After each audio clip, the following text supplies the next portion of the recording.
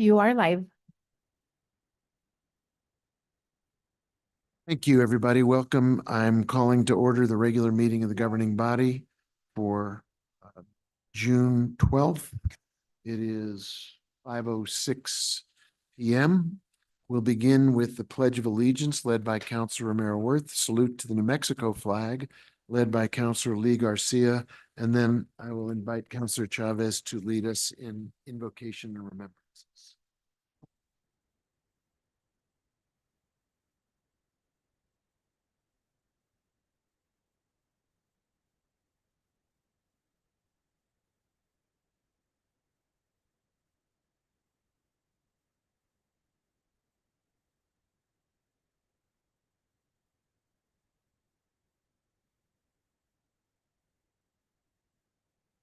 Good evening, everyone.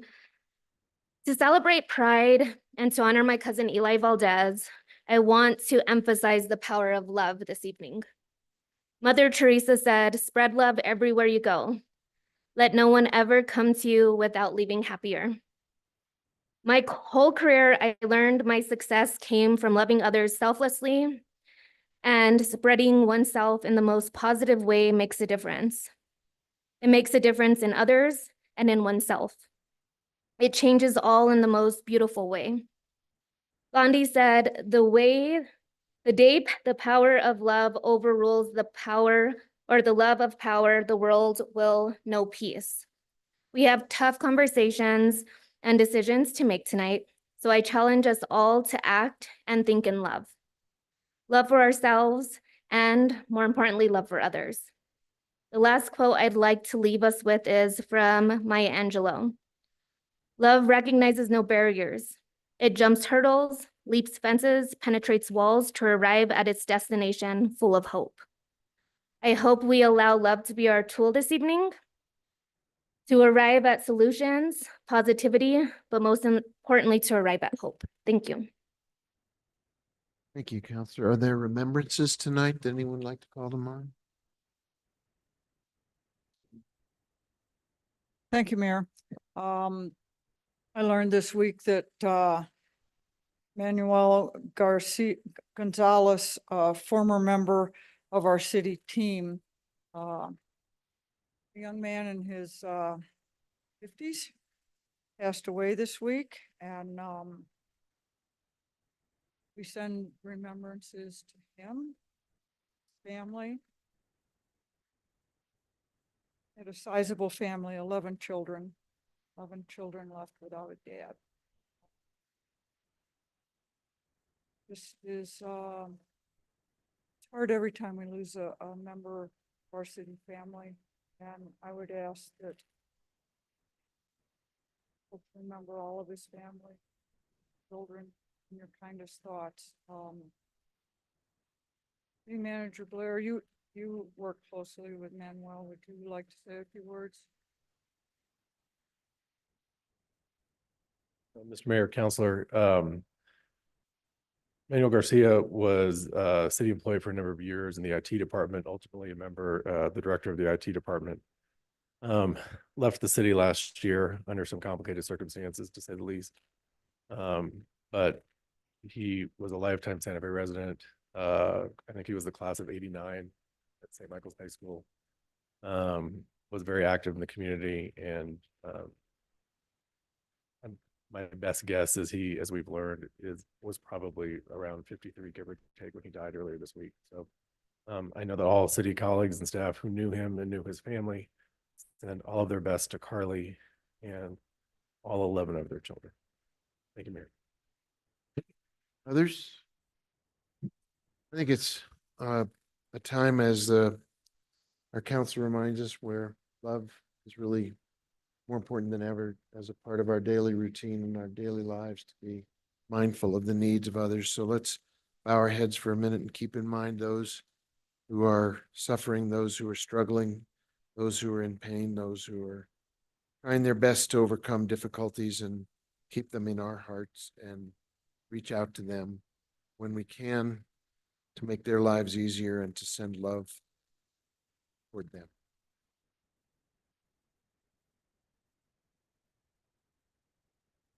Thanks, everybody.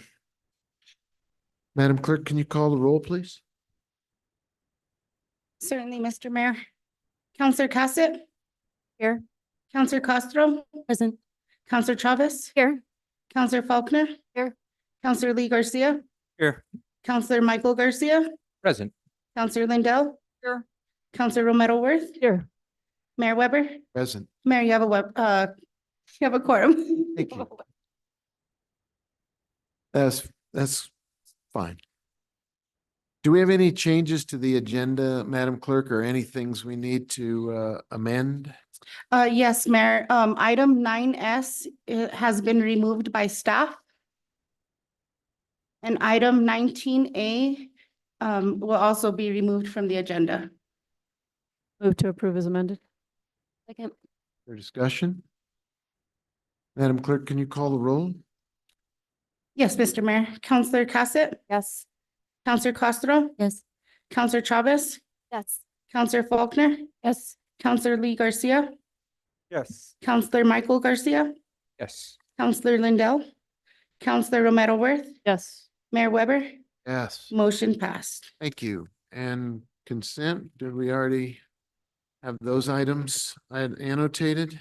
Mayor, from the consent agenda, item 9Y and 9AB are removed because of amendments.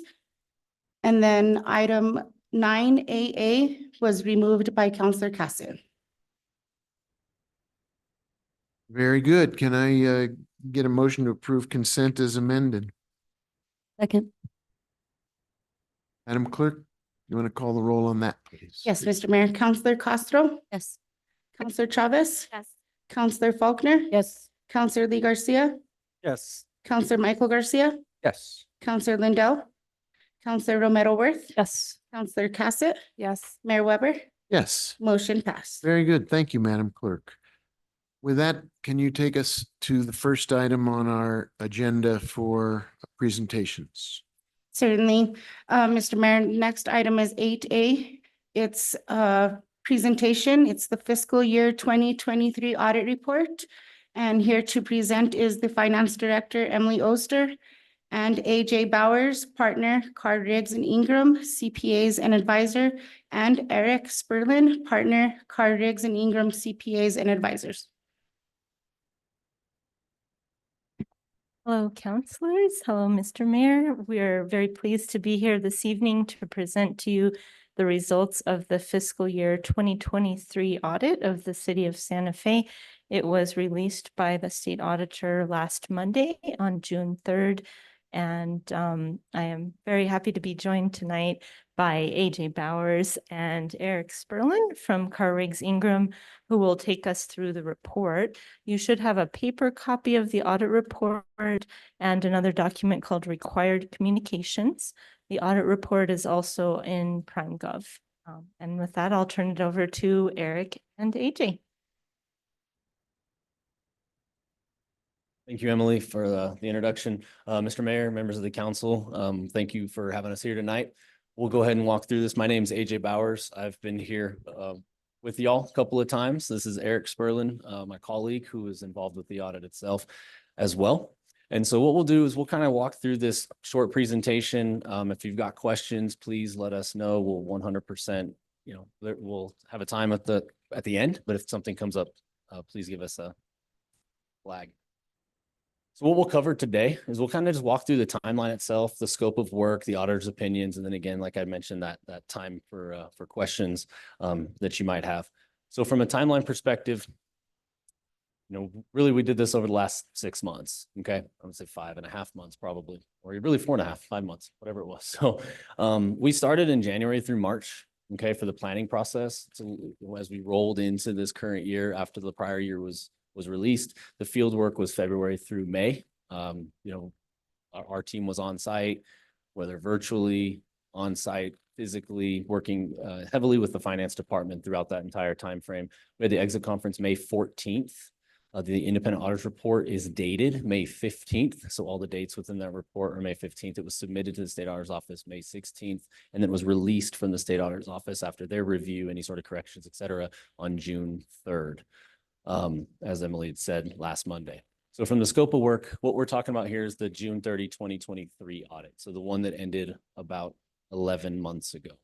So what you have and what we'll walk through is the reports as it relates to the financial statements themselves. So that 250-page document, whatever it was, that's the financial statements themselves. We render an opinion upon those financial statements, and that's what we conducted an audit over. In addition, there's two other parts of the work that we do. One of them is a single audit. So we do an audit as it relates to compliance for the major federal programs. We did test 3 major federal programs through our risk assessments, et cetera. The 3 that we tested was the airport improvement program, the community development block grants, the entitlement grants, and the COVID-19, the coronavirus state and local fiscal recovery funds. And so we render opinions on those as well. We'll walk through those reports here in just a moment, but those are the 3 programs that we did test in order to render those opinions. And then lastly, as part of the audit and the scope that we do is we do test for compliance with the New Mexico state audit rule. So there's certain items, statutes, budgetary requirements, et cetera, that the state has us consider as part of our audit. Now, we don't render an opinion upon that compliance, but we do report anything that we find to you as part of that financial statements. And we'll talk briefly about the individual findings themselves. But that's the work that was done over that time frame. So as we step into the auditor's reports, just as a reminder, the financial statements is yours, right? They're your numbers, they're your information, it's your responsibility. We do prepare them as a service to assist the city, but we have 3 main areas within the financial statements, and those are the reports. The first report is the independent auditor's report. That's on pages 10 through 13 of that document. That's the opinion on those financial statements, whether or not the numbers can be relied upon to a material amount, where a user of the financials would feel comfortable with those financial statements. So that opinion is an unmodified opinion. So that's the best opinion that you can obtain. What that means is we were able to obtain sufficient appropriate audit evidence over all of the significant transaction areas and the significant balances in order to render those opinions. Okay, so we have what we would call hard numbers, soft numbers. And so by those, we'll say like cash is a hard number that's tangible. You can go get a bank statement. We know something exists. It's right there. We can render an opinion on that.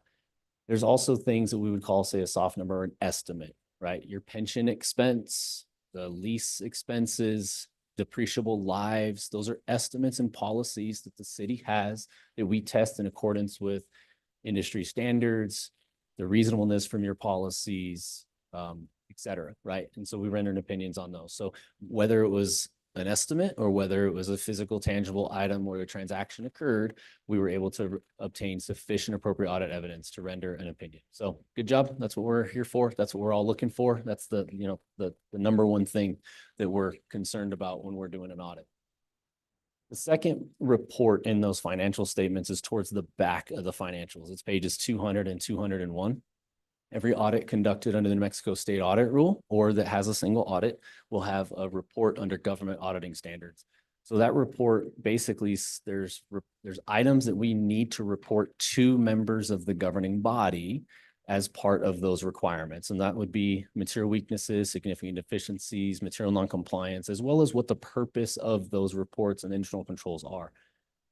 In addition to that, we do report anything that we find is in accordance with this New Mexico state audit rule. So let me walk through that report just a touch. What it means is it's negative assurance. So it says what we've done as it relates to testing internal controls, considering internal controls to expand upon our testing, to develop our risk assessments and report any sort of control deficiencies to you as part of that. We do not render an opinion upon internal controls. That's just not what the standards require, and that's not what the engagement is for. So it's negative assurance saying these are items we found, others may exist that we did not identify as part of the work. Government auditing standards I mentioned requires 3 levels of findings to be reported. That's material weaknesses, material non-compliance, and significant deficiencies. The definition of that is material weakness. That's the highest level. So what that means is if something goes wrong here in a control aspect, it could affect the balances, the opinions of the city's information. Okay, so there were 3 material weaknesses that were required to be reported under government auditing standards. The next level down is significant deficiency, and that would, the definition is doesn't rise to the level of material, yet still merits the attention of the governing body. We did not note any significant deficiencies as part of our audit. And the third level of finding under government auditing standards is material noncompliance. So if you don't comply with a grant or a debt covenant or something along those lines in a material fashion, we would report it there. So there was one of those material noncompliance items. And just the way the standards show up, that finding shows up in this report and the single audit report. Same finding, it just has to be reported in both places. In addition to that, New Mexico State Audit Rule has the other noncompliance and other matters. So an other matter doesn't rise to the level of significant, but it was something that was noted. And then other noncompliances doesn't rise to the level of material noncompliance, but it was noncompliance with the statute. So there were 6 of those findings that will walk over the titles of those items, 2 other matters, 4 other noncompliance. All of the findings in detail to discuss at the exit conference, as well as they have the condition, which is the what happened. The criteria is what's the best practice or what occurred or what was violated. The cause, the why, the effect is what can happen if not complied with. Then there's the auditor recommendation and then the city's response and their expected timeline. Also in repeat findings, and we'll talk about what that looks like. In repeat findings, it'll have a progress on those findings as well. So all of that is laid out in detail on pages 212 through 236 on those schedule of findings and question costs.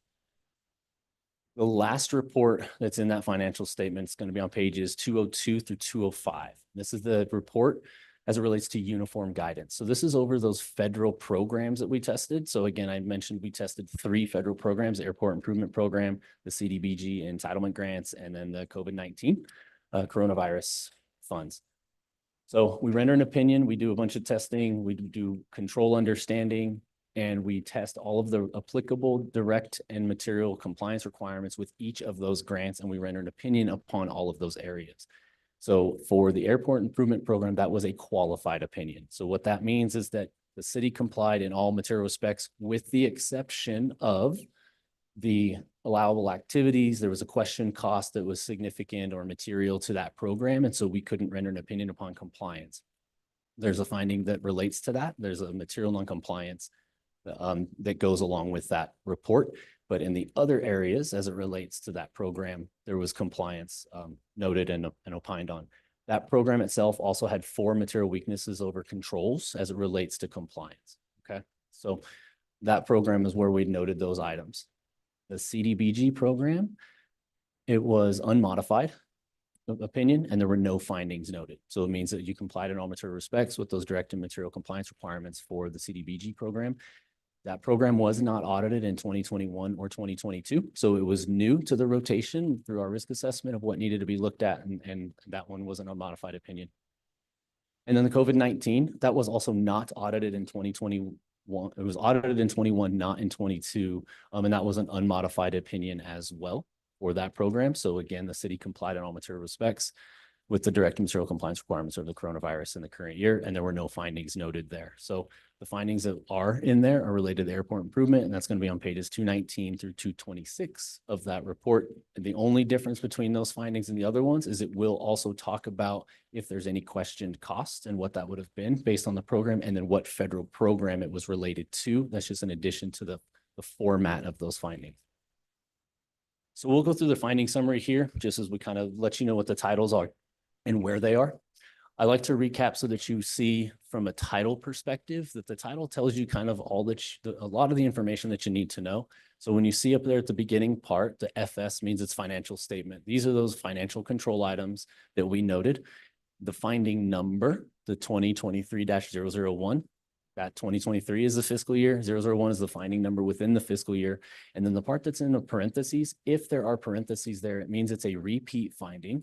And that is the year and the finding number of that year that it originally occurred, okay? And then at the very back of the finding, the way that we labeled it is we put an MW there, just so you knew what the level was as we've gone over those, the material weakness. So this first finding here, all the details, 213 and 214, this is a material weakness that's a repeat from 2019. It's a scheduled expenditures of federal awards and internal controls over grant reporting. So this is a repeat finding as it relates to that schedule that you put in the back there. The second finding, 2023-002, that's a repeat finding from 2017. That is a material weakness related to the internal controls over financial close and reporting. So the close down piece is all the details, pages 215 to 216. Third finding on this page, again, financial statement is a repeat from 2020, and it's controls over the cash balances. And it's a material weakness, all the details, 217 and 218. The second page here is going to show these federal findings. So these are the ones that came up as part of the single audit that are related to those major federal programs. So this one here, as you see, it'll also note which program we audited that this is applicable to. So this first finding is going to be an allowable cost and allowable activity. So this one here was the material weakness and material non-compliance as it related to the airport improvement program. And so there was a question cost in there that this is the one that drove the modification of the opinion to the qualification for the program. All the details are listed, pages 219 and 220 as it relates to that program. So in that one there you see is an MW and MNC, so material weakness and material non-compliance. The next finding is related to controls around the payroll costs in the airport improvement program, the allowable activity costs. So this one here wasn't a non-compliance, but it was a weakness in controls that was identified, all the details, 221 and 222 of the report, again, for the airport improvement program. Lastly, on this page is going to be another finding as it relates to the airport improvement program for the equipment and real property management. And so all the details on that are 223 and 224. And then the last finding that relates to the federal program is a repeat finding from previous years, from 2021 forward. And so those other three were all new. This one here was a repeat from the prior couple of years audits as it relates to the airport improvement program. And this was related to financial reporting, all the details 225 to 226. So that covers, I would say, the findings that are required per government auditing standards and uniform guidance. These next ones down are the state audit rule finding. So they sit in their section because they don't rise to the level of that material and the significance of those other ones, but they are still reportable under the state audit rule and you know, important as well. So we'll go through those briefly. So the first one there is a repeat from 2021. It's related to pledge collateral. This is an other non-compliance, and this is on page 227. The next one is a budgetary compliance finding. It's an other non-compliance as well. It's a repeat from 2020. That's on pages 228 and 229. This next page, we've got two here that we've listed. First one's a repeat from 2021 related to cash appropriations in excess of the cash balances. So this is a budgetary type finding. It's an other non-compliance, all the details, 230 and 231. The next one here was a new finding in the current year. So this is not a repeat. It was a controls over vendor information. This is an other matter, all the details, 232. And then the last two findings that we had here was a state audit rule finding number 12, repeat from 2022 related to bank account authorized signatories.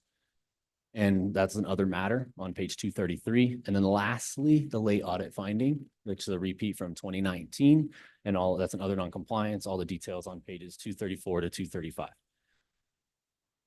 I would be remiss if I did not mention where we've been. Obviously, you know, this has been multiple years. The city's been working on getting things caught up. But we also need to talk about corrected findings. So what do we always follow up on? So every audit, we follow up on all of the findings that are listed as part of compliance with the state audit rule, as well as audit standards to consider them. And so we have to determine, did the city correct or not correct? I haven't repeated. So listed here, we did want to point out the findings that were resolved in the 2023 year. So 2022-03, 5, 7, 8, 9, 11, 14, and 16. So those 8 findings that were all at different varies of levels, right? It might have been other non-compliance, might have been a material weakness, but those 8 findings were corrected in the 2023 year and listed as such in the report themselves. And I'll have. Thank you so much, AJ, for taking us through the report. Before we go to questions, I just wanted to chime in with a couple of things. So I do want to highlight that the city has completed 3 audits in a very short time frame.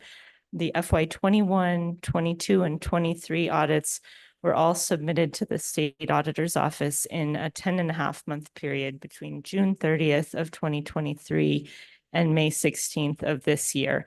And that's an exceptional achievement. So I am very, very proud of our team, both the hundreds of city employees that helped us make that happen, our auditors at Carr Riggs Ingram, our consultants from Clifton Larson Allen, the entire finance department, and really countless other people. I mean, it's not an exaggeration to say that hundreds of people came together to accomplish this. So I really want to acknowledge that and just recognize that accomplishment. To complete 3 audits in the same amount of time that it normally takes for 1 audit to be completed is exceptional. I am very, very proud that we are caught up, we are compliant with state audit requirements, and we are positioned well for our FY24 audit, which is due to the state by December 15th. I want to specifically recognize a couple of finance department employees who were especially instrumental in getting this FY23 audit completed. Matt Bonifer, our accounting officer, who started in January and literally hit the ground running with this. I just handed this to him and said, "Can you please manage this audit and get it done?" And he said, "Absolutely." And here we are, he got it done.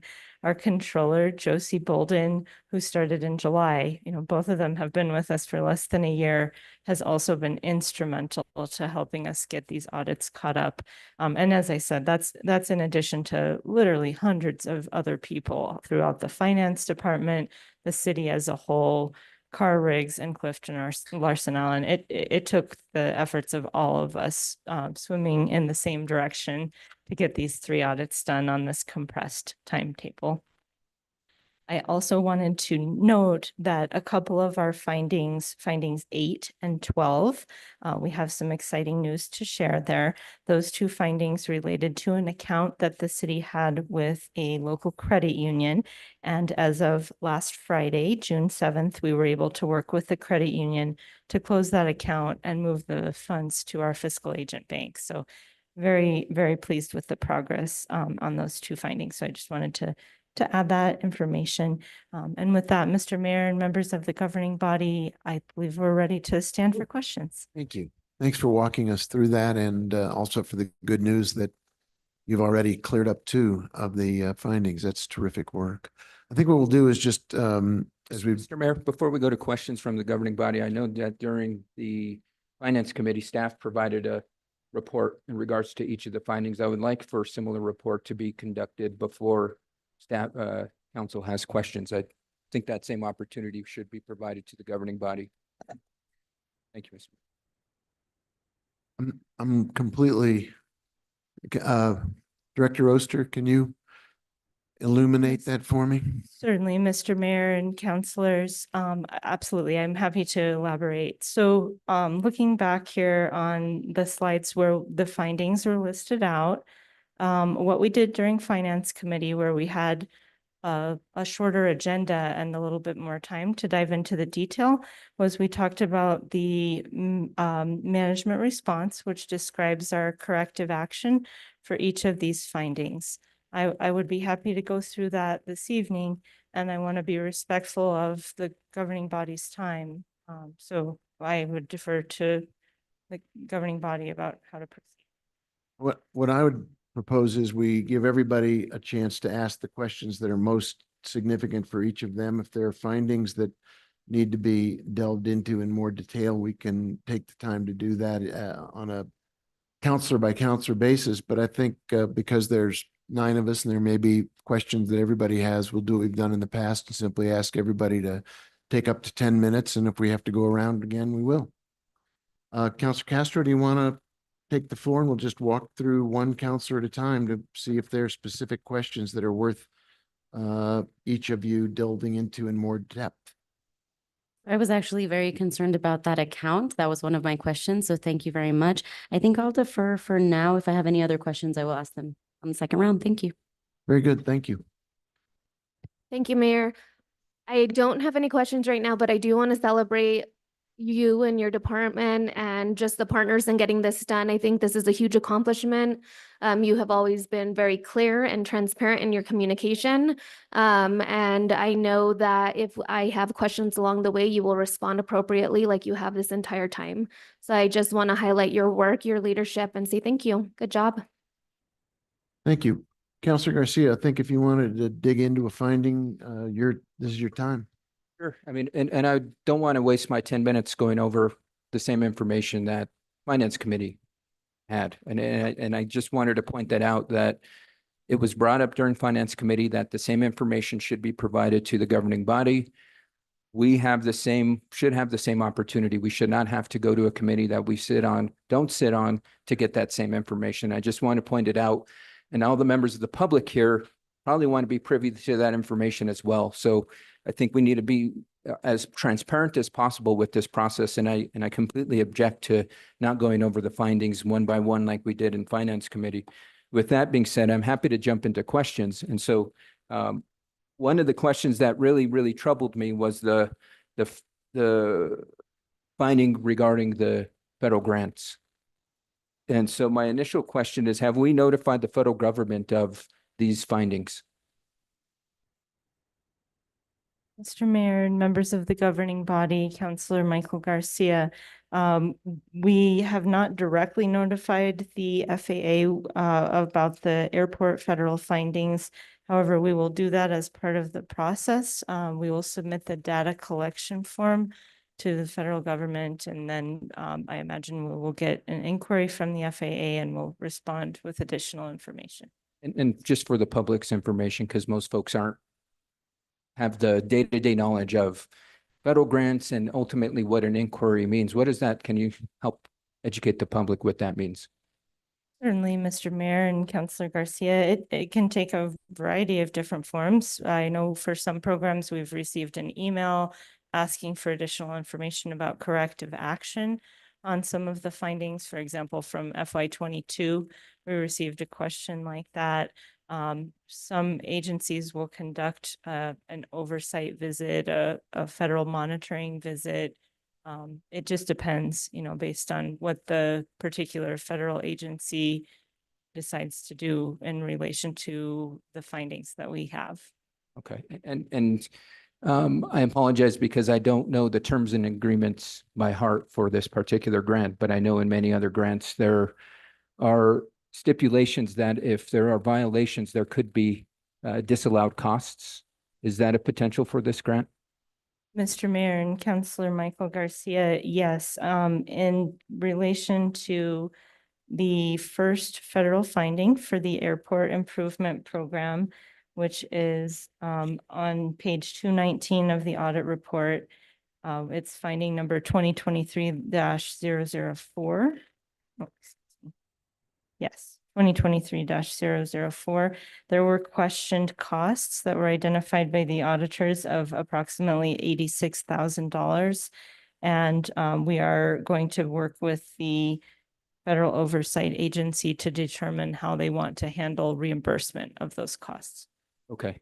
And I guess last question in that particular topic, what type of updates will be provided to the governing body? And I'm not speaking specifically to the Finance Committee, because I know that they get updates, but there are updates sometimes that are privy to the Finance Committee that I believe that the full governing body should be made aware of. So is there a plan to keep the entire governing body aware of this process as we move forward?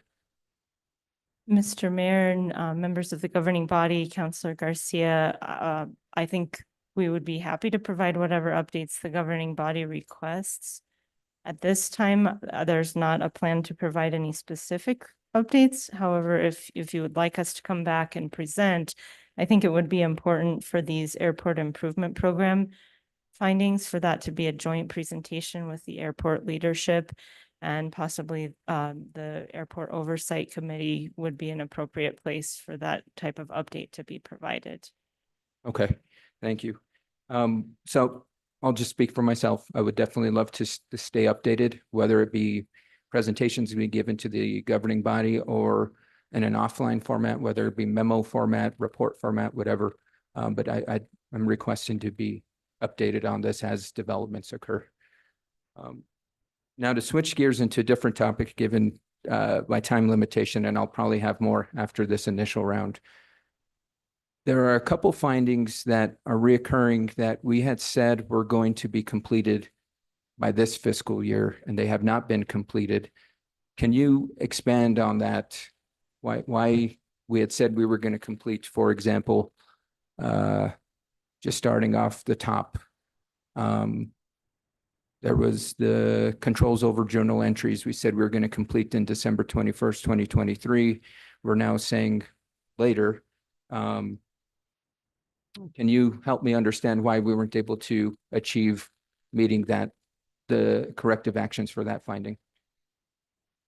Mr. Mayor and Councillor Michael Garcia, I just want to double check the finding number. The controls over journal entries finding was resolved.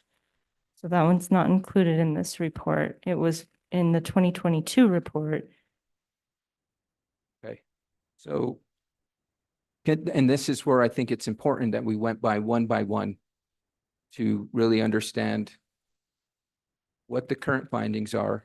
That way we can say, my plan was based off of the presentation given at finance to have the public be aware of, we said we were going to complete this finding at this date and what challenges are we seeing. That way we can understand what challenges still are there to get it completed by this new proposed date.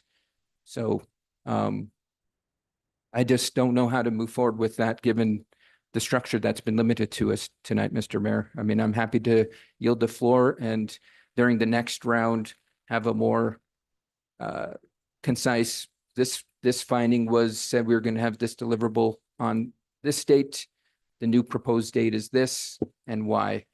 And so I'll let you determine how you want to move forward, Mr. Mayor, but I definitely happy to yield the floor, but I would ask that it come back to around. I think if you want to use the time to highlight the findings that you're specifically concerned about, then we can come back around and address them one at a time. Well, I'm concerned about all of them. Okay. I mean, there's not, I mean, the federal grant one is extremely concerning to me because there are penalties that could be incurred in regards to repayment. And that one, we need to get that one resolved as quick as possible. The others, I wanted to address in regards to why haven't they been addressed? There are some that we know that are going to be reoccurring based off of the dates. For example, we've got the first finding, schedule of expenditures of federal awards and internal controls over grant reporting. We're saying this is not going to be completed until June 30th, 2025. So that will still be a reoccurring finding in this fiscal year's audit. And so I would like to have the public well aware of what we know is already going to be a finding in next year's audit based off of what we have not been able to complete over this fiscal year. We've got some items that we're saying we're going to complete this year. So for example, the next one, internal controls over financial close and reporting, which is a material weakness, which is the highest type of finding to have. We're saying we're going to have this completed by June 30th, 2024. Are we on target to complete that by June 30th, 2024? Mr. Mayor and Councillor Michael Garcia, yes, I believe we are. However, we won't know what the findings are for the FY24 audit until Carr-Riggs Ingram conducts their audit and completes their process for FY24. So I would just like to highlight that the timeline and estimated completion date doesn't necessarily guarantee that a finding is going to repeat or going to repeat in the exact same form. This is management's view of how long we think it's going to take to implement the corrective action. But the auditor is who determines whether or not a finding is going to be repeated. And Carr-Riggs Ingram has not yet conducted their audit of FY24, so we don't know what those findings are going to be yet.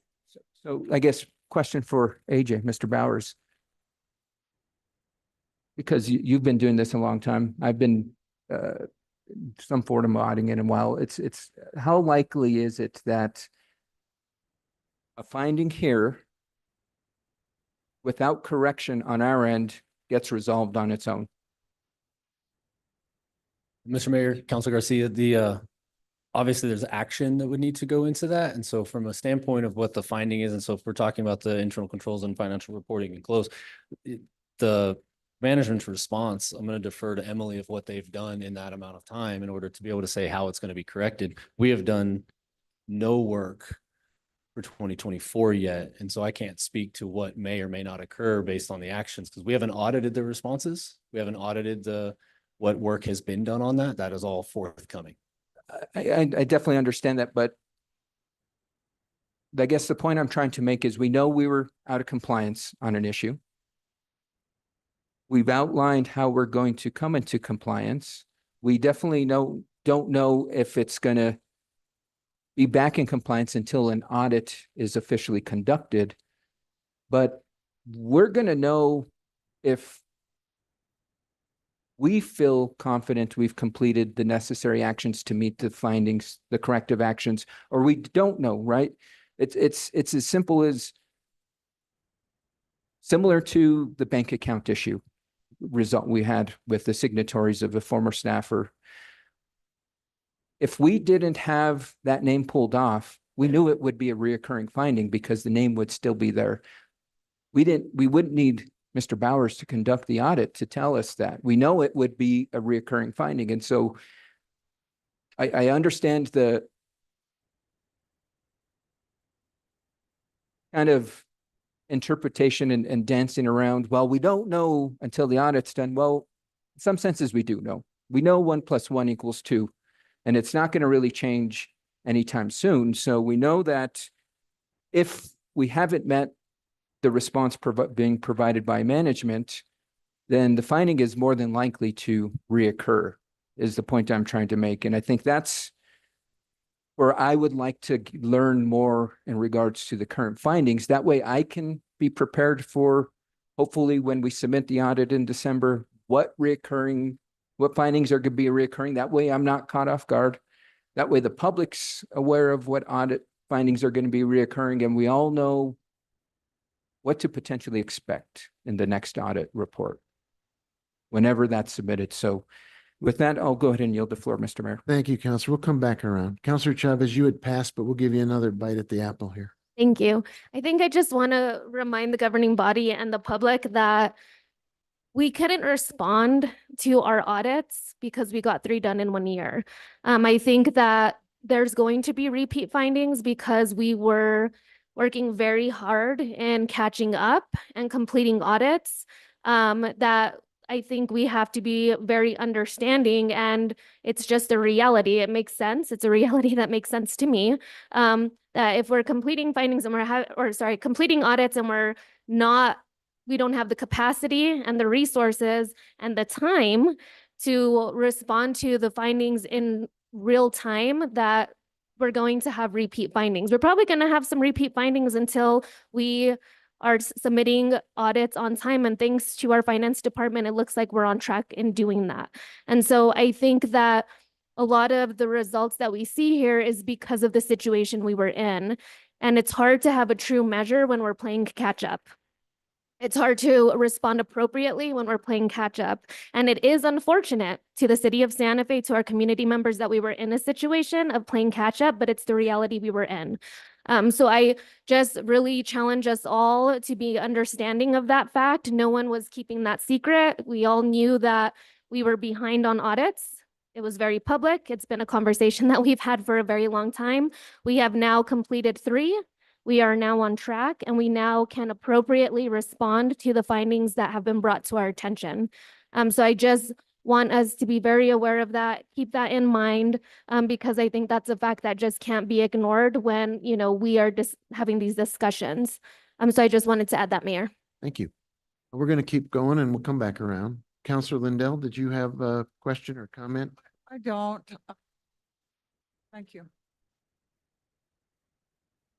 I think that I would reiterate some of what Councilor Chavez said, that I've had a chance to look at this, and 3 audits in a year, it's pretty amazing. We've been kind of behind the 8 ball on this for a while. And I think we're sitting where we want to be at this point in time. I appreciate the work. I appreciate the team that's been put together, and the outside consultants at this point know us pretty well. And I think that we found a pretty good fit with how we work together. So thank you. Councilor Faulkner, you have the floor. I would just like to reiterate Councilors Chavez and Lindell. I really think that the finance department has done an amazing job, and the consultants have. And I really like some of the direction that I see the city going financially under your leadership. And so I just want to say that I appreciate you. My questions were answered on finance. So good. Thank you. Councilor Merrill, back to you. Thank you, Mayor. Thank you, AJ and Eric, for being here tonight. Really appreciate your repeat appearance. And thank you, Director Oster. Amazing, amazing work. 10.5 months, 3 audits. Really, I mean, that's an incredible accomplishment. And it's funny, I ran into somebody who knows Director Oster pretty well, and she talked about how she likes to run into burning buildings and put out the fires. So I can't think of a bigger building on fire at the moment. And but it's you've come in and you've really tamped it down. So really appreciate the work and the partnership. I want to talk a little bit about the findings. In FY21, we had 22 findings, is my understanding.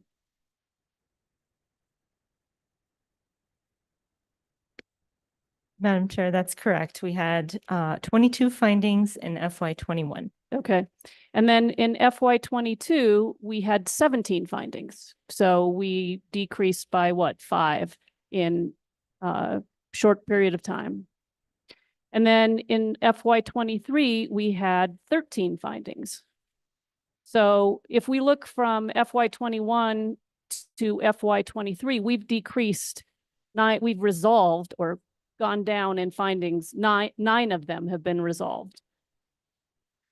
Mr. Mayor and councilors, Councilor Romero-Worth, that's correct. There was a net decrease, and it's not necessarily just 9 that were resolved because some new ones were added. So it was a net decrease of 9 between FY21 and FY23. Just looking solely at 22 to 23, there were 8. 8 of the findings from FY22 resolved in FY23. 9 were repeated, and then there were 4 new ones. Okay, thank you. That's helpful.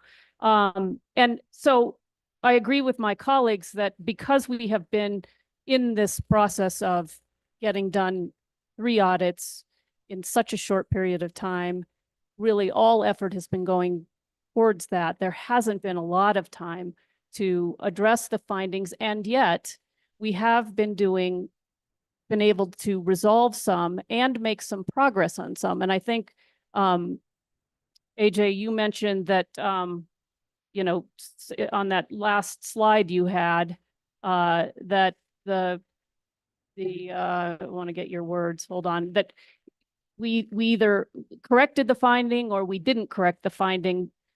But in fact, in some instances, we made progress on some of these findings. That's correct, isn't it? Mr. Mayor, Councilor Romero-Worth, yes, there will be progress. So when you look at the individual findings and underneath that condition, if it's a repeat finding, it's status from prior year. So kind of the work that's been done and where it stands. So it'll show if there's been anything. And a lot of times you'll see repeated / modified because there's been a slight change from year over year. But yes, ma'am. Right. And we could have, and I think we've seen a change in some of these things just in terms of their severity in some of the findings. Absolutely. You'll see some in the listing of the severity. I don't have the stats in front of me as it relates to the severity of, say, 21 versus 22 versus 23 versus what you just talked about with Emily as it relates to the net change. But I'm not downplaying volume, but I'm significance over volume. And what matters is because and the reason I don't say it doesn't matter, what I mean by that is government auditing standards requires material and significant items to be reported to the governing body, not other matters. Those matters actually are not required to be reported in the report to the governing body and to the public. Those would come in a secondary report that would go to the governing body, or verbal, et cetera. So I'm a severity person, and I do think that you focus upon that because that's what you can impact with policy or resources, et cetera. And those sometimes take a little bit more of a lift than something that might be considered an other matter that wasn't more of an oops or something was missed in the day-to-day. Right, right. And there are oopses as well as needs for software updates and process implementation. Sometimes they're just mistakes. Mr. Mayor, Councilor Merriworth, yes, sometimes there are just mistakes. We're in the state of New Mexico, we're held to a plus 100% threshold. And so that's what we report to, anything that we find. Okay, and I just want to point out, I did go through, we have 13 findings, I believe, in this report. It looks like 1, 2, 3, 4 are supposed to be resolved. We are estimating or hoping to resolve by June 30th, 2025. We have 1, 2, 3, 4, 5 that we are hoping will be resolved December 31st, 2024. And then we have, let's see, did I start with the 2024? 2025. All right. So now I'm going backwards. All right. And then we have, thank you. We have 1, 2, 3 that we think will be resolved, 3 resolved by the end of this month. So, you know, we have pretty clear direction as to when we think we're going to be doing this. And we talked about this at finance a little bit as you go through the findings. And I wanted to just let the public know, if you are interested in diving into this, the management responses, more detail, we did do this at finance. It is available on PrimeGov on demand. You can go and listen to it. I think we took probably an hour and we went through and we talked about this thing, and one of the each of the findings and then the management response. And I think one of the takeaways from that is that we are implementing and building out modules in Munis, and that's kind of the underlying theme that came out and that we've talked about quite a bit in terms of being able to resolve some of these issues. Can you speak to that briefly? Absolutely. Thank you, Mr. Mayor and Councilor Merriworth, members of the governing body. Those are some excellent points. And I also want to note that the full text of the management responses is in the report, which is on PrimeGov as well, and also available from the state auditor's website. So for those that are interested in reading the full text of the management response, it is available to the public.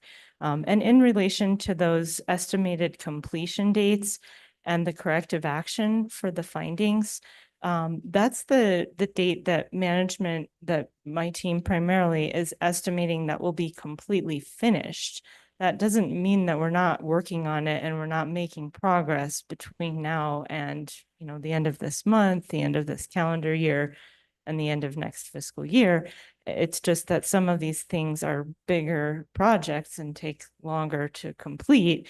So I just really want to emphasize that even for those findings where we're estimating that the corrective action will take us a little bit longer, we are actively working on them and we're trying to complete the corrective action as quickly as we can. And I do hope that we will see good progress in our FY24 audit. A point that's been made earlier is that the speed with which we've completed these 3 audits does mean that we've had less time between the audits to implement corrective action. Now that we're getting onto a more normal cycle, we have more time to actually address the underlying issues that have led to some of these findings. And so I really appreciate that point. And I wanted to reiterate that, you know, one of the things that happens when you're getting caught up on audits is that you don't have a lot of time in between them to implement changes and corrective action. So Thank you. And I'm sure my time is about up, so I'll wait till the second round. But I just want to make the point that you met with each member of the governing body and walked through the findings and the management response for each one of these. So the governing body actually prior to this meeting is already had one briefing on this. Mr. Mayor and councilors, we did conduct briefings shortly after the audit was submitted to the state auditor during their review period with councilors to make sure that everyone was informed about what to expect when the report was released. Okay, thank you. And I think my time is up. Thank you, Mayor. Thank you very much. Counselor Cassett? Thank you, Mr. Mayor. A very similar line as Councilor Merriworth, so I'll pick up a little bit where you left off. I actually, as well, I do not have any questions because I've had this report for a few weeks now. I've had the opportunity to read it in full, as well as the briefings that you did provide. And I do appreciate those. You took a lot of time to really have those in-depth conversations, as well as the presentations at Finance Committee. I do also want to reiterate what Councilor Merriworth mentioned about our committees. This is more for the public. They are not just on PrimeGov, but on YouTube. If you just search City of Santa Fe Finance Committee, you will find it, or Quality of Life or Public Works. A lot of our hot button issues are actually, we get a deep dive of them at the committee level. So obviously finance, we've been looking at the audits. We are going to be doing a lot more interesting work in how we look at budgeting, and Councilor Merriworth could tell us all about the fun things that she has planned for us. Public Works, when we get to talk about roads and streets and wastewater treatment plant, that's going to be the committee there. As for my committee, Quality of Life, which I chair, where we start to discuss issues around homelessness. And we had a presentation on our pools. And so I would highly recommend, if you have a topic that you're really interested in, find which committee it is. Chances are we've done a presentation, or maybe we haven't. Feel free to reach out to us and we can, as chairs, figure it out. Ms. West, who is in the audience today, she actually joined us at Finance, which is, it's nice. We normally do not have people here for the committees, but I did just want to let people know that not only are they on YouTube, so you can look at past presentations, but in the future, please take a look at our committee agendas, because there are some really important discussions that are happening there. And of course, the deep dive into the audit did happen at Finance Committee, as makes sense. Following up a little bit on Munis, which is our accounting system. And we've discussed about some of the modules that we're implementing. There are they have an official name, officially the plugin that makes this system talk to this system so that it's more automated as opposed to a manual process.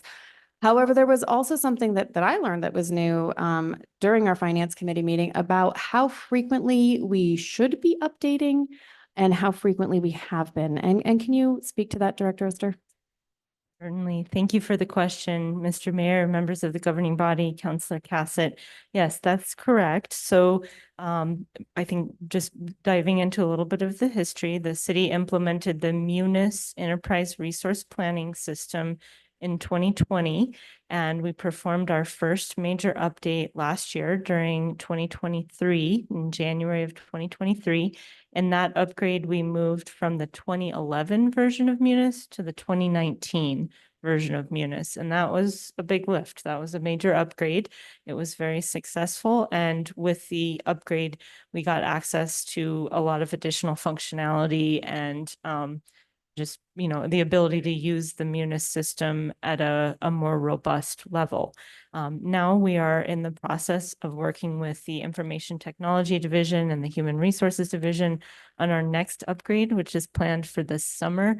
That will take us to the 2021 version of Munis. And then shortly after that, I expect that we'll begin the process of upgrading again to the 2023 version. One of the things that I recently learned and shared with the Finance Committee is that the Munis software vendor, which is called Tyler Technologies, requires updates every 15 months. And the way that they do that is by retiring old versions of the software and discontinuing their support. So they want all of their customers to be on the most current version of their software because it allows, it's the best product, it's the best version of their product, and it has the best security features, for example, the best functionality, the most options available for users of the Munis system. So I am very excited about the upgrade this summer. My understanding is that it's not as big of a lift as the one that we did last year because we're only going 2 versions instead of 8. And it is going to be a major priority. One of the things that I can tell you is that some of our priority IT projects, some of which are mentioned in the corrective action to the findings, rely on getting onto that 2021 version of the Munis software. So for example, the implementation of the treasury module functionality, which is a priority that we identified and something that's addressed in the corrective action for one of our audit findings, we need to get upgraded so that we can implement the more recent version of that treasury module functionality. So it's like dominoes. They all have to fall in the right order. But going back to your question, so the recommendation, the requirement from the software vendor is that their clients update their software at least every 15 months. Well, and thank you so much, Director Oster, because that is, as you mentioned, something we have not been doing. And that will be very beneficial for us going forward in both making sure that we're getting the audit in on time, as well as hopefully resolving a number of these findings. We have talked about a variety of different softwares that we are very excited about that are going to be very beneficial as we continue to make progress in this area. We've talked about Questica. We've talked about the capital asset management system. That might be a Munis module. Any others that you just mentioned, the treasury module, which has come up a lot. Are there any others that really, you think rise to the level of these are very exciting in the sense that they're going to be very beneficial for how your department does your work in the city as a whole? Thank you for that question, Mr. Mayor, members of the governing body, Councillor Cassett. We do have a lot of exciting software projects going in finance. You mentioned the Questica software, which we haven't discussed tonight. That is a software that is separate from the Munis system that will allow us to modernize our budgeting process. One of the things that I'm particularly excited about with that software is the ability to do more real-time and more timely reporting on things like budget to actuals. So we anticipate that we'll be incorporating that into our finance committee agendas going forward as more real-time information about our budgeted spending versus our actual spending throughout the fiscal year. The Questica software will also help us with the preparation of the annual budget recommendation. It'll allow more robust reporting throughout the fiscal year. It's very exciting. We're really looking forward to that implementation. We talked a little bit about Munis already. Some of the specific modules that we're working on with Munis are the implementation of that treasury module functionality. That's particularly key for bank reconciliation. A lot of what we're doing with bank reconciliation right now relies on human effort, and we're leveraging primarily our consultants. We're using staff for that as well, but also we need additional people power in order to complete those processes manually. Once we implement the treasury module in Munis, we'll be able to automate a lot of that work, which will really help. Now, I really want to highlight it's not going to take the place of city employees. We will still need city employees to research and resolve discrepancies, but for things that do match, the computer will match them up for us instead of having to extract data and do that through Excel and Access. So really excited about that. So treasury is a module within Munis. We also have capital assets, as you mentioned. Capital assets goes hand in hand with inventory and work orders. So we, track items, for example, in the fleet division, which is part of the finance department, we maintain an inventory of tires, batteries, engines, things that they put into city vehicles and equipment as they're making repairs. And as those items are installed into a particular vehicle, we take them out of inventory and we attach them to that asset. And this functionality in Munis will allow us to track that more effectively in the Munis system. And then we also have Project Ledger and Grants Master, which are additional tools that will help us accurately track our grant expenditures, both our federal and state grant expenditures. And so I would say those are the big ones in terms of software. Thank you. Wonderful. And I know that there's a lot, so thank you for highlighting those. I'm sure that my time is just about up, so I did also want to express my gratitude to Director Oster, you and your finance team, CRI, oh man, I can't remember all the acronyms, everybody that has been helping us, all of our contractors. You know, thank you guys as well for being here so frequently to come and present to us in the last 11 months. But Director Oster, I also really want to express my appreciation for your expectation setting that you have done with the governing body and with the public. I think that it would be very easy to succumb to so much of the pressure to try to promise either, you know, faster or, you know, more specific timelines or answers than we can sometimes give. And I really do appreciate, first of all, this is something that we have to do right. I know that I expressed this, I don't know how long ago, but when we were talking about getting these things done fast, well, if we do them fast and we mess up, then it's just going to take longer. So really, the time that you have taken to be very thorough, but also to give the information that you can, when you can, without providing a false expectation for us or for the public.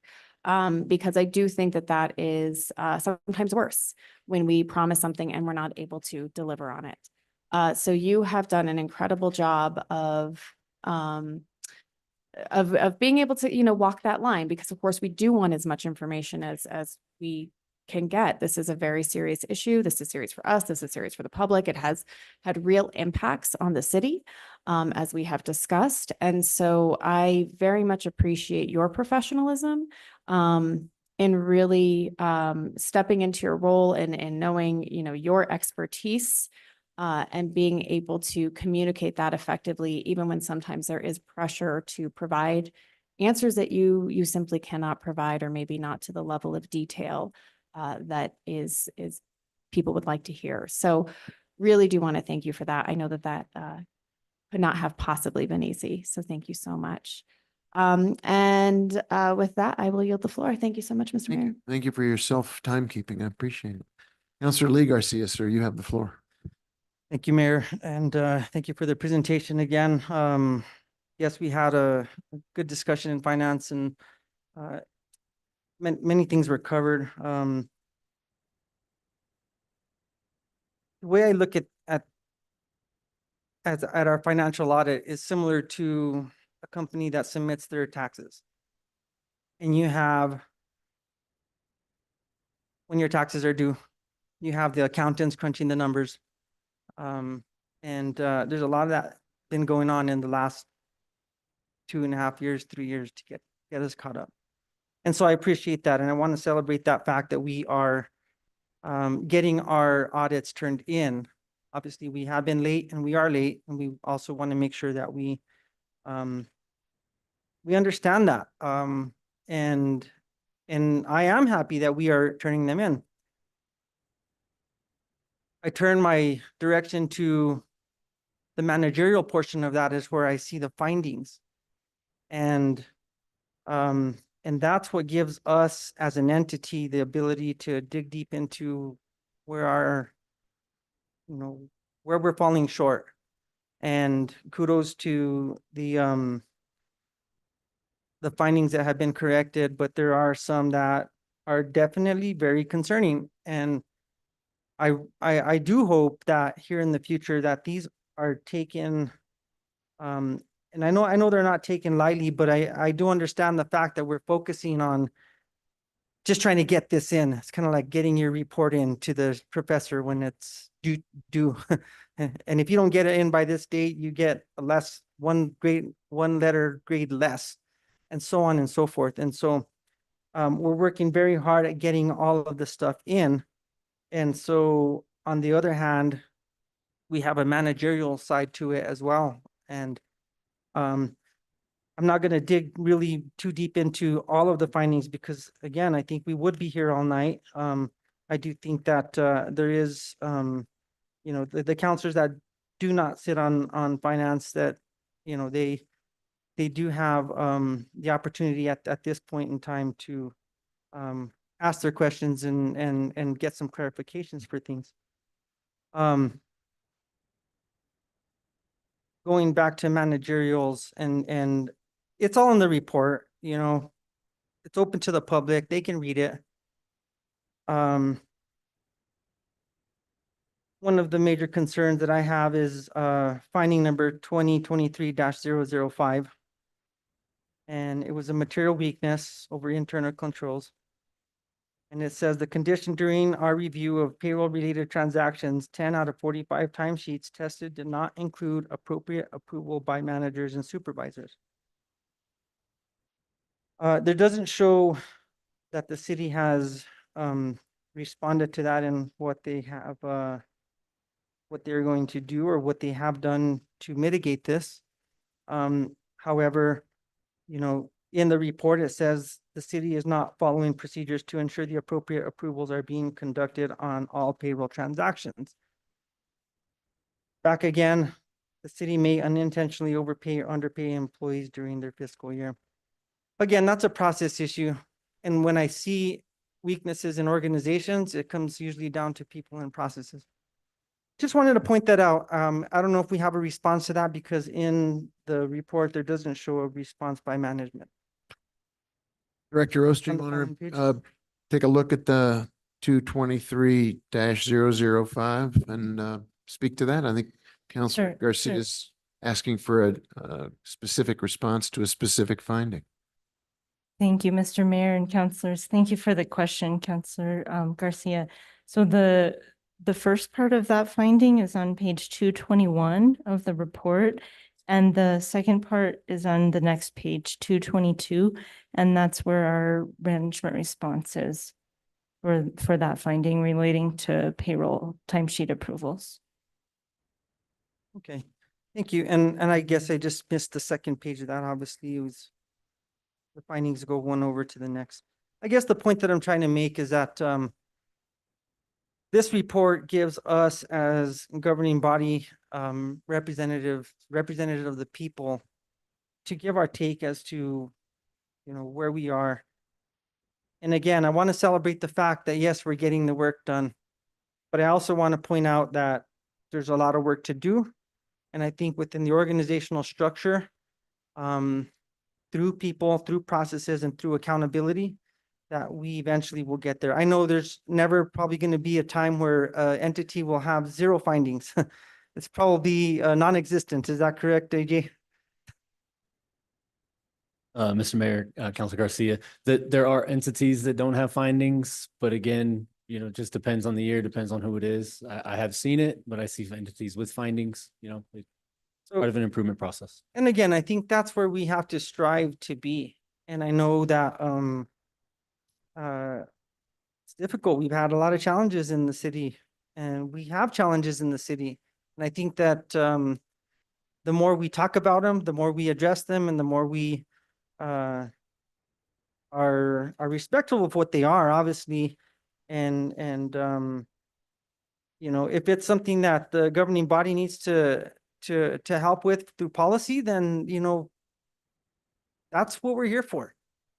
And yet there's that side of the reporting, and there's the other side of the management, and I think that there is work to be done. So that's really all that I had. And again, the way I look at it in terms of the report, we're not here to really approve or disapprove of anything. I think it's just a discussion, but it is an opportunity for us to ask questions also based upon how the public that we represent and what they perceive, whether they're misconceptions or not, and also we can be good interpreters to them as well. So that's all I have, Mr. Mayor. Thank you, Counselor. Let's go back to this side of the house.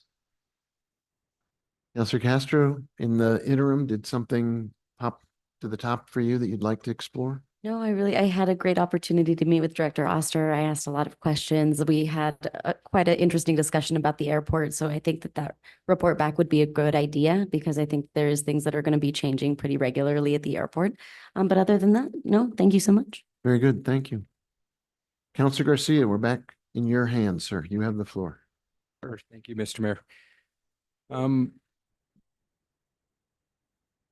going to follow up on a question that Councilor Garcia had in regards to payroll, because this was a repeat finding.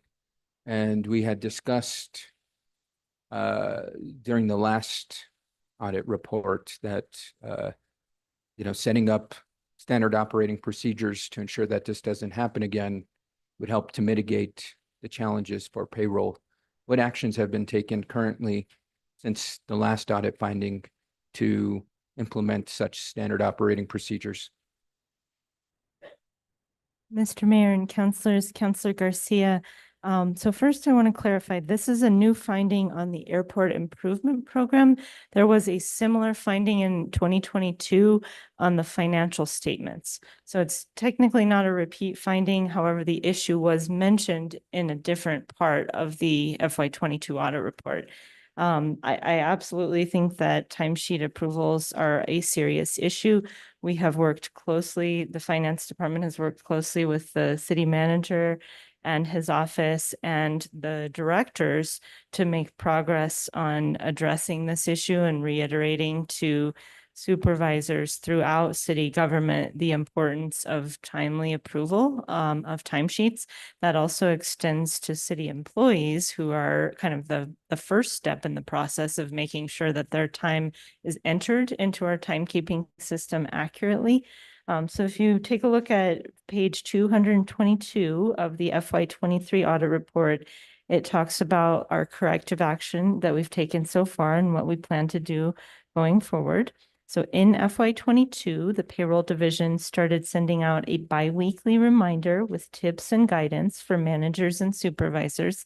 That is an email that Melanie Sharp, our payroll officer, sends out every pay period in advance of timesheet of the end of the pay period, reminding everyone, employees and supervisors, about their responsibilities relating to timesheets. In FY24, we began working with the city manager's office to strengthen enforcement of our policies and procedures and ensure that appropriate approvals are being conducted prior to the processing of paychecks. We have discussed this issue frequently at our weekly senior staff meetings, which includes city leadership, department directors, and senior staff. We've received some excellent suggestions from that group regarding things that we can do to make it easier to get timesheets approved by the deadlines. The payroll officer has continued to send reminder emails every pay period about how to do the processes of reviewing and approving timesheets in the Munis system. And the payroll division does provide training as requested on demand by folks that need additional assistance. During FY24, we are working on an implementation of the UKG Chronos Dimensions timekeeping system.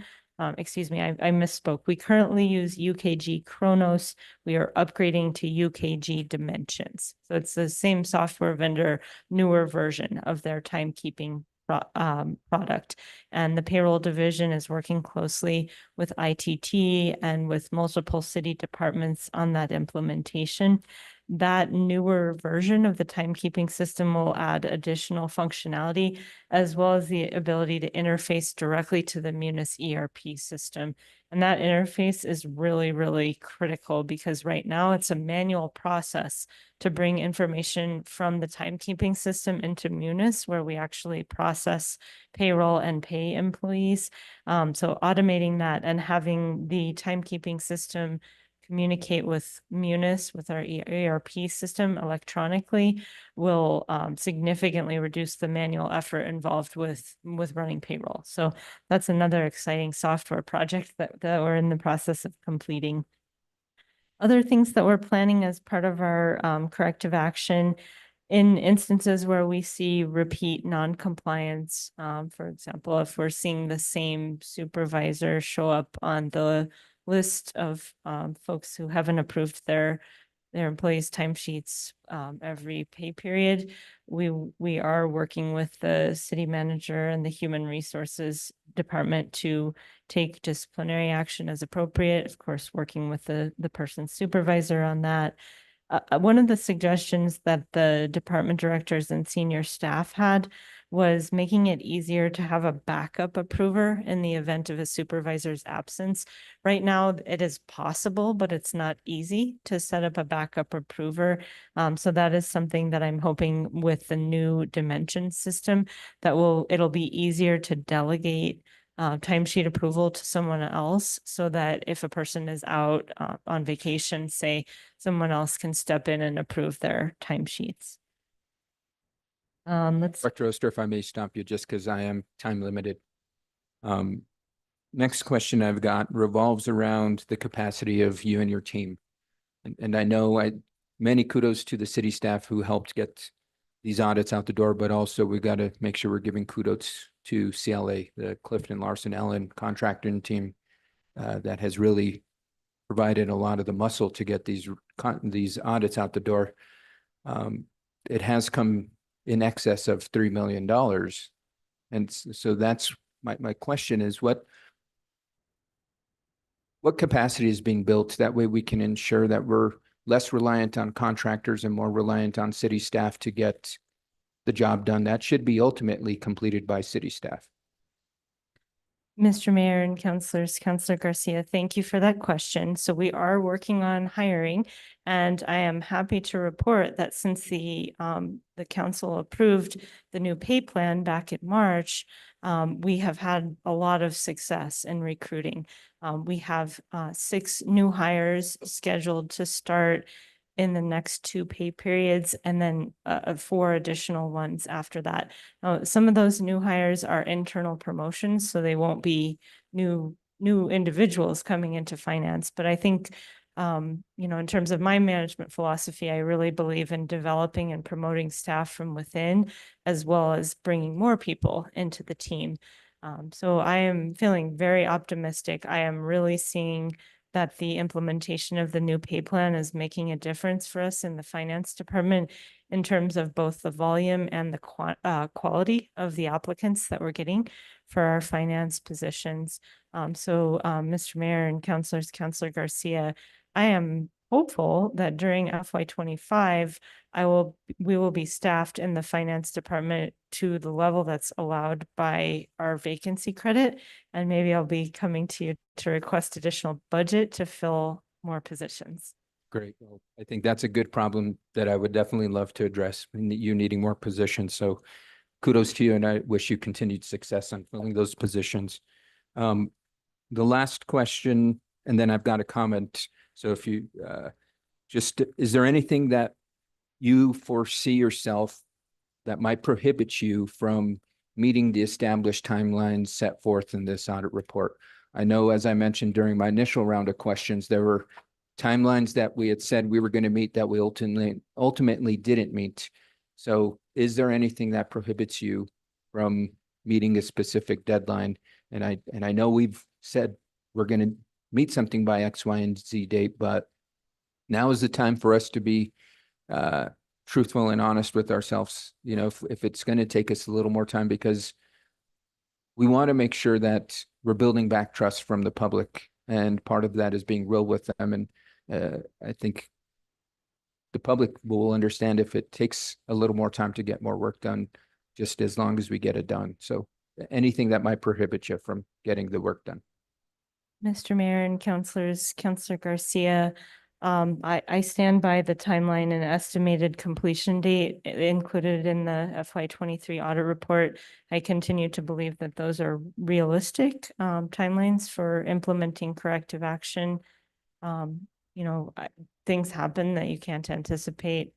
I'll point to the COVID-19 pandemic. That certainly impacted every aspect of city operations at the state where I was working. It was the same.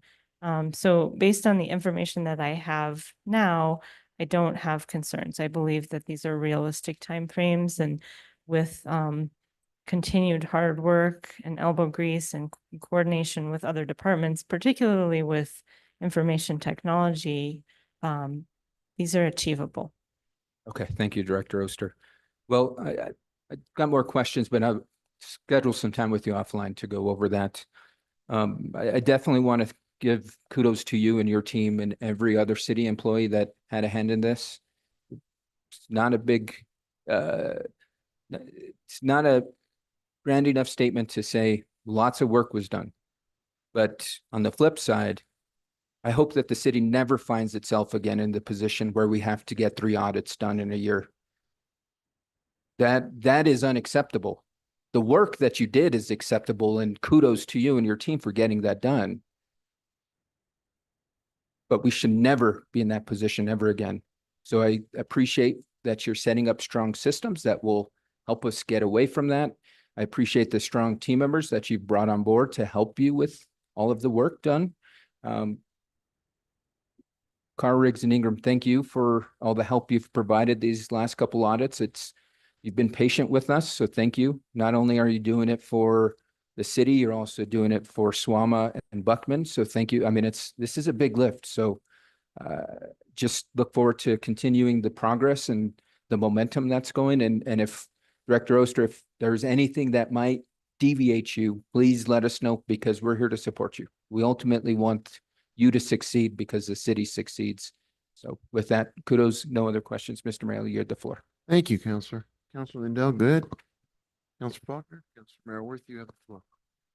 Thank you, Mayor. I'll be quick. Just a couple of things. So there is a management response to every finding, correct? Mr. Mayor and councilors, that is correct. In the report, there is a management response to every finding. Okay, just want to be clear there about that. CLA, Clifton, Larson, Allen, we have had to spend some money to have them as consultants. They've been critical to getting the work done. And that's really because of the vacancy rate that you had when you were hired. We needed support in order to do what has been done in terms of getting us up to date. Mr. Mayor and councilors, Councilor Merriworth, I agree. We wouldn't be where we are today without the help of Clifton, Larson, Allen, Carr, Riggs, Ingram, the entire finance department, and literally hundreds of city staff. It's been a massive effort and a tremendous amount of work. Yeah, and I don't want to overlook Carr, Riggs, Ingram, because you have other clients. You have busy times of year where you are performing audits and doing consulting work, much like CLA is doing. So I don't want to overlook the commitment that you've made and the work and the partnership that you've had with the city to help us get on time. And I don't know if there's anything you'd add to that, but I certainly don't want to overlook you as you're standing here in the room in the chamber. Mr. Mayor, Councilor Merriworth, thank you. I pass that along to the team. We've got a significant amount of team members that work, in our offices regionally or nationally that assist with different projects. So they don't always get the kudos from people. So I'll definitely make sure that it gets passed along to the team. So thank you for those words. And I guess Director Oster, I just briefly, we don't want to be here again. And I think as we find it in so many places across city government, we have been trying to professionalize, modernize city government. And that includes bringing the software into play. I mean, you mentioned the Munis software hadn't been updated since the 2011 version. We're in 2024. We're about to start FY25 on July 1st. That software was just implemented fairly recently, correct? So, I mean, some of that is just the city historically has not been keeping up with the software and modernizing and creating the processes that are necessary to keep us on time. Mr. Mayor and councilors, Councilor Merworth, that is correct. The city implemented the 2011 version of Munis in July of 2019. And I really think that the implementation of an ERP system was an absolute essential for the city.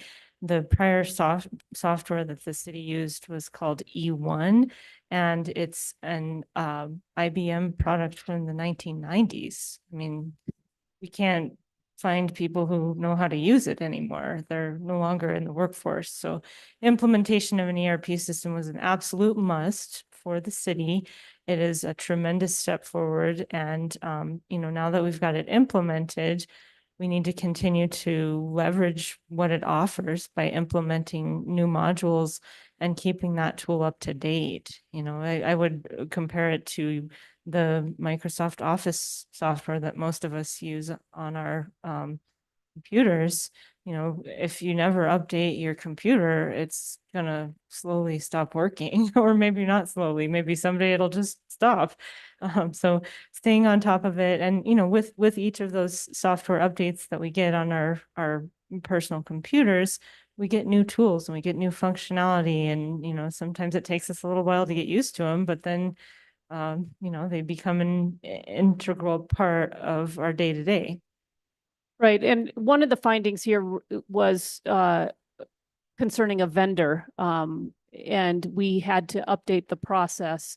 We were the subject to fraud. And that's not unusual. It happens. We do lots of things to protect against it. We're all, I think, vulnerable personally. If I have to say, my savings account, checking account was fraudulently, I don't know what the right word is, utilized. And so despite, these things happen, and that finding was an opportunity for us not only to have the right software, but to have the right process about how we allow for changes in vendors for various services. And that is also, I think, one of the great things about an audit, right, and having outside auditors come in and take a look, is that they take an objective look at finding how our processes are functioning and bringing them, making recommendations and helping us identify errors, and then we can address what we need to do differently. Mr. Mayor and councilors, Councilor Merworth, that finding is a great example of the way that the Munis upgrade has helped us modernize a process. So we were using an email-based system where vendors could submit a PDF form to update their vendor information. And the bad actors figured that out. That was common practice for many years. Many people did it that way. And there are bad actors out there who figured out a way to exploit that process. So when we upgraded Munis in January of last year, we were able to implement a functionality called vendor self-service, which is a logged in, identity validated portal that vendors can use to update their own information in our system. But prior to that, we didn't have that functionality available in the old 2011 version of Munis. But after the upgrade to 2019, we do have that available. So we were able to shut down that old email-based process with the PDFs, which the bad actors exploited. And we have now fully transitioned over to using only the vendor self-service functionality in Munis, which again has identity validation. I just want to note, for those that may be unaware of the specific circumstances, that we were able to work with the city's fiscal agent bank to recover the majority of the money that was affected. There was about $35,000 that was misappropriated by a bad actor. And we worked with our fiscal agent bank to recover about $33,000 of those funds. Thanks. So I was going to take you down that road, so thanks for beating me there. And just one other quick thing, we have some findings in here related to budgetary compliance, and you mentioned Questica, and I just want to emphasize that the implementation of that software will help us. You mentioned budget to actuals, and Councilor Cassett mentioned coming events, coming attractions at finance, where and you and I have spoken with the Assistant Director Alexis Latero about how we'll be using that to do budget to actuals, and that will help us be extra eyes and be able to up our ability for accountability and hopefully not have these kinds of situations. So just want to emphasize that that's another software piece that is going to help us with these findings. So the only thing I'll say is that these are estimated completion dates. It does say estimated.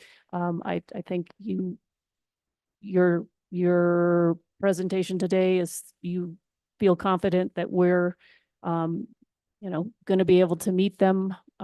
We'll be delighted if we can.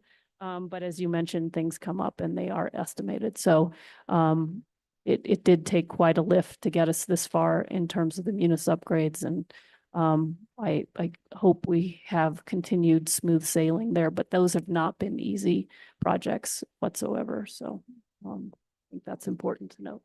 I'm sure my time is up. Thank you, Mayor. Thank you very much. Councilor Cassett? Councilor Garcia? I think the offer stands for individual council members to dig deeper and continue the dialogue. I would offer my thanks to everybody. I would like to have one little tutorial moment, if I may, because I think we all assume that we know things that maybe we don't know. So,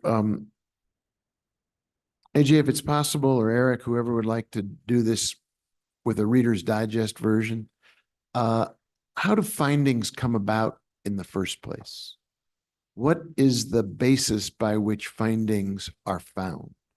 I think the assumption is that there's something egregiously wrong, and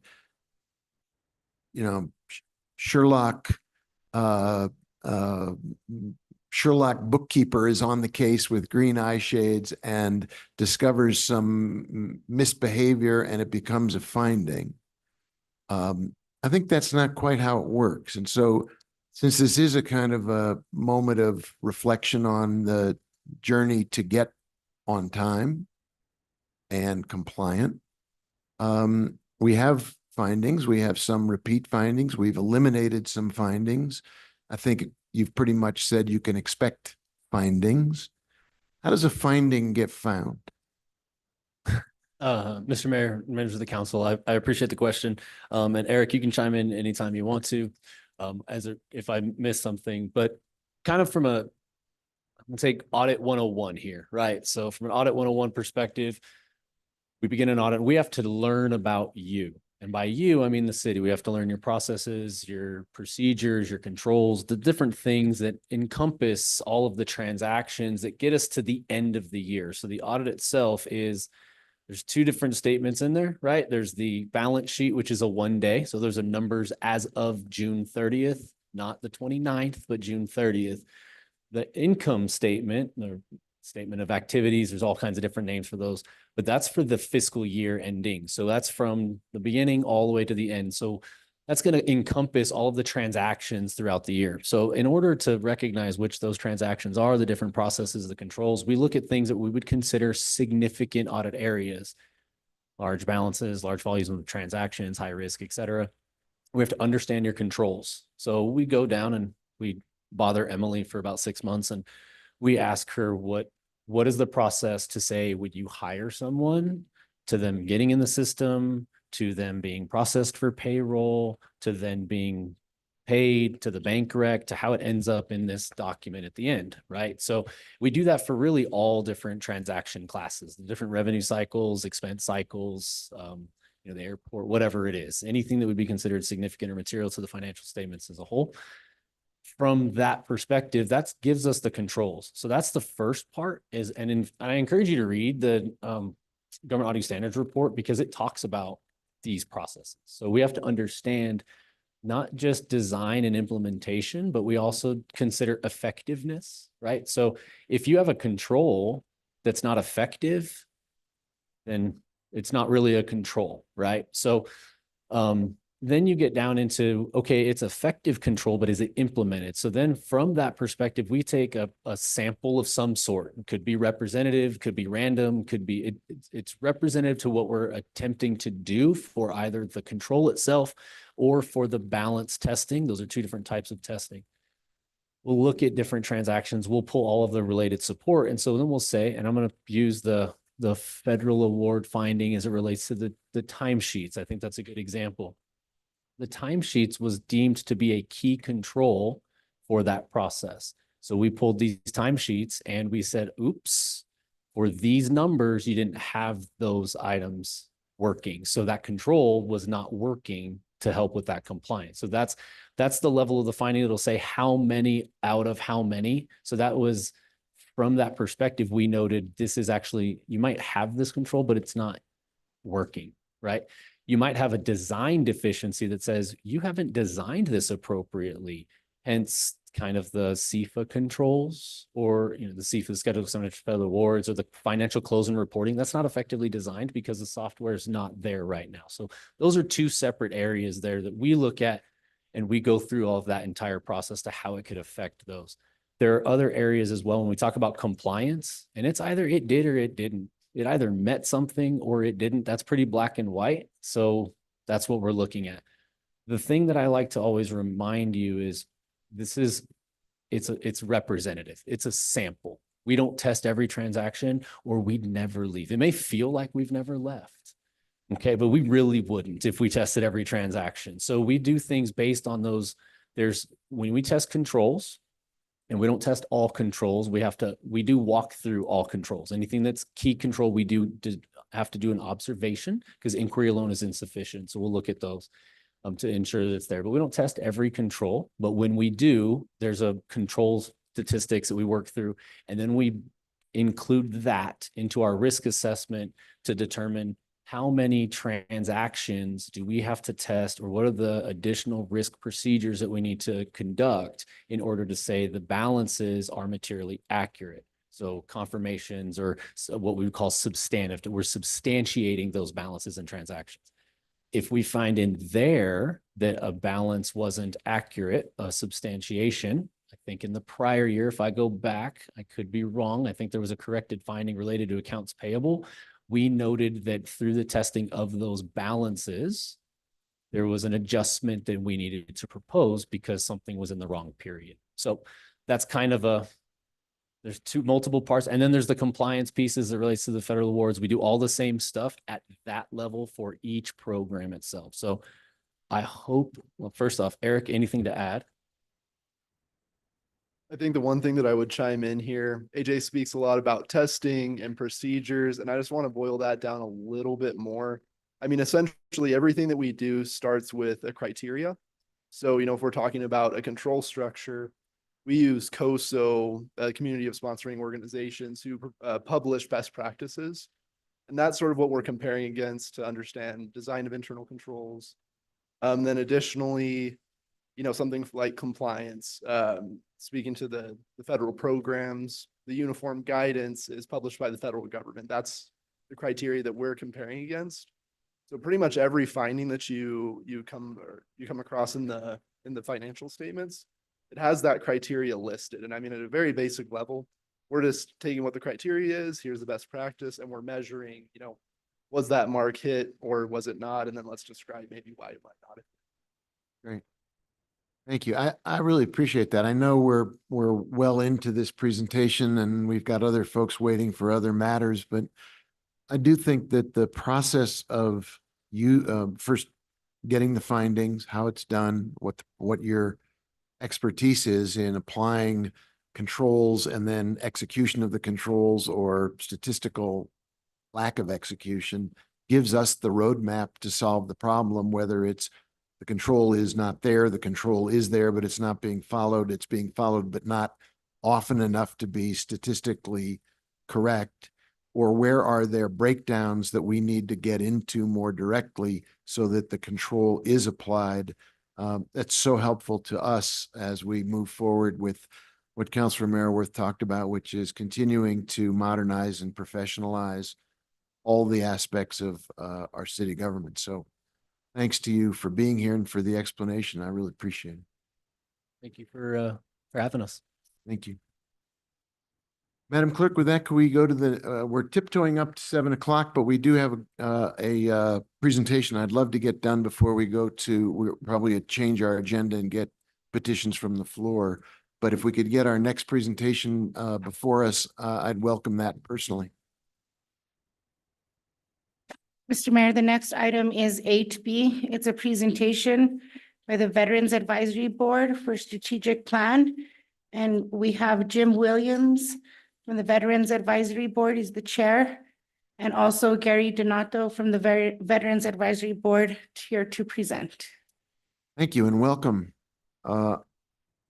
Appreciate you taking the time and being patient and waiting so we can get a report from the Veterans Advisory Board and your work on a strategic plan. I know you've been developing it for some time, and I know the governing body is eager to see and hear what you've been doing and how you anticipate the implementation of your strategic plan that will continue the hard work of the Veterans Advisory Board and the outreach and partnerships you're forging across our community.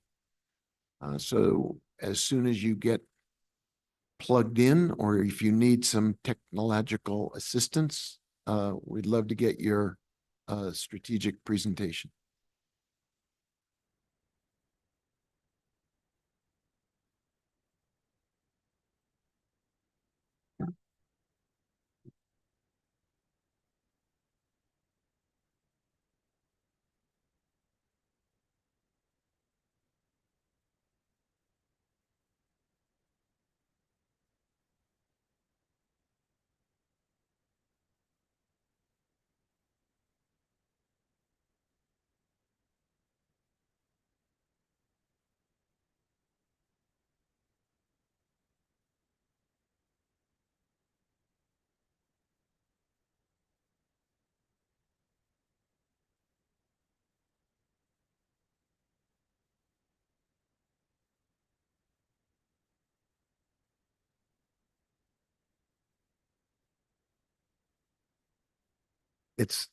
It's flickering, but it's there and then it's not there.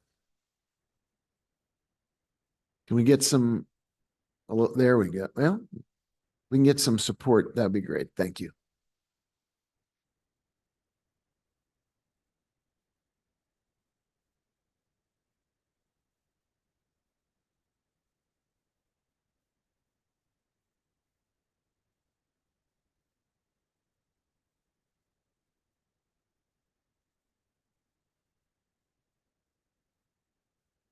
Okay.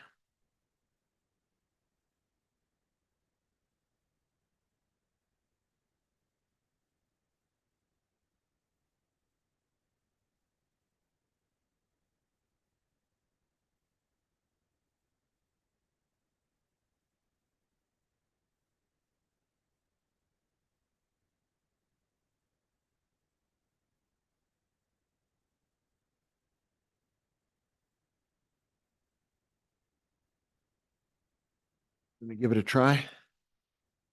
Yep, there it went again. Okay, I would say speed is your friend here if you can move forward.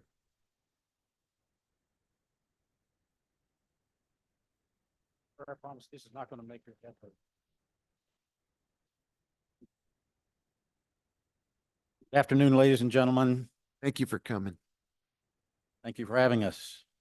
My colleague, Dr. Donato, who is the vice chair of your Veterans Advisory Board, and I sincerely appreciate the opportunity to discuss the board's strategic plan and the progress made to date towards its implementation. Last December, the board appointed a planning committee chaired by Dr. Donato to develop a 3 to 5 year strategic plan. We did not have such a plan previously, but believed one was needed to better focus our efforts on those veteran issues that both we and city leaders consider important and a priority. Planning effort began with the identification of the board's vision, where we see Santa Fe going over the next 3 to 5 years regarding veteran issues and services. The mission, the board's role in helping to achieve that vision, and our values, characterized by the acronym RISE. You know how we military folks love acronyms.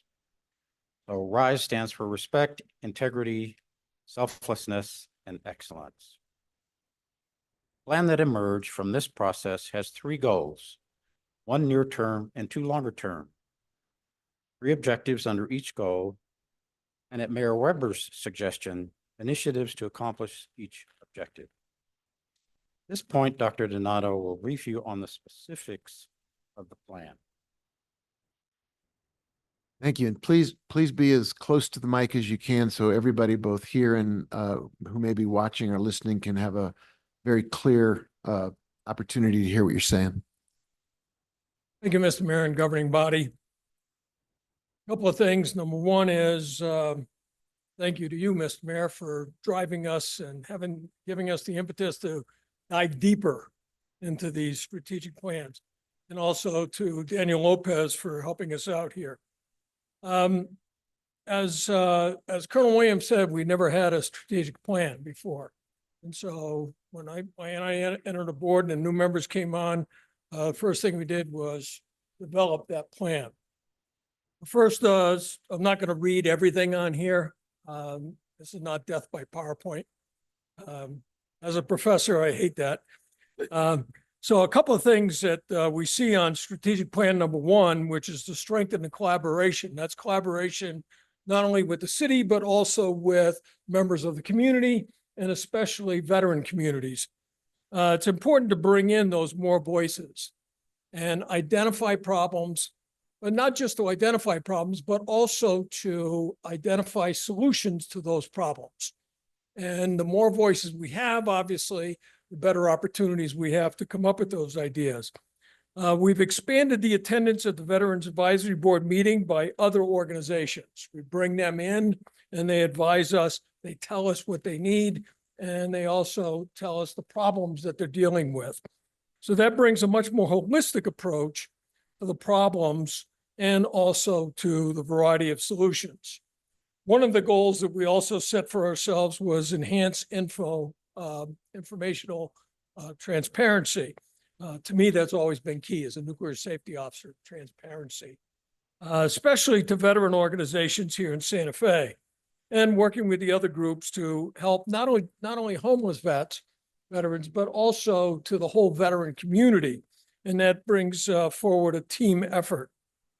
And then once again, to lead and or participate in veteran events, such as Veterans Day, Memorial Day, Vietnam Veterans Day, and we're even going to have the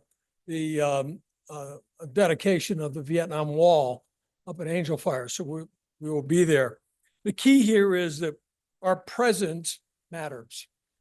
And we want people to see that we are out there and we're listening to them and we're observing all of the things that they need. Goal 2 was to grow those veteran programs. Specifically here, we're looking at veteran-owned programs, which are incredibly important to tie veteran organizations to the community-based economic development. And that's always key to a city. And by having more veteran organizations, by having more veteran small businesses, that will enhance that community based economic development programs. Like everybody here in the city, numerous organizations, we want to reduce, so have at least start with a net zero of veteran homelessness and then move to eliminate veteran homelessness. That's key for us as well. We have been talking to SCORE, we've been talking to Santa Fe Community College and other organizations. Several of us have been to the Chamber of Commerce and also the Hispanic Chamber of Commerce to make those connections. And that's to find increasing self-awareness across all organizations. The third goal is expand awareness and communication. This is central to our goals. of the Veterans Advisory Board. So we want to have job and educational opportunities for veterans and their families. And this is going to be continued through a myriad of ways that we've already started to implement. One of the big things on the initiatives, if you can look all the way down at the bottom, one of them is create a better visibility for veteran issues with the local media. We know that Robert Knott has left from the New Mexican, but his replacement, I've already made connections with his replacement, and we're going to continue the efforts of the Veterans Advisory Board on behalf of the city, on behalf of veterans, to get that information out to the media so that they can also get out to the veterans who don't generally come to organizational meetings. This is already implemented. It's important to bridge the gap between the city and veteran communities to support further transparency and have a holistic methodology. So those are the three expanded goals with initiatives. Thank you, Mr. Mayor. Thank you, governing body. Thank you.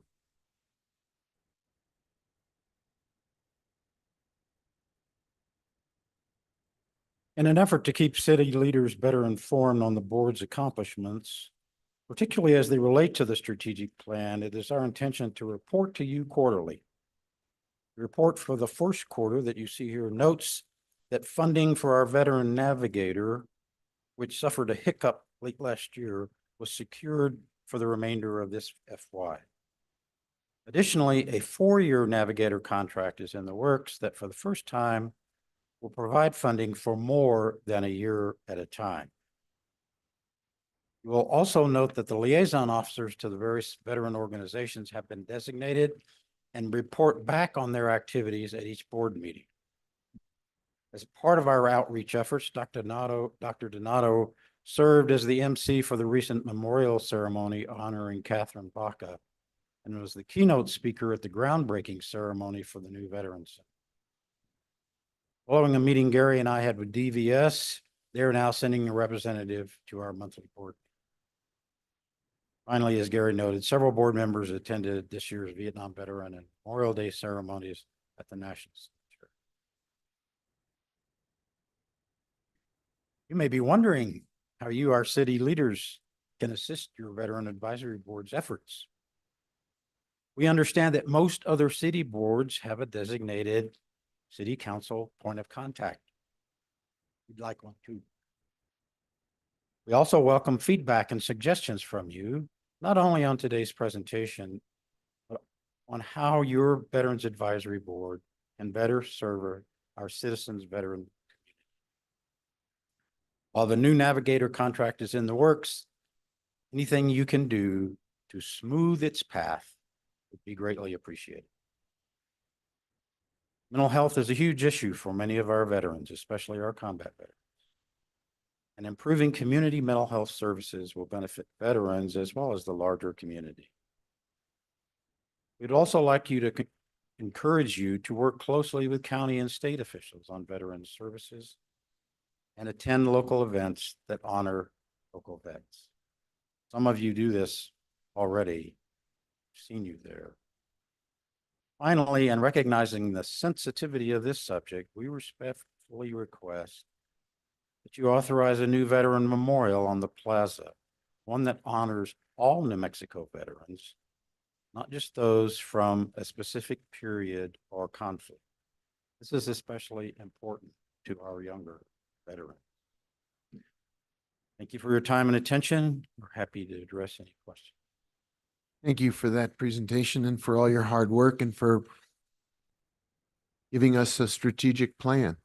I know we haven't had one in the past, and it's only because of your efforts and the ongoing work that you've committed to that we've gotten to this point. And I think there's now a path forward and a set of things to measure and to implement. And I look forward to continued progress and to our continued partnership working on this agenda and on items that will come subsequently. Questions, Councilor Cassett? Thank you so much, Mr. Mayor, and thank you so much for your work and for your presentation. I will be brief given the lateness of the hour.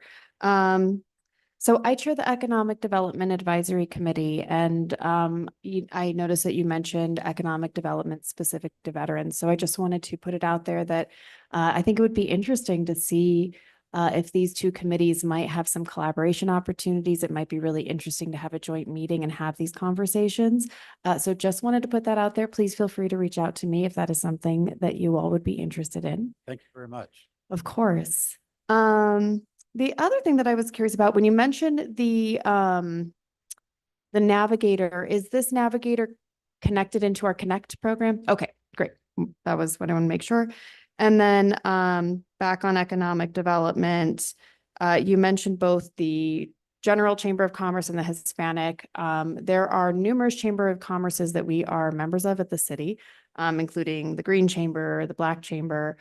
There are other ones that Director Nelson would be able to let you know about. So if you're interested in connecting with any of those, again, please feel free to reach out, and I'm happy to make those connections. And thank you so much. I really, truly appreciate your work and you being here tonight. Thank you, Mayor. Thank you. Councilor Garcia. Thank you, Mr. Mayor. Thank you, Colonel Williams and Dr. Donato. First, thank you for your service to our country. I think you might have some committee members with you. I want to definitely acknowledge them. Or I know we've got some service members. I apologize, but we've got some service members in the audience as well. So sorry.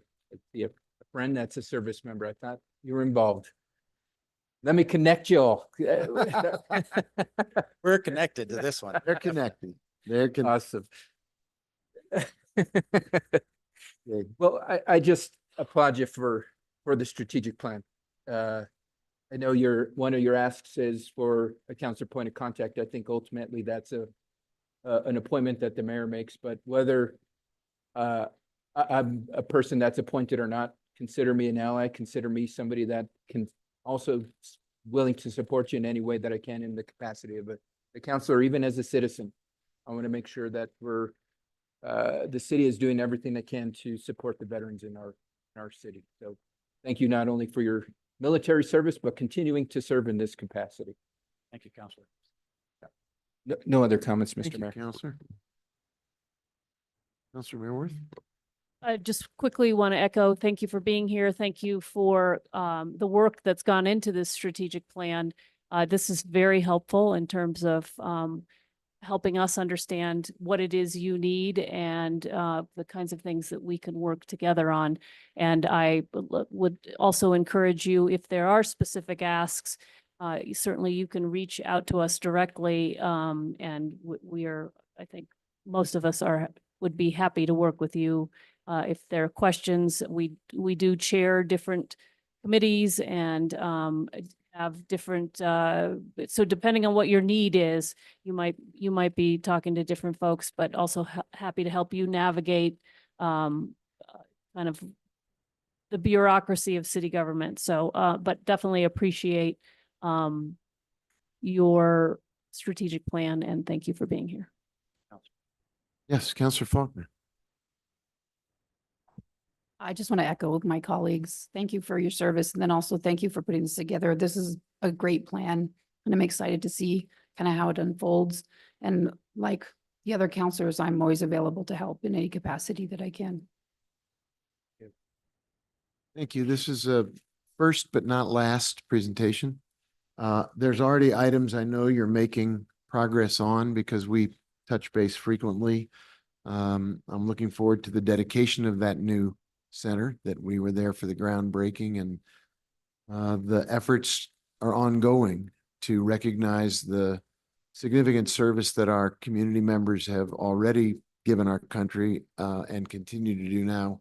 Coming home, we want to make their lives productive and full and show our appreciation. And the Veteran Advisory Board is one very important vehicle through which we can achieve that. And your leadership and the members of the committee are outstanding and continue to bring items forward that can make life better for our veterans, and then our veterans make life better for Santa Fe. Mayor, Gary will be preparing the next quarterly report at the end of this month, because I'm going to be in Scotland. I understand you have a golf date.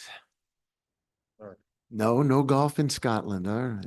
There's lots of golf in Scotland, sir, But not with you. not for me. I was misinformed. And I wondered, while you're there and before we lose you for this meeting, I'm not sure everybody knows about the art in City Hall that is very much veteran focused. Yes, sir. That was a paired relationship that you and I established when I first moved here 2 years ago, a little over 2 years ago. And I want to thank you and also the council for those two walls, because they're very important. They highlight not only the fact that we can have art on the walls, but also the fact that it's veteran art. And we'll be changing out that art tomorrow evening, I believe. We're going to be removing those paintings, and we're going to be putting up a celebration of Will Schuster, who was a World War I veteran, and a celebration of the Zozobra over the decades. So stand by, you'll be seeing posters by the end of the week. So thank you, Mr. Mayor. And that art exhibit refresh will be ongoing as part of our use of the walls of City Hall to celebrate artists and veterans artists. Yes, sir. And once again, thank you for that continued effort to you and the governing body. We will have a rotating exhibit that will be ongoing as long as I'm here in Santa Fe, which is going to be a long time, Mr. Mayor. We hope so and appreciate it. Thank you both. And thank you for being here, and to the committee, our thanks, and to the folks who are here in support. We're grateful for you as well. You are a strong and critical part of our community, and we're grateful for you. Thank you. Yeah. At this Mayor? time, I would entertain a motion to change our agenda So moved. so that we can go now to petitions from the floor, and following that, we'll go back to regular order of business. There's a motion, there's a second. Can I get the clerk to call the roll? Certainly, Mr. Mayor. Counselor Chavez? Counselor Faulkner? Yes. Counselor Lee Garcia? Yes. Counselor Michael Garcia? Yes. Counselor Lindell? Counselor Romero Worth? Yes. Counselor Cassett? Yes. Counselor Castro? Yes. Mayor Weber? Yes. Motion passed. Very good. If you are here in this chamber and you wish to speak on a subject for which there is not a public hearing tonight, and you'd like to call something to the attention of the governing body, everyone would be accorded a 2-minute opportunity. And then we'll also go to the people who are in the Zoom room, who will also have a similar opportunity to speak for 2 minutes on any subject that they wish to bring to the attention of the governing body. And the clerk will keep the time so that we are fair and treat everyone with the same amount of time, and everybody will be given respect and quiet when it's your turn to speak. Mayor, could we also just clarify that there isn't any public hearings? Our agenda is confusing because one item has been postponed and then one is on the agenda that's noted to be postponed. So I think we should clarify that if they do want to speak on those topics, it would be petitions from the floor and they would not have to wait for public hearing. You are correct. And I think, so Madam Clerk, you know which items are not actually public hearings tonight. Can you give everyone the benefit of that information so that if they are anticipating a public hearing, but it has either been postponed or moved or pulled, you could give us that update? I should have done that at the beginning of the meeting. I'm sorry. Yes, Mr. Mayor. So item 19A was removed from the agenda. It's consideration of bill number 2024-6 and adoption of ordinance sponsored by Mayor Alan Weber. It's a bill relating to the high-end excise tax for affordable housing, assigning the purchaser grantee the responsibility to attest to consideration. And then the other item is 19B, which is also consideration of bill number 2024-7 and adoption of an ordinance sponsored by Mayor Alan Weber. It's a bill relating to median safety, creating a new section 12-6-14.9 of the Uniform Traffic Ordinance, Exhibit A to Section 24 10 SFCC 1987, regulating the use of medians in the city of Santa Fe, providing a $25 maximum penalty. And this has been postponed to the June 26th governing body meeting, and that was postponed for noticing purposes. City Attorney?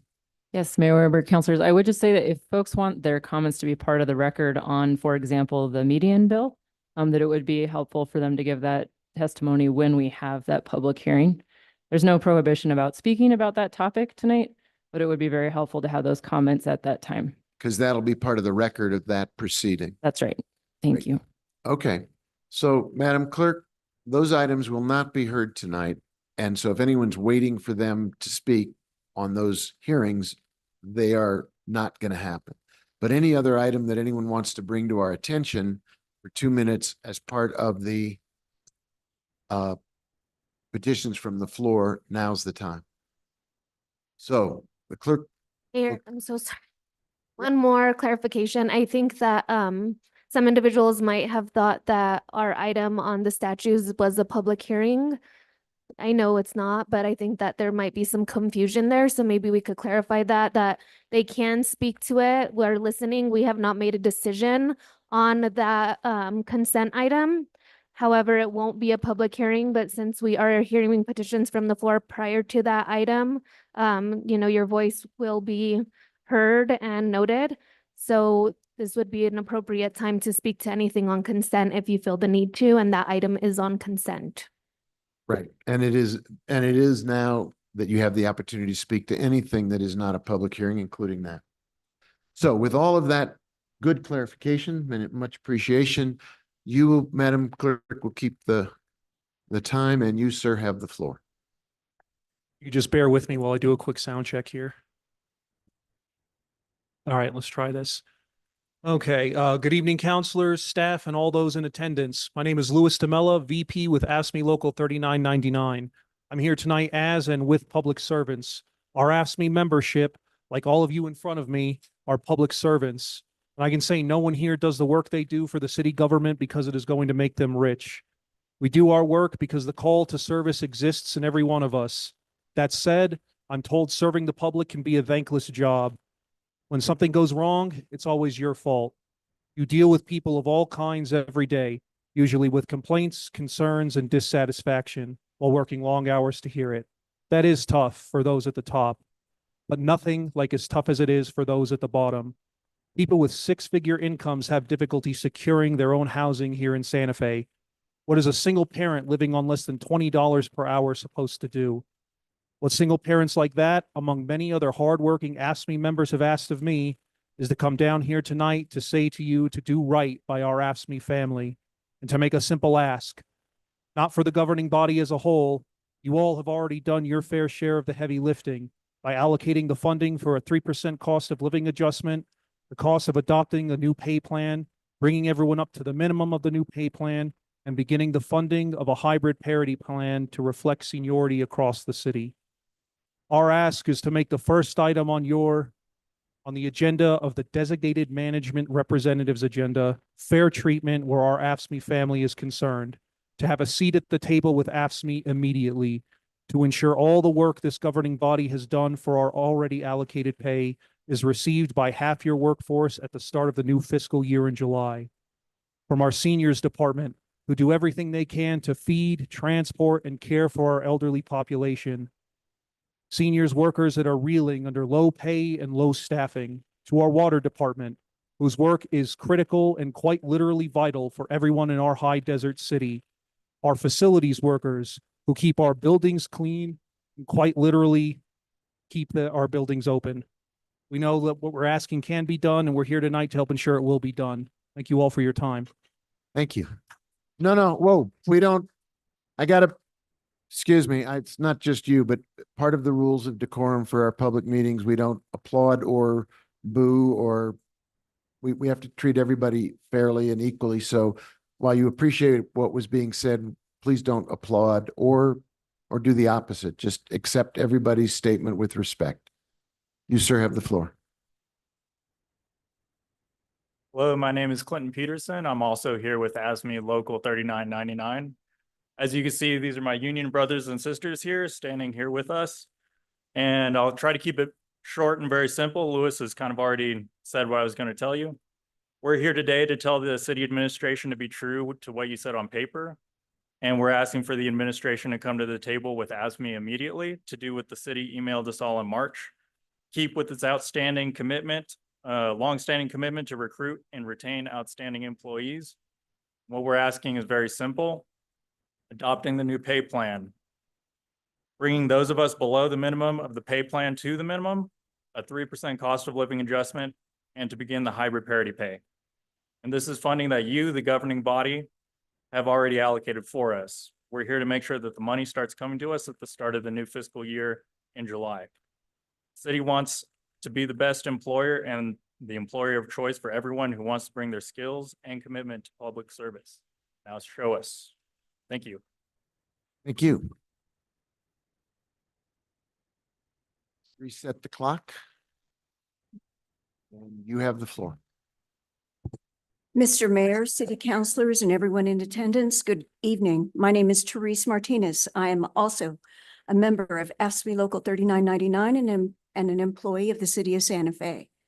ASME Local 3999 members represent over 50% of the city of Santa Fe's workforce.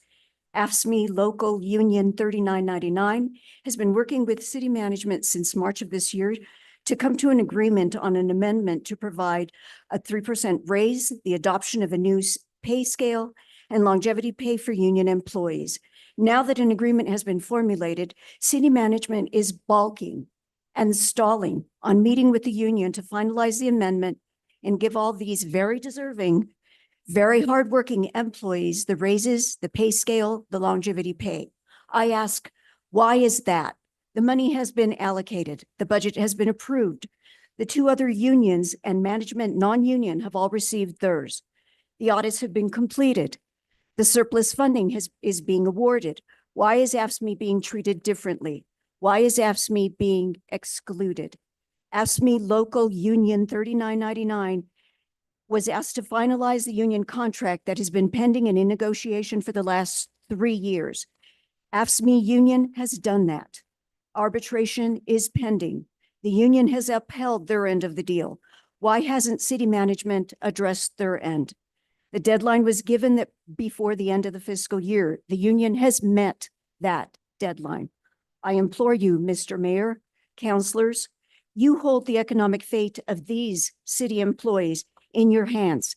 Direct city management to address the amendment sitting in their possession and get this amendment approved, ratified, and recorded so that these employees are not excluded from what other employees and management non-union have already been awarded. See this as an opportunity to make a difference, to have a positive impact on the lives of the city of Santa Fe's largest workforce. Thank you. Thank you very much.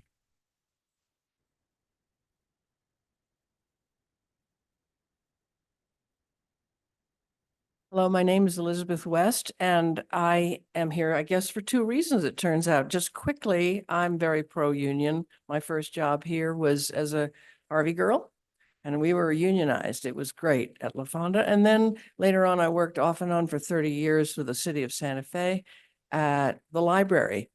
And again, more unionization. So I haven't followed this specific part in relation to AFSCME, but sounds good to me. Second thing is, I hope it's appropriate to be doing this. To be honest, I'm a little confused, and I'm still confused, but that's all right. You know what my excuse is? I took my ex-husband out for dinner last night to celebrate our 55th wedding anniversary, even though we were divorced in the 80s. And we had a great time. I love Santa Fe because nobody even thinks that's odd. I sent a letter in response to the mayor's statement because I thought it was a good email. I mean, I sent an email because I thought it was a good letter. Nothing's perfect. I'm sick and tired of introducing everything I want to talk about by saying nothing's perfect. We know that. So I hope it's appropriate to just read this quickly. I thought it was an excellent letter, and while finding the best way forward can take a long time, this is apropos of the resolution that was pulled. Anyway, and It can take a long time, takes a lot of good work. It is certainly worth it in order to get to a place of self-respect and educational opportunity.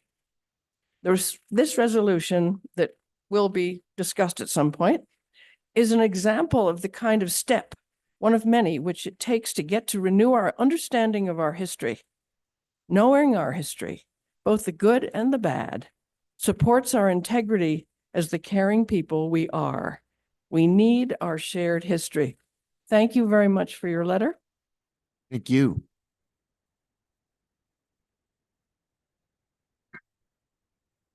Yes, sir, you have the floor. Good evening, everyone. My name is Kevin Bowen. I'm the Executive Director of the Human Rights Alliance here in town, and I'm here to speak on a slightly different topic. Mayor Weber, Mayor Pro Tem Lindell, Councilors Castro, thank you, and Councilor Chavez, Garcia, Faulkner, Romero, Worth, Cassett, and Garcia.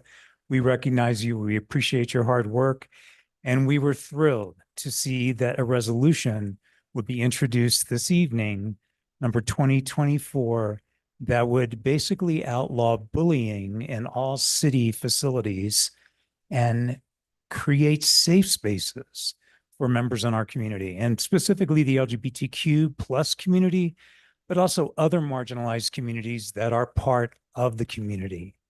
Bullying in school, if you don't know some of the simple statistics, nationwide, 62% of LGBTQ youth are bullied. 32% of those who are bullied consider suicide within the next year. And the statistics of those that complete that suicide are unbearable for our community as a whole and for this community. So I want to thank you for introducing this resolution and starting a forward thinking trek on what this city is, what it represents, and how we support and care about all members of this community, no matter who we are, who we love, the color of our skin, how we worship. So thank you very much. That's why we're here, and I look forward to saying more on this subject in the future. Thank you.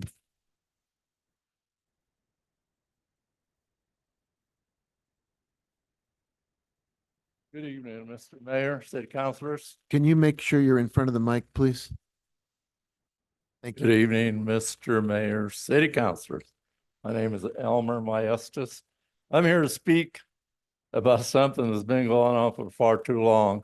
We need to resolve it. We need to get together as a city and come up with good solutions. In 2018, there was a proclamation, and one of the things the proclamation stressed was reconciliation. We just, Mr. Mayor and the councilor just introduced a plan to do the Oatica statue and the Native American Pueblo runners. And that was good. I support that. That's a step in the right direction. I had a plan, but didn't get to relay it to you. You had not called for community input. So that plan, I thought, would bring more reconciliation because it was broader. The statues would be put up more in the open where people can see them, where people can learn about our history, whether good or bad, but that's our history. So we need to recognize that and go on with life. Now, another thing that's been happening that is also bad, it's not good for the community, is the continuing of scratching markings on buildings, on signs, maybe by Native Americans against Hispanic or religious things. Now that has to stop. You, the governing body, has to make a plan to have that stop. We don't need that anymore. So with that said, thank you very much. I appreciate your time and your interest. Thank you. Thank you.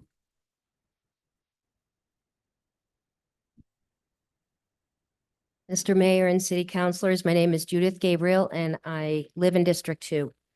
I'm here to ask you to reconsider the median ordinance. It appears to be a thinly disguised attempt to remove homeless people from our streets rather than a pedestrian safety measure. Medians do increase pedestrian safety, but the city has not provided any data showing that pedestrian injuries and deaths are caused by people standing in medians. Also, the proposed ordinance applies to only a handful of medians in the city, begging the question, would this even make a difference? We won't know because we don't have any baseline data. If this were really about pedestrian safety, the Bicycle and Pedestrian Advisory Committee should have been one of the committees formally assigned to review the proposed ordinance. It was not. The ordinance will criminalize homelessness and make unhoused individuals more vulnerable. The city has plenty of other quality of life issues to work on.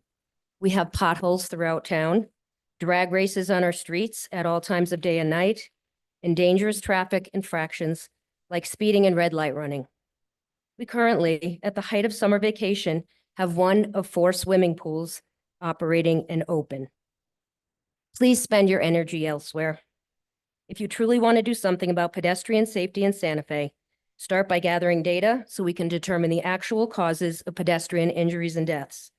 As for addressing homelessness, I know it's challenging.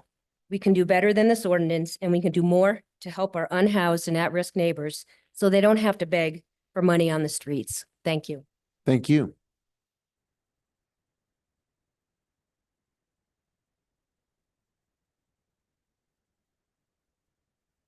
Good evening, governing body. My name is Patrick Romero. I've been a city employee for 18 years. I am a senior maintenance worker for facilities operations, public works division, facilities division.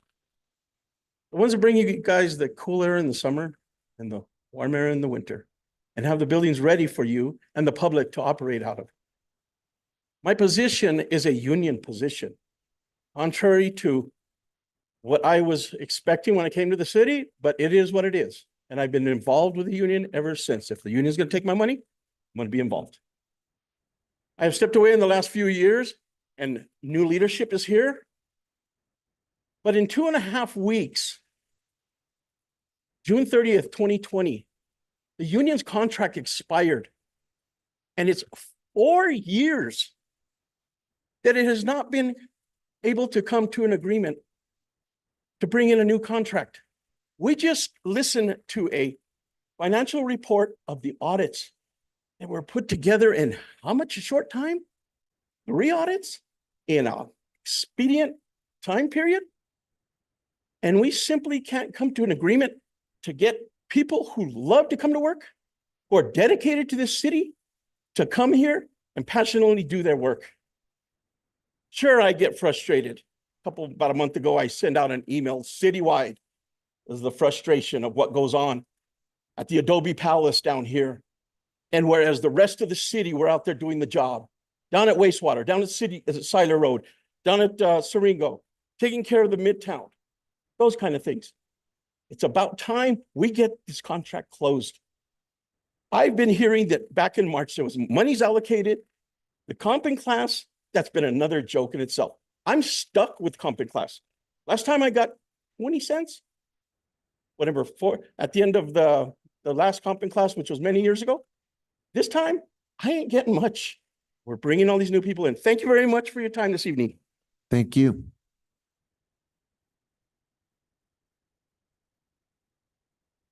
Thank you, Mayor. Thank you, councilors. My name is Mark Montoya, and I also been an employee 22 years. Okay, yeah, it's hard. Yeah, it's rough. We're waiting and waiting and waiting, and we get nothing. No. I mean, I know all my members out there. Hybrid parity was passed. What's going on? Why does it take so long? This is enough, councilors, mayor. I don't know what else to do. I can't speak for everybody, but I'm speaking for me. This is hard. It's hard on my family. It's hard on my friends, you name it. It's hard, period. And you guys at least hear us and help us. Thank you. Thank you very much.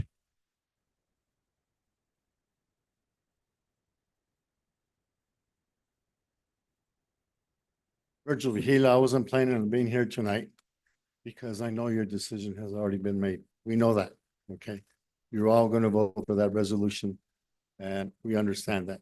That's not what I'm here for tonight, because I'm not here to oppose it, because you've already are going to vote on it unanimously. I can guarantee you that. But it's going to hurt me. It hurts me to say this, Mayor. It really does, from the bottom of my heart. But you, Mayor, are a carpetbagger. What you have done to this city, you come to this city and you try to change our history, culture here in our Santa Fe. And it's affecting the people over here. You got to understand that we didn't cross the Rio Grande recently.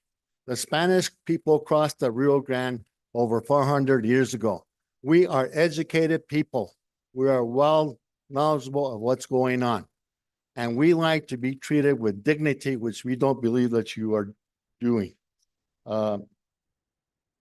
Understand that the city, first of all, I apologize because I didn't acknowledge you, Mayor, and the City Council. Okay, thank you very much for listening to me. But you are making decisions on white guilt is what you're making decisions on. Things that happened over 300 years ago is what you're making these decisions on. What does the two runners have to do with the statue of Don Diego de Vargas? Okay, nada. This whole thing started a few years ago, 4 years ago. Just like the city employees say that you can't make a decision. You are incapable, all of you, of making difficult decisions, all of you. And you kick the decision down the road for 4 years. Why? Because most of you might not be here 4 years from now. So you're putting the burden on new administration because you're incapable of doing that. So it hurts me to say this. It really does. And I apologize. And I'm glad you didn't cut me off this time, Mayor, like you did the last time. Yes, you did. And you used the excuse it was a technical difficulty. No, it was not a technical difficulty. You did it on purpose. But whatever you decide, remember, whatever you decide, it's going to be useless, null and void when those decisions come from the court. The court is going to have precedence over what you all decide. And we know what you're going to decide because you are all incapable of making difficult decisions. Thank you very much. Thank you.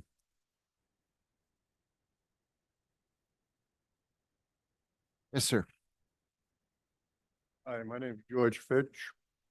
I work for the ESD department. Doesn't take a rocket scientist to see all the growth going all around the city. I mean, it's exploding. Apartment building complexes, businesses. But my department's not growing. The equipment's not being upgraded. We're losing drivers, we're bleeding drivers. We cannot get qualified drivers because we're not paying the going rate. We need qualified drivers who don't need to be trained, who know what they're doing. There'll be less accidents, more efficient work done, and we need to grow. We need to grow now because the city's growing now. I live in Santa Fe, New Mexico right now, and for me to pay my bills and stuff, I'm barely making it. I'm killing myself working overtime. I'm grateful for my job, but there's fair. We're not asking to break the bank. We're just asking to be brought up to standard rates. Thank you. Thank you very much. Anyone else here in the room who wants to have an opportunity to address the governing body on any subject, now's the time to come forward.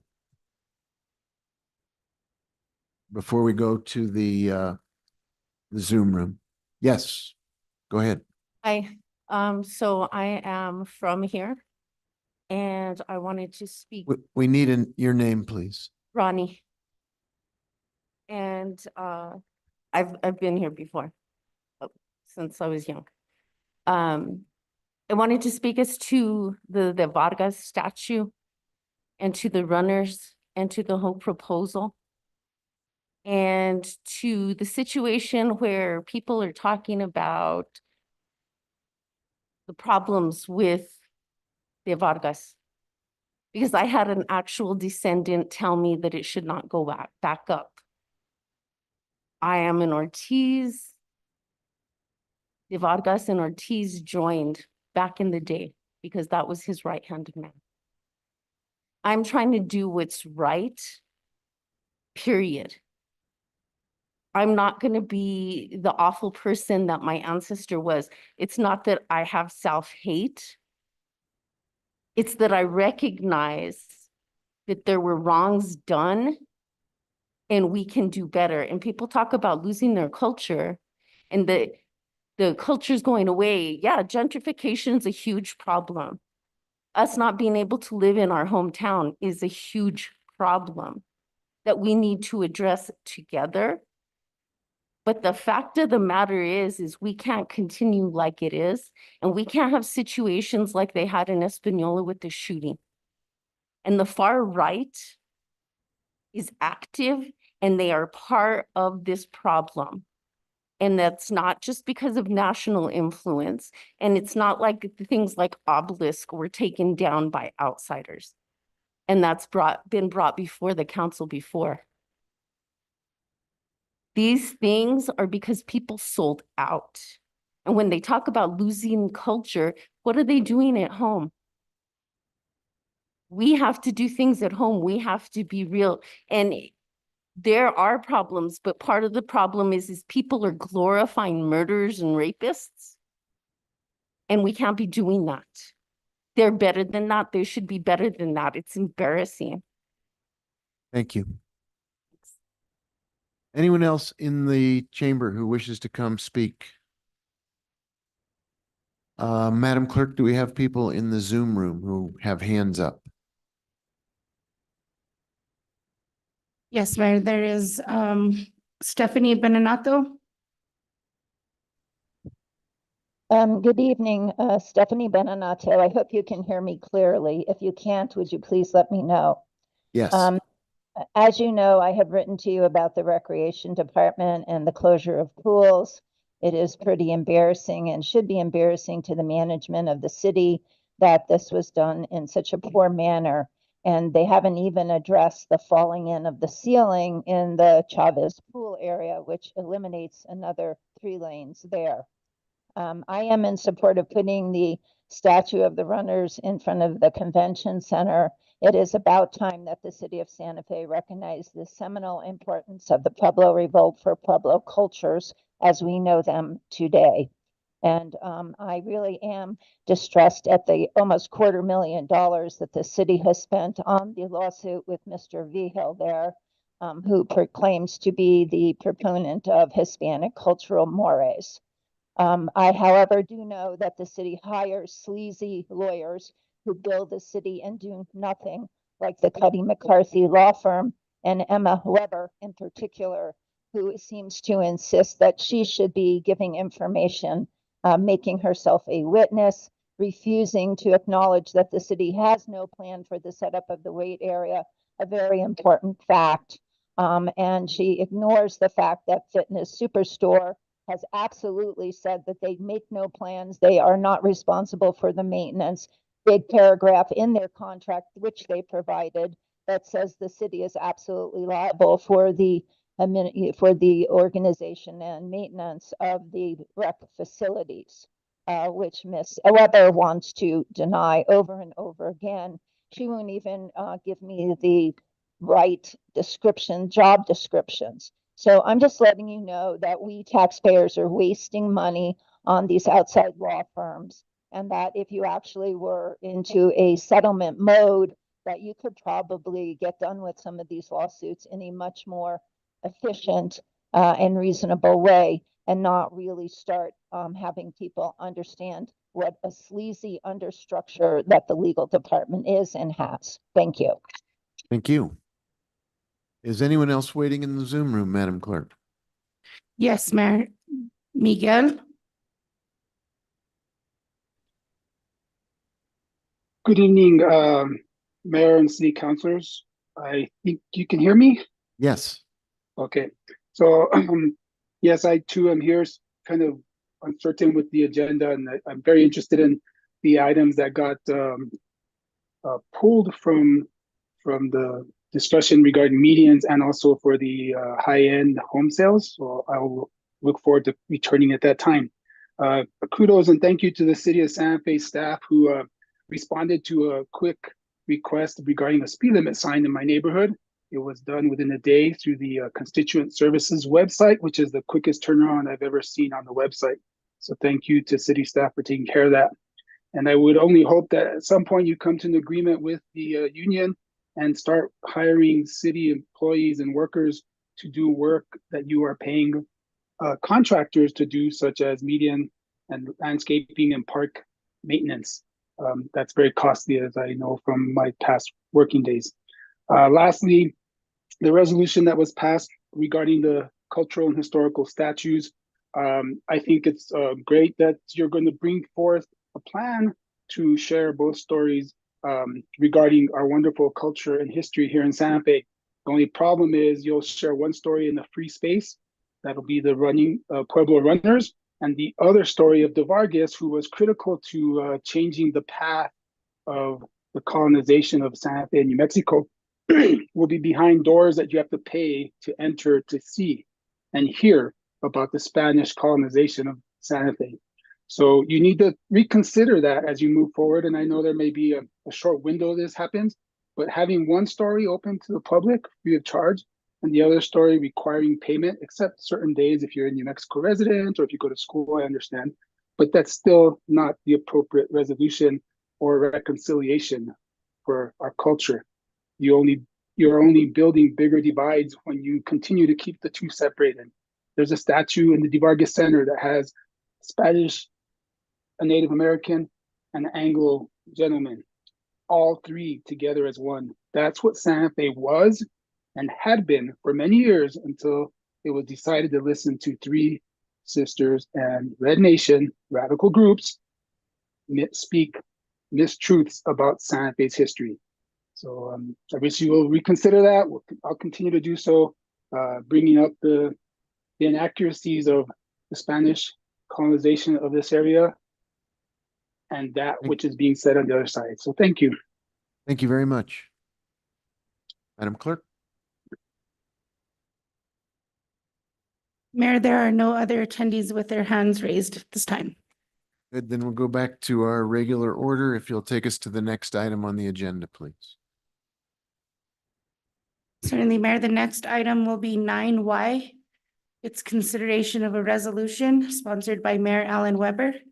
It's a resolution authorizing the City of Santa Fe's Metropolitan Redevelopment Agency staff to apply for re-subdivision, summary subdivision, lot line adjustments, lot splits, dedication of right-of-way, and other land use approvals necessary to create parcels and rights-of-way that are consistent with the Midtown Master Plan.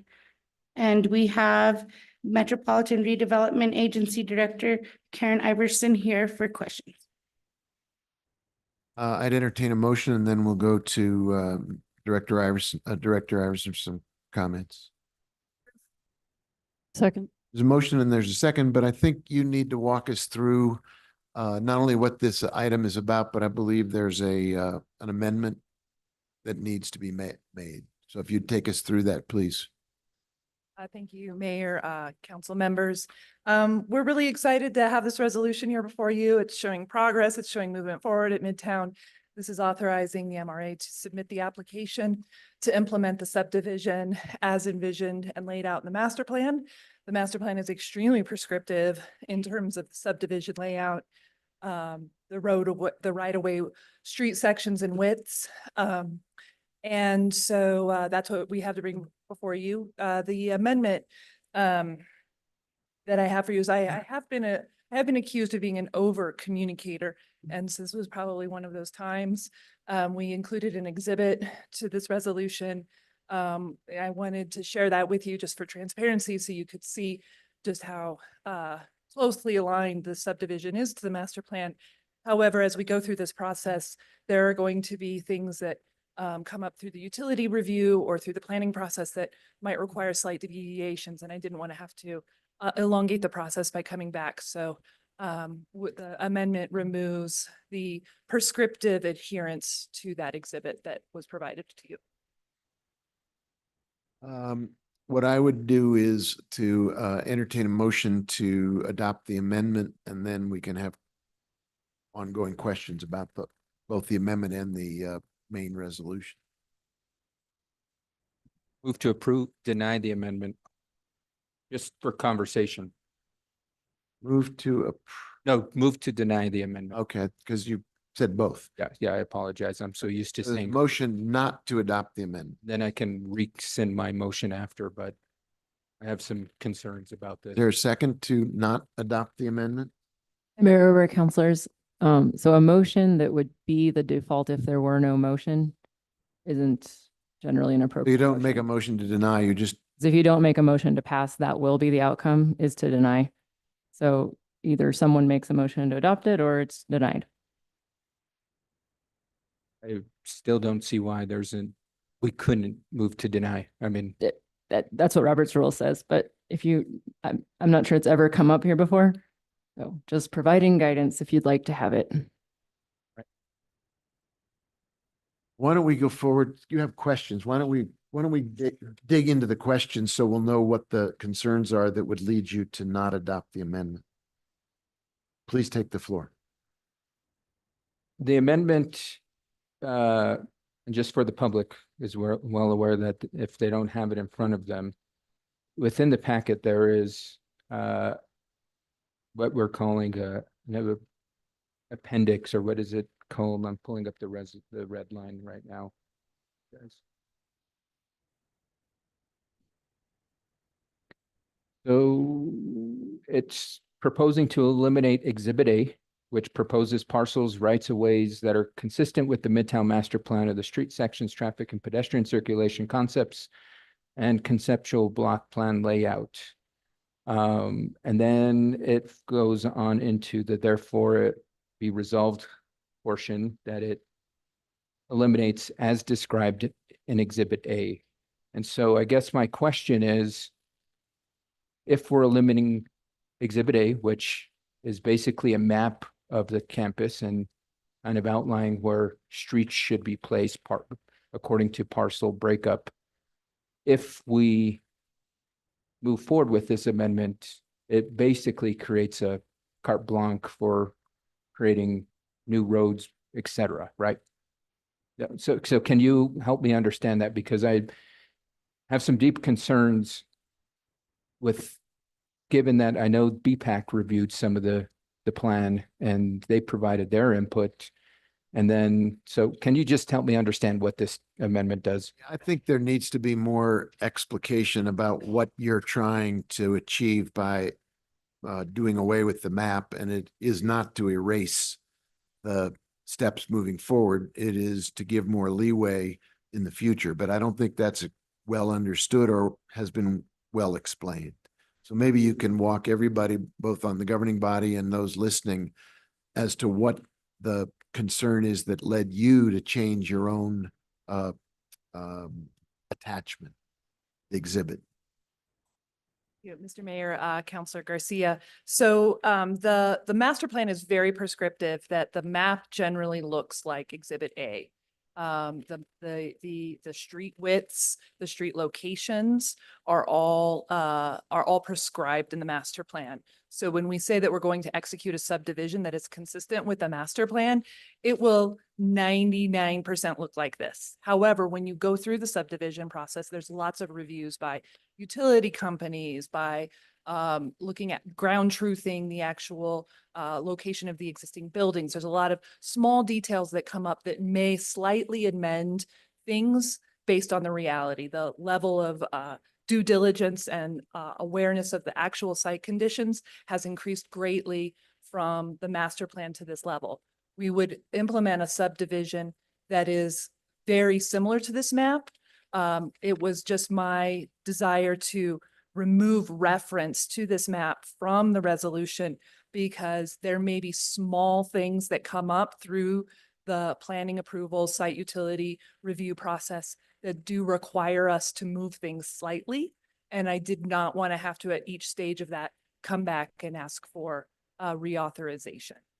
Okay, thank you for clarifying, but sorry, go ahead, Mr. Mayor. Yeah. When you say what might be required would be further amendments to the master plan every step of the way, or is it how would those adjustments have to be made, and what would be the level of detail that would be coming back to the governing body if you are discovering that what's on the ground doesn't match what's on the map and there has to be an adjustment? Are we talking about what is the tool and what is I want to get a little more depth of understanding about why this causes you as a professional, having done this kind of work before, to be concerned that we're too married to one specific map at this time.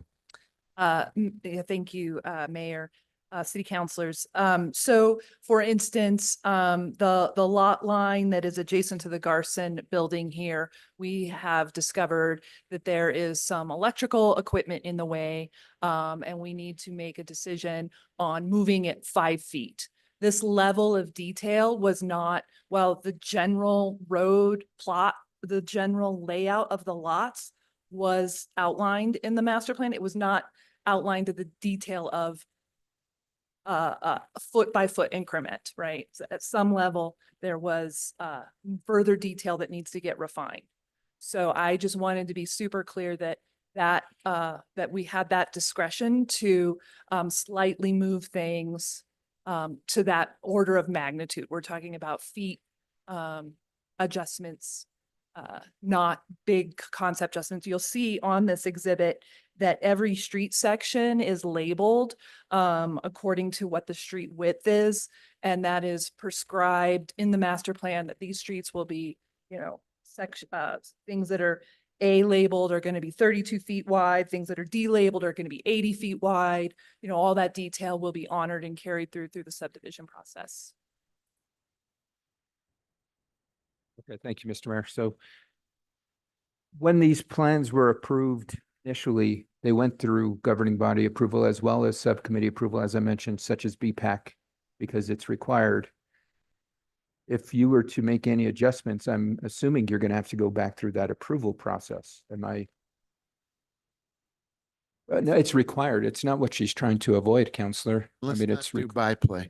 So the question that Councilor Garcia is getting at has to do with the level of approval for these adjustments. And I think, is there a requirement if you move to, you want to avoid an electric box or an electric installation and it's a 5-foot deviation from what's on the map every time, are you going to bring that back to the governing body, or by not adopting this map, does that give you the required leeway to make a 5-foot adjustment without a vote?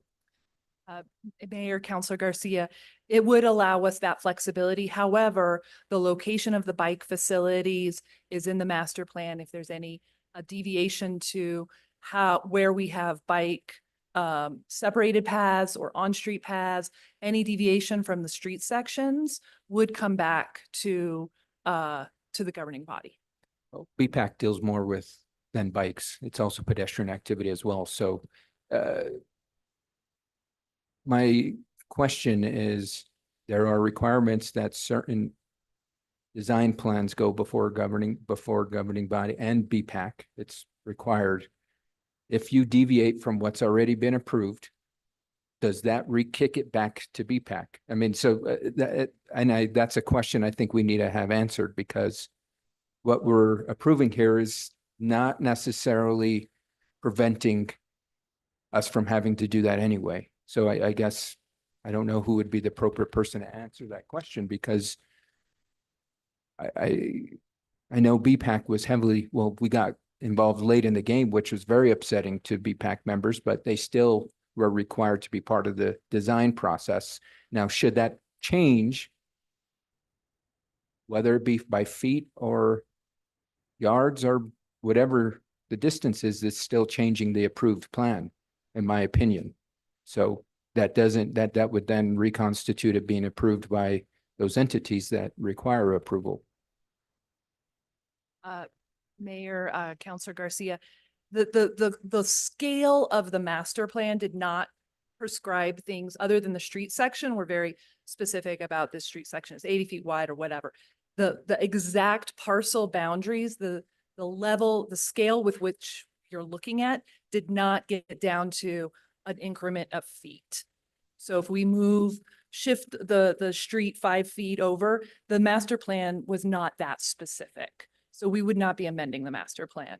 The Okay, street thanks. section widths and where we have sidewalks and where we have bike trails is very specific and would be, if we amend any of that, we would bring that.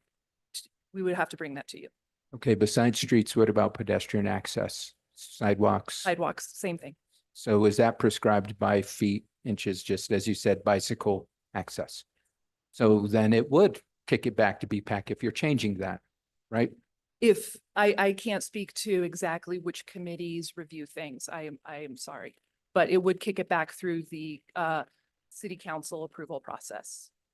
So I guess it still would go through that process anyway. It doesn't achieve what I think with this. And let me see if I can help. I think what she's describing to you or attempting to explain is the difference between a major element, infrastructure element on the adopted plan, sidewalks, streets, access roads, versus a line that delineates a parcel border that could move in order to accommodate facts on the ground. Would not change the infrastructure, the width or location of sidewalks, bicycle paths, or major investments in roads, but a parcel line that needs to move because there's a piece of equipment on the ground there that doesn't match what we've put the line through would be, she would have the authority to move that because it doesn't fundamentally change the adopted master plan. It simply adjusts lines on the map. And the concern that she had with including the map would be that every time she would want to adjust, or the team would want to adjust a line on a parcel line, not a major infrastructure piece, but a parcel line, we'd be voting on it every time. But it doesn't fundamentally change the components of the adopted master plan. It really addresses parcelization and lines on the map related to specific breakdowns of the pieces of land. So it's a difference of kind and magnitude. I think I definitely understand what's being proposed. I think from my interpretation, it still would require BPAC approval. So I just want to remind you that of Ms. Iverson, because the last team that was leading this process forgot BPAC. And we want to, at least I want to make sure that doesn't happen again. So if there is a requirement that requires BPAC's approval, I would respectfully ask that we make sure to include them, that should anything change and review that require their review. So yeah, thank you, Mr. Mayor. Yeah, I think You have that's, the floor. I think I think what we're all interested in is making sure that the integrity of the plan is preserved and the process is respected. At the same time, we don't want to bog you down or us down in the minute detail of a line moving 5 feet, which was your example. Other questions about this? There is no motion on the floor. We were just trying to clarify Councilor Garcia's concerns, and I hope we've done that amply. Move to approve. Second. There's a motion to approve and there's a second. On top of the discussion we've had, are there other comments? Councilor Lee Garcia. Thank you, Mr. Mayor. One last clarification from my perspective in regards to, again, you'll be following obviously rules and regulations of the city. Anytime there's a code or something that needs to be adhered to, obviously it's going to be stringently followed, my understanding. I apologize. Yeah, Dropped off this last few words to that. Well, again, obviously that as you are going through the process, the code will be used in regards to what is allowable, what's not allowable, and if there's any kind of special changes that would be needed, then obviously it would render a governing body decision or going through the process. And I guess that was my question. That's correct. Thank Yeah. you. Yeah, there's nothing in this that changes our need to adhere to all of our regulations, codes, and adopted land use policies. Any other questions? Madam Clerk, can you call the roll on the motion, please? Certainly, Mayor. This is for the amendment, correct? Correct. Well, yes, we are first going to amend the resolution, then we'll move forward with the main motion. Point of order. Don't we have to have a main motion first and then a motion?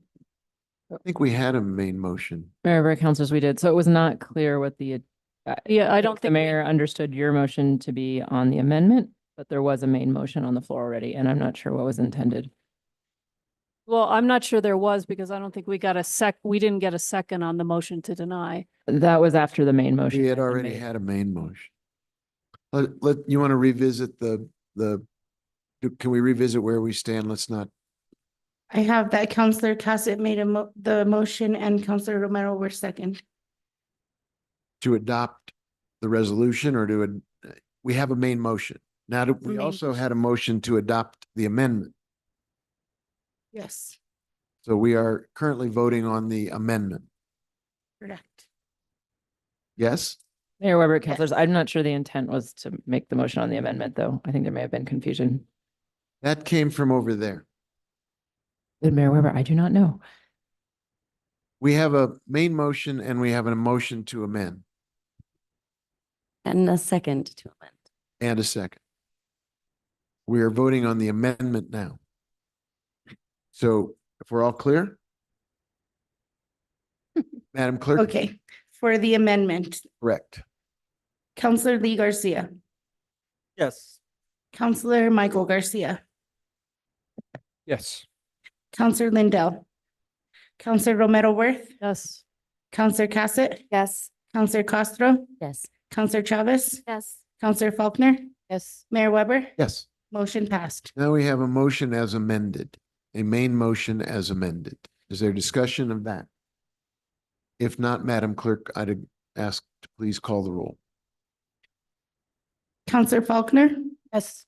Counselor Lee Garcia, Yes. Counselor Michael Garcia, Yes. Counselor Lindell, Counselor Romero Worth, Yes. Counselor Cassett, Yes. Counselor Castro, Yes. Counselor Chavez, Yes. Mayor Weber, Yes. motion passed. Thank you. Thank you very much. Next item, Madam Clerk. Next item, Mayor, is item 9AA. It's consideration of a resolution sponsored by Mayor Alan Weber, Counselor Carol Romero Worth, Counselor Michael Garcia, and Counselor Pilar Faulkner. It's a resolution recognizing the importance of history, calling for placing culturally and historically important statues in respectful, safe, public places to tell the story of Pueblo and New Mexico history in an honest, accurate, and complete manner, beginning this process by placing the Pueblo Revolt Runners statue in the Santa Fe Convention Center and supporting relocation of the Don Diego de Vargas statue to the New Mexico History Museum, which includes the Palace of the Governors. I would entertain a motion. Move to approve. Second. There's a motion and there's a second, and Counselor Cassett, I believe you asked to have this taken from consent, and so I'm going to give you the floor. Thank you so much, Mr. Mayor. I just wanted to take some time to discuss my decision process with this resolution. I had some qualms about it and some concerns when it was at finance. And many, that the public had discussed around equity of accessibility. And one of the comments that actually really stuck with me was somebody mentioning that understanding the process of how we got somewhere really mattered to them, and that they didn't feel that that was something that they really understood here. And I think that there were a lot of ideas that I, personally really resonated with in terms of, Mr. Maestas had put forward the idea of putting them both in Cathedral Park and putting them together, and how do we really show a balance of history. But I did have the opportunity to speak with Mr. Delgado from the Caballeros. I had the opportunity to speak to the executive director of the New Mexico History Museum. I spoke with Randy Randall over at the convention center, and understanding the various options that were explored and why they were not necessarily chosen. What was really important to me was hearing about these different groups that were really willing to come together and have these conversations. That I think is something that one individual spoke to today about how the amount of animosity that we're seeing in our community in terms of coming to decisions and solutions around these really tough issues is not helping. And so I was really encouraged just to hear the amount of back and forth and the weighing of different decisions and why, people are concerned and people who these monuments really mean a lot to, why they didn't want them out in the open. And that was really important for me to hear, that is what is coming from the community, that the fear of vandalism and destruction. I understand a lot of people will say, well, then, we can't let the vandals win. However, I do worry about the division that anything like that would bring to the community. I also thought that it was a really interesting point to hear about the number of people that actually go through the New Mexico History Museum. And so the exposure that people were concerned about, I actually think that there will be a lot of people who may potentially get a wider viewpoint from it being in the New Mexico History Museum, as well as talking to Randy Randall about the number of days that the convention center is booked, which is about 280 days a year. Now, not all of those days are closed to the public. However, a lot of them are. So these are these important details that were really important for me to hear about that process and the different conversations that occurred. That being said, I think that some of the feedback I got from the community and that I've seen myself has to do with how we communicate these processes. And I know that we've had this conversation before. We have these challenges with the Open Meetings Act. We can't necessarily all get together, then it becomes a public meeting. And how we look at community outreach as we, work with some of these smaller groups who are, really willing to come to the table and come up with solutions. But then how do we really talk about how this all came about? I think that's something that the city can really work on. I know that we've struggled with it. Sometimes we've hit it, sometimes we haven't. But that was a real learning process for me. And I think as we continue to move forward with these discussions, that's going to be important. I know that this is currently a 4-year agreement to the maximum amount. And so this will be an ongoing discussion. And I know Councilor Chavez so beautifully brought it up at quality of life, where, she talked about that the placement is really step one. And I heard that also expressed by Mr. Delgado. I heard that expressed from, some of the individuals in the community that I spoke to, that they really, hope that this is not the end of this. So I really just want to pull this for that piece because I will be voting in favor of this tonight. But I did have to take a pretty roundabout process to get to yes. And really getting that information, being able to deep dive and have conversations with many of the individuals involved was incredibly crucial for me. So I did want to share that with the community. As Ms. West said today, this isn't perfect. Nothing ever is. And I appreciate that Ms. West frequently reminds us that nothing will ever be perfect. But I really want to thank everybody that worked so hard to come up with this solution, knowing that it's going to be a continued conversation. And I have to say that it gives me a lot of hope when I heard about the conversations that occurred and the different problem solving that came to the table.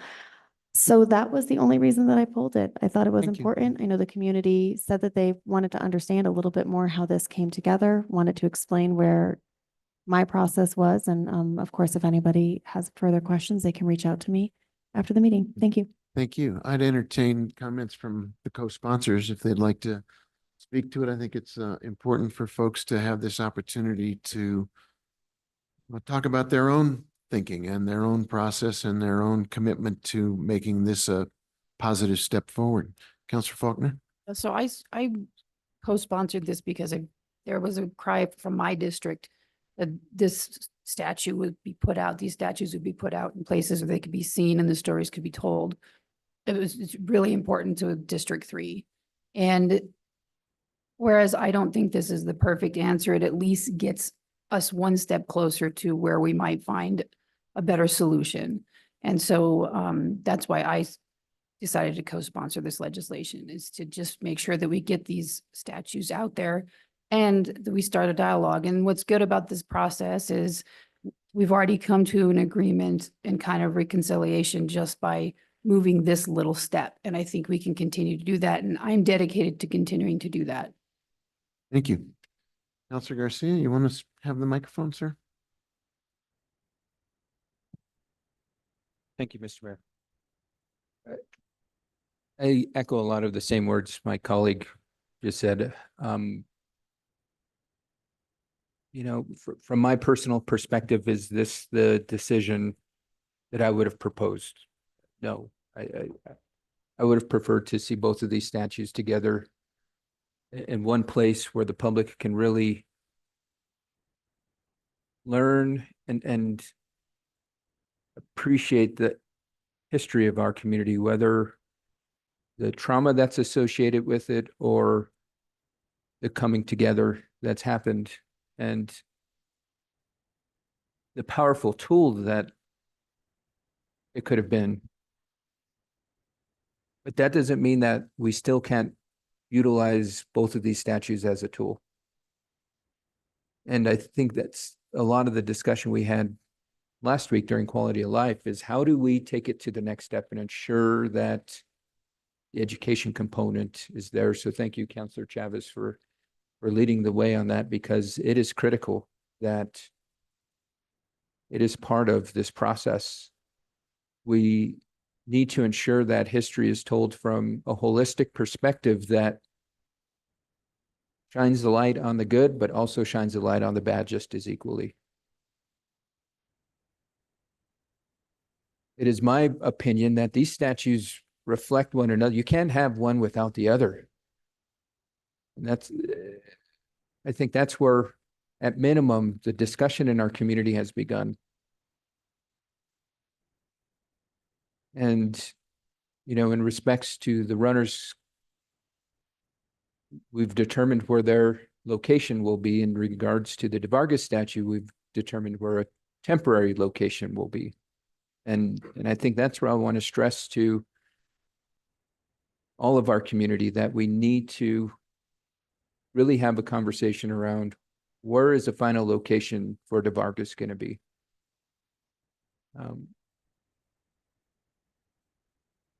I'll speak for myself. I don't want that decision to come directly from the governing body. I want that to come from the public. And I know Councilor Garcia and myself had already begun to have conversations with critical stakeholders in regards to where that location should be. Now, I would consider every member of our community a stakeholder in those decisions. Whether your family's been here for centuries, thousands of years, or you've been here for 4 months, you're part of our community. You have the right and responsibility to help us grow as a community.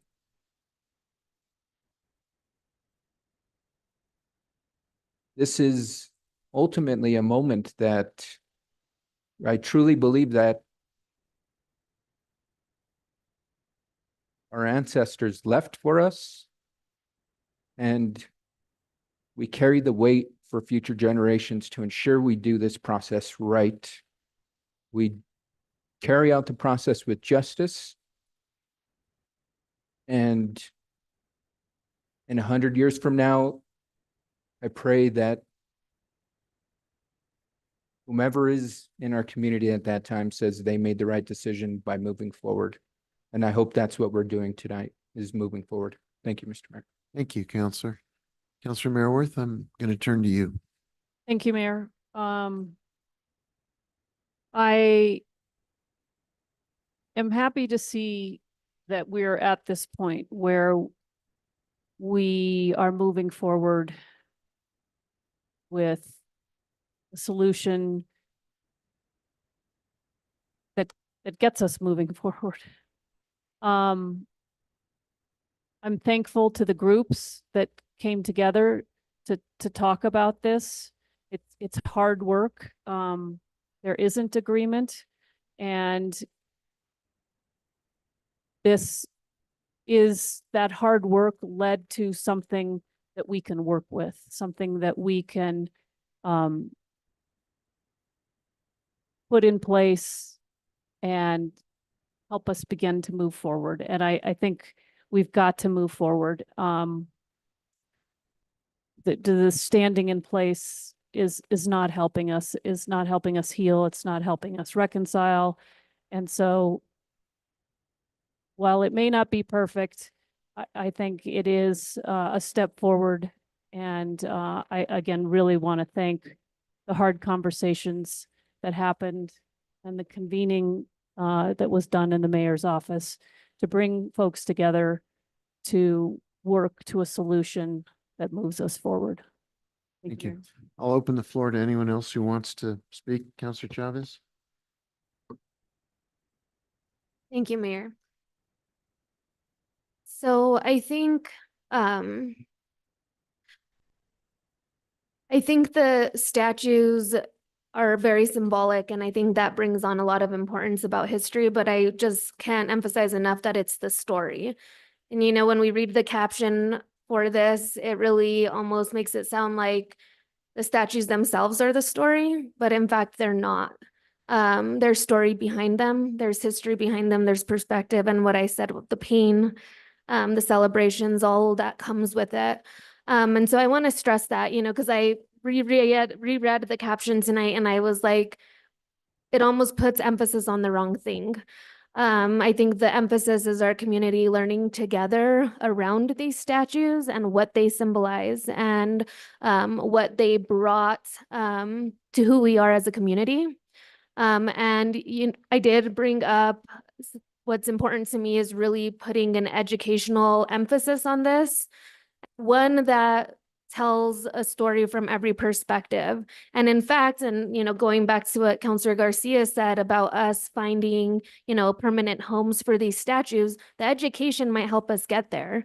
When we're reintroducing the history from multiple perspectives to our community, we're bringing understanding, we're bringing healing, we're bringing knowledge to a new generation which is our youth, that could probably actually help us come to a better solution than what we can as adults, because we typically can't come to solutions very easily as adults. So I just want to emphasize, I think, I will be supporting this evening. I think that the work is not what's in front of us.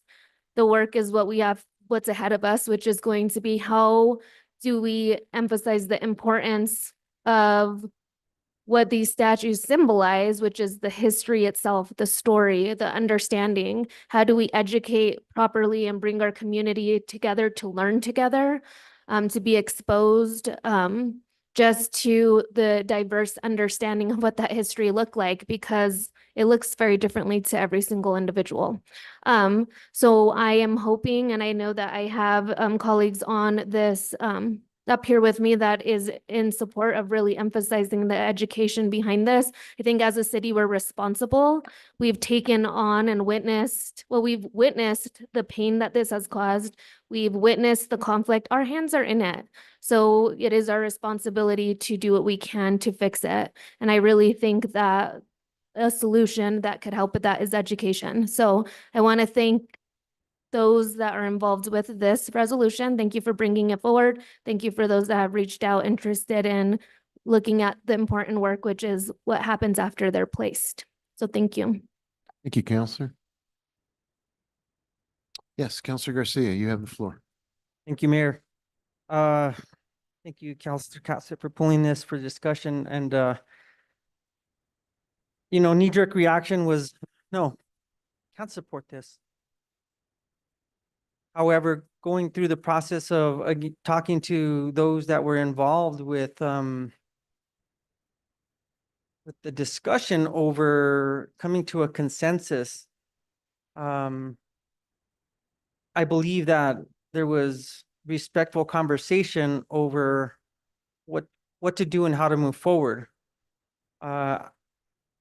I would assume that there was probably not everything that each group wanted to get, which means that there was a compromise. And I like compromise because a lot of times, you need compromise in order to move forward in life.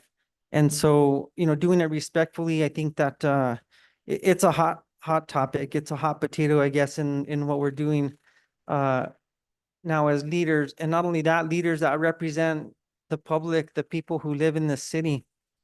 I do come from a strong perspective that the city of Santa Fe is a very historical place. And there's things that are in our community that some people may not agree with.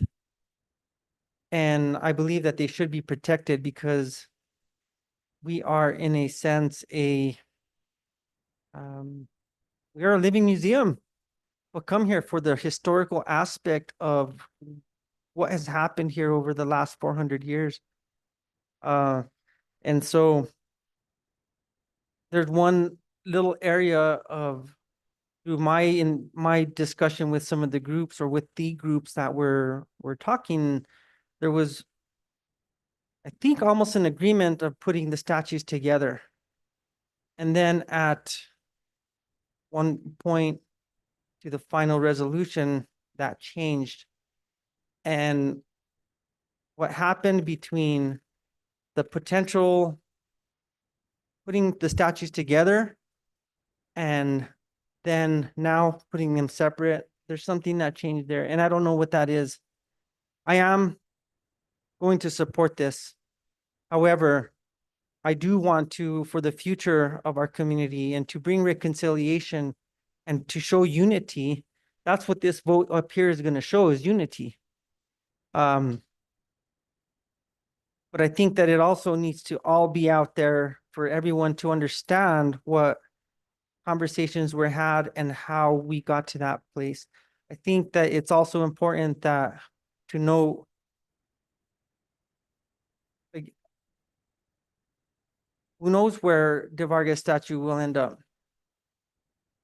It may be back in Cathedral Park. Who knows the future of where we are at in 2, 3, 4, 5 years. And I do really do want to stress that it has been really strong political activism through destruction of property that has brought us to this spot. And it's not going to end until we as a community come together and say enough is enough. I think that the next one will be the Soldiers Monument, and that's a really hard one to also acknowledge. And talking with our Native American brothers and sisters that we grew up with, that many of us are related to, it's very important that we have those conversations and we do it openly, and we have that process open for people to make that make themselves heard. And so once again, no questions, because I think at this point it's mostly how we all feel about this resolution, how it came about, and what we do up here as leaders of the community to show that we can discuss this and be adults about it. And I think that's the most important thing to take from this. And with that, I yield the floor, Mr. Mayor. Thank you. Thank you, Counselor. Anyone else who hasn't had a chance want the microphone? I'd just like to thank everybody for their participation and their commitment to constructive problem solving. I think this is a significant win for Santa Fe. And I know it's not something that could even be possible in many other cities around the country. This is a win on almost every level. I think we all agree that doing nothing is not an option. Doing nothing doesn't move our community forward. We cannot allow ourselves to be frozen in the ice of fear or anger. We've got to come together and have difficult conversations, constructive dialogue, compromise, consensus, and active listening, so that different points of view are given respect and consideration. And that's how we got to this resolution tonight. The representatives of the Caballeros and the Fiesta Council, representatives of the Pueblo of Tesuque, the representative from the All Pueblo Council of Governors, the representative from the History Museum. These are people who want our community to come together and to recognize that we have a shared history and an important stake in a shared future. I think Councilor Chavez put her finger on it. The next steps will continue the process. We have been working on an ongoing basis on a wide variety of issues that try to bring our community together. This is one that requires respect and embracing all aspects of our history. I've already, by virtue of this, the dialogues that went on that brought us to this resolution, we've had conversations with the leadership at the History Museum about their capacity to put on educational programs and bring students on tours. And the same conversations have gone on with the Santa Fe Public Schools. And I can tell you that from the dialogues that went forward with the groups that produced this agreement, one of the things they all agreed on was that history should be at the center of what happens, that everybody's history deserves to be told. It needs to be told. There are different perspectives, there are different lived experiences, there are oral history and written history, all of which is important because it is Santa Fe and it is northern New Mexico. I think this agreement reflects true courage on the part of the individuals who came together to craft it. They've already heard derisive comments from their own communities and from others. They've been subjected to insults and accusations of bad faith. And I want to salute them for having the courage to step forward and to come up with a resolution that takes us out of a frozen lack of progress situation to a new place where we can have these constructive educational conversations. And I hope that they will then lead to the next step and the next step after that, and that we will really be on a path toward healing, unity, reconciliation, and putting forward the true depth of understanding that is the heart and soul of Santa Fe. So I want to thank the people who met and who listened and who worked to come up with a solution, and a solution that I think works for all parties. And I want to thank the co-sponsors for stepping into that moment as well and to saying yes. It's time for us to say yes to the things that make us a better community. This is one, there will be more, and I'm grateful to everybody's leadership, courage, commitment, and confidence that Santa Fe remains a place where we can take these kinds of steps and make a big difference through a small step. Any other comments? Madam Clerk, could you please call the roll? Certainly, Mr. Mayor. Councilor Michael Garcia, Yes. Councilor Lindell, Councilor Romero Worth, Yes.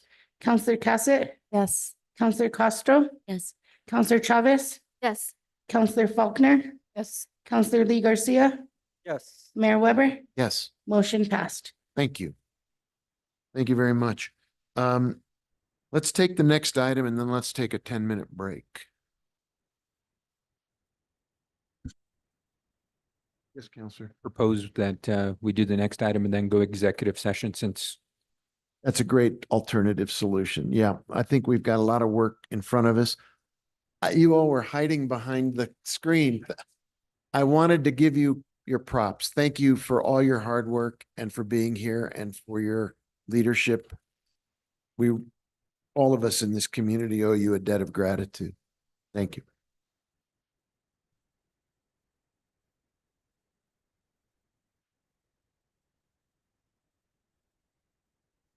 Thank you.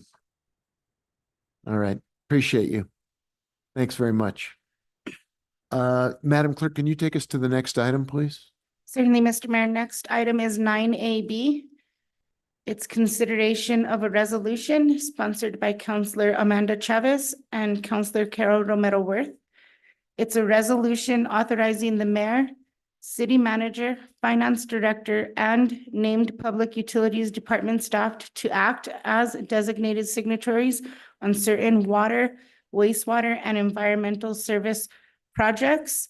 And we have Water Division Director Jesse Roach, Wastewater Division Director Mike Dozier, and Environmental Services Division Interim Director Deborah Trujillo here for questions.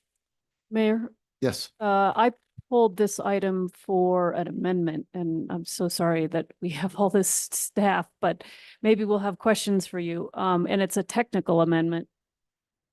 And I believe that Counselor Garcia has an amendment as well. So Okay. we could present those amendments. I only see one up though. Why don't we proceed with an order of business where we get a motion on the floor and then we'll take up the amendments. Move to approve. Second. All right, we have a motion to approve and we have a tie for the second. Counselor Faulkner is one. Okay, thank you. She won by a nose. One by a nose. And then we have amendments. Do you want to take up the amendments and then get to the heart of the matter? I think that's fine. If there's a technical amendment, Councilor Mayorworth, why don't we go with that and then we'll go to Councilor Garcia's. Yeah, so I believe Amendment A is the technical amendment. It is in the packet. It does. So my understanding of what happened here is that PrimeGov populated the same thing multiple times, and this corrects what should have been populated in different fields. So again, it's a technical amendment, it's a technical glitch. Can anybody provide I don't understand what it means when you say PrimeGov populated something multiple times. I'm sorry. That's what I was told.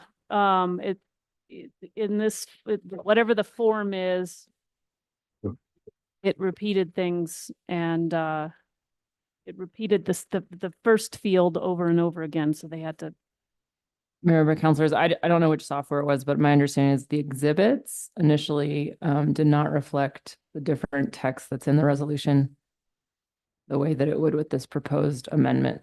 And so the exhibits had repopulated information in the PDFs. I see. This puts the corresponding project information in each exhibit. So it kept repeating what didn't need to be repeated. Mayor, councilors, it had the same, yeah, it didn't have the correct description in each resolution, in each exhibit. Can we get a motion to on this? Move to approve. Second. There's a motion to change the number of times this thing repopulated and replace it with the correct thing. Is there discussion on that technical motion? Technical amendment, I'm sorry. Can you call the roll on the technical amendment, please, Madam Clerk? Certainly, Mr. Mayor. Councilor Romero Worth, Yes. Councilor Cassett, Yes. Councilor Castro, Yes. Councilor Chavez, Yes. Councilor Faulkner, Yes. Councilor Lee Garcia, Yes. Councilor Michael Garcia, Yes. Councilor Lindell, Mayor Weber, Yes. motion passed. Okay, let's go to the next amendment, which is Councilor Garcia's amendment. And if you could walk us through that, sir. Sure, happy to do so, Mr. Mayor. And so with this proposal, just for that the public is aware, there's some pretty significant projects that are proposed to be funded through some loan agreements that are actually at a pretty much to no cost or no interest rate, which is fantastic. But the way that I did have some concern, the way that the resolution was currently written that, and this is by no means no disrespect to you, Mr. Mayor, but that it allowed for an individual to enter into loan agreement on behalf of the city without council approval. And so my amendment is to require that the governing body approve any loan agreement that the city seeks to enter into, and then we can enter into these loan agreements to fund these critically needed projects that are being proposed here. That's a synopsis of the amendment. So let's get a motion on the floor and then we can discuss the amendment. Move to approve. There's a motion to approve and then there's a second. I'd be interested in anyone who wants to speak to why it was drafted the way it was and whether this amendment significantly affects our ability to do business as imagined under the prior draft. So, Mr. Mayor, maybe I can answer that. So I had a lengthy conversation with Director Dupuy this afternoon in regards to the concerns I had, and we went back and forth. And my original suggestion to him was, given if it wasn't time sensitive, that we go back to his point of contact for the funding source to see if we could delay this to allow for some conversation if this resolution could be changed, et cetera. And after a lengthy conversation, Director Dupuy suggested that we change it from the signatory being from the mayor to the governing body. That way it addresses the concern. And then in addition to that, it allows for the public to be aware of the process. These are significant amounts of resources, ranging from $15 million to over $100 million. And I want to make sure that the public is well aware of any loan agreement that the city gets into and has the opportunity to provide input in, and allowing for matters to come before the governing body will accommodate that. Whereas, and not to say that you would do this, Mr. Mayor, but the current way it was written that we would delegate that authority and loans could be signed by one person. So is there someone from utilities that can speak to why this was set up this way? I don't see Mr. Dupuy, but Jesse, maybe you can give a little background. Mr. Mayor, members of the governing body, I believe that we started with a template from the funding agency, which is New Mexico Environment Department, and we didn't catch the issue until late this afternoon, and the proposed change seemed reasonable. Okay. Councilor Romero-Worth. So I'm just trying to understand.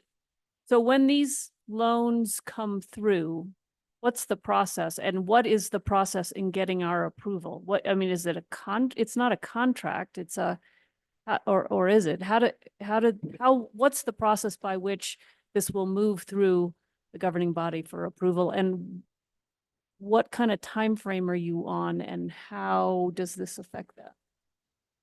Mr. Mayor, Councilor Romero-Worth, I'm not familiar with the specific details, but I do believe that the loan agreement is a contract, and we would bring it through committee. So that could add a couple weeks. At the moment, the only project that's really spending money at a clip is the Nichols Rehabilitation Project. So as soon as we can get the paperwork in place for that, we will bring it through so that we can start utilizing essentially free money rather than our cash reserves.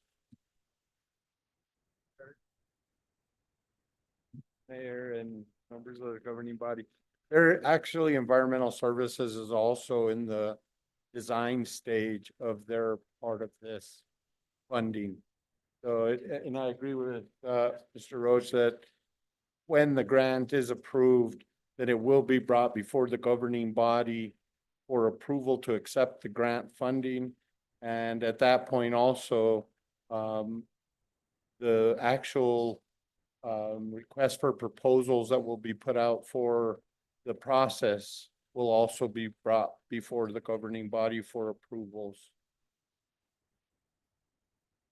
Okay, and so when we approve this, it's still the city manager who will sign that it's been approved? How does that work? Mayor, Councilor, so the way the resolution was originally written, it would have delegated authority for these specific types of loans. You have the rate identified in here, you have the other party identified here, you have various terms identified in the resolution. So that's why the agency's proposed resolution proposed that you designate someone so you didn't have to see it again. But if you do not want to expedite the process, then you could see certain documents again.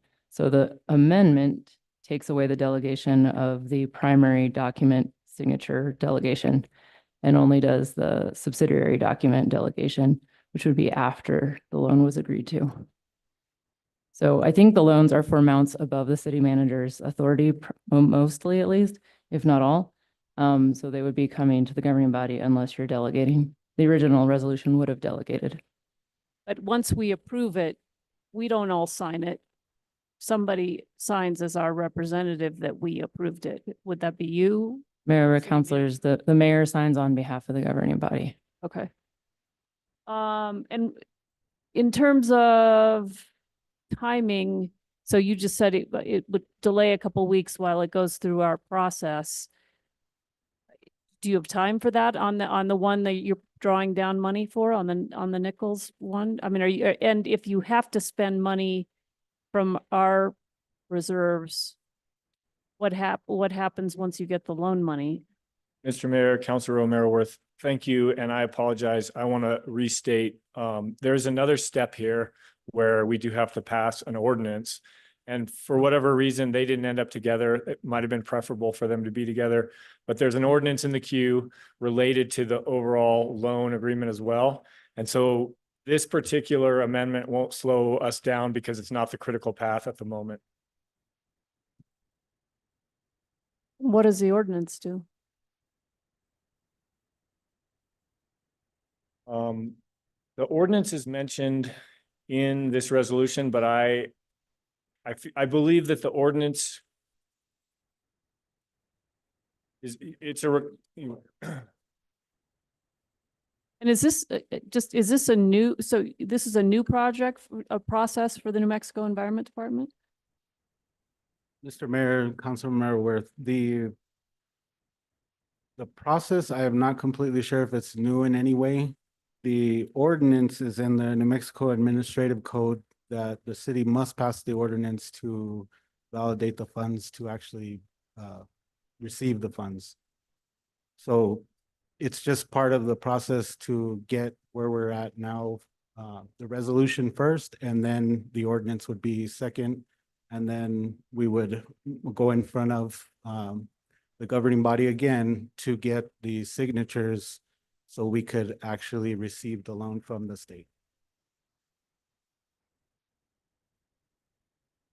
Very confusing. Yes, all of it. And what is the order? And again, I'm confused about the ordinance. And why is it an ordinance? What does the ordinance do? So I'm just going to read from the memo, and I apologize that I wasn't better prepared for this. The New Mexico Administrative Code requires the city to, through resolution, designate signatories, and by ordinance approve a loan. So the ordinance approves the loan. This resolution designates the signature authority for different aspects of implementing that loan. Okay, I'll yield for now. Mr. Cassett's handed. Thank you, Mayor. So if I'm understanding correctly, the ordinance would already do what this amendment would do, which is basically bring it through governing body first, because we cannot accept a loan unless the governing body approves said ordinance that accepts said loan. And so once we do that, this resolution would say, great governing body, you've accepted the loan. Here's the individuals that can go ahead and sign as money gets dispersed. Am I now putting things together? Mayor, members of the governing body. So my understanding is that the resolution is to provide the signatory authority, and the ordinance is a requirement of the grant funding. And that is my understanding. Right, so the ordinance is what has to happen and it has to go through us in order for these large dollar amounts to be accepted. I think the ordinance is tied to the repayment of the funding. So what is the difference between the process if this amendment were to pass versus if it were to not pass? Because I think where I am struggling at this moment in time. I think as Jesse stated that it is not really pressing because the ordinance is not tied to the resolution. Let me see if I can posit what Counselor Cassett is saying, and maybe the city attorney or somebody can help us. As I understand it, you're on the right track, Counselor Cassett, that if we had this in a different order, we would say before we accept money from the state for these projects, an ordinance comes to the governing body and we vote on it. Having voted on it, the question then becomes what is the process for the signing authority to execute the ordinance? The way it was drafted, because I guess there's a template that the state provided, said it could be the mayor, the city manager, or the head of the division. Councilor Garcia's amendment says it actually should be another vote of the governing body to agree to sign it, having agreed to accept it. Is that pretty accurate, city attorney? Or Mayor, councilors, I'd say that the resolution is not about who signs the ordinance. It's about who signs the load. The next step. Right, sorry, you said the ordinance though, just to clarify. I'm sorry. Not the ordinance. Having passed an ordinance to accept the money, then the question is, we're voting on whether there's whether the governing body agrees that we're signing the agreement. And Mayor, councilors, we received this request late this afternoon, and so I have not checked with the Environment Department regarding whether they absolutely need to identify in their own resolution, which some of these agencies require, some things that are rather ministerial in their templates. So I would worry we might need another resolution to use their template to say that you sign things, which is generally our practice anyway. Let me open the mic to anyone who has a contribution to the cause. I think Councilor Faulkner hasn't spoken yet. So unless the state requires the resolution, is there a need for the resolution since the ordinance, since that's how we do business anyway? My understanding is that the state does require the resolution. And one piece to maybe add here is that I think generally this is done on a loan by loan basis. And because we have this opportunity to bundle many loans for a large amount of money, it may be adding a little bit of complexity to their templates and process. So we're not granting the mayor the authority to approve the loans on behalf of the city. The ordinance makes it clear that council does that. And so does our own process, correct?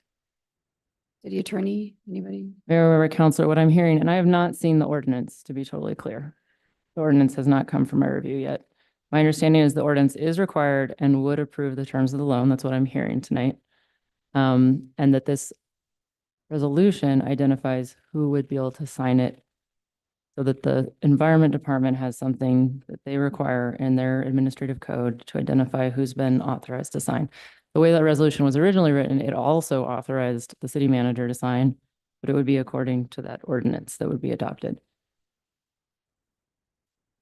So Councilor Merriworth. is there any reason why we need to, guys, is there any reason why we need to approve this tonight? Can we put it on the table till the ordinance comes through?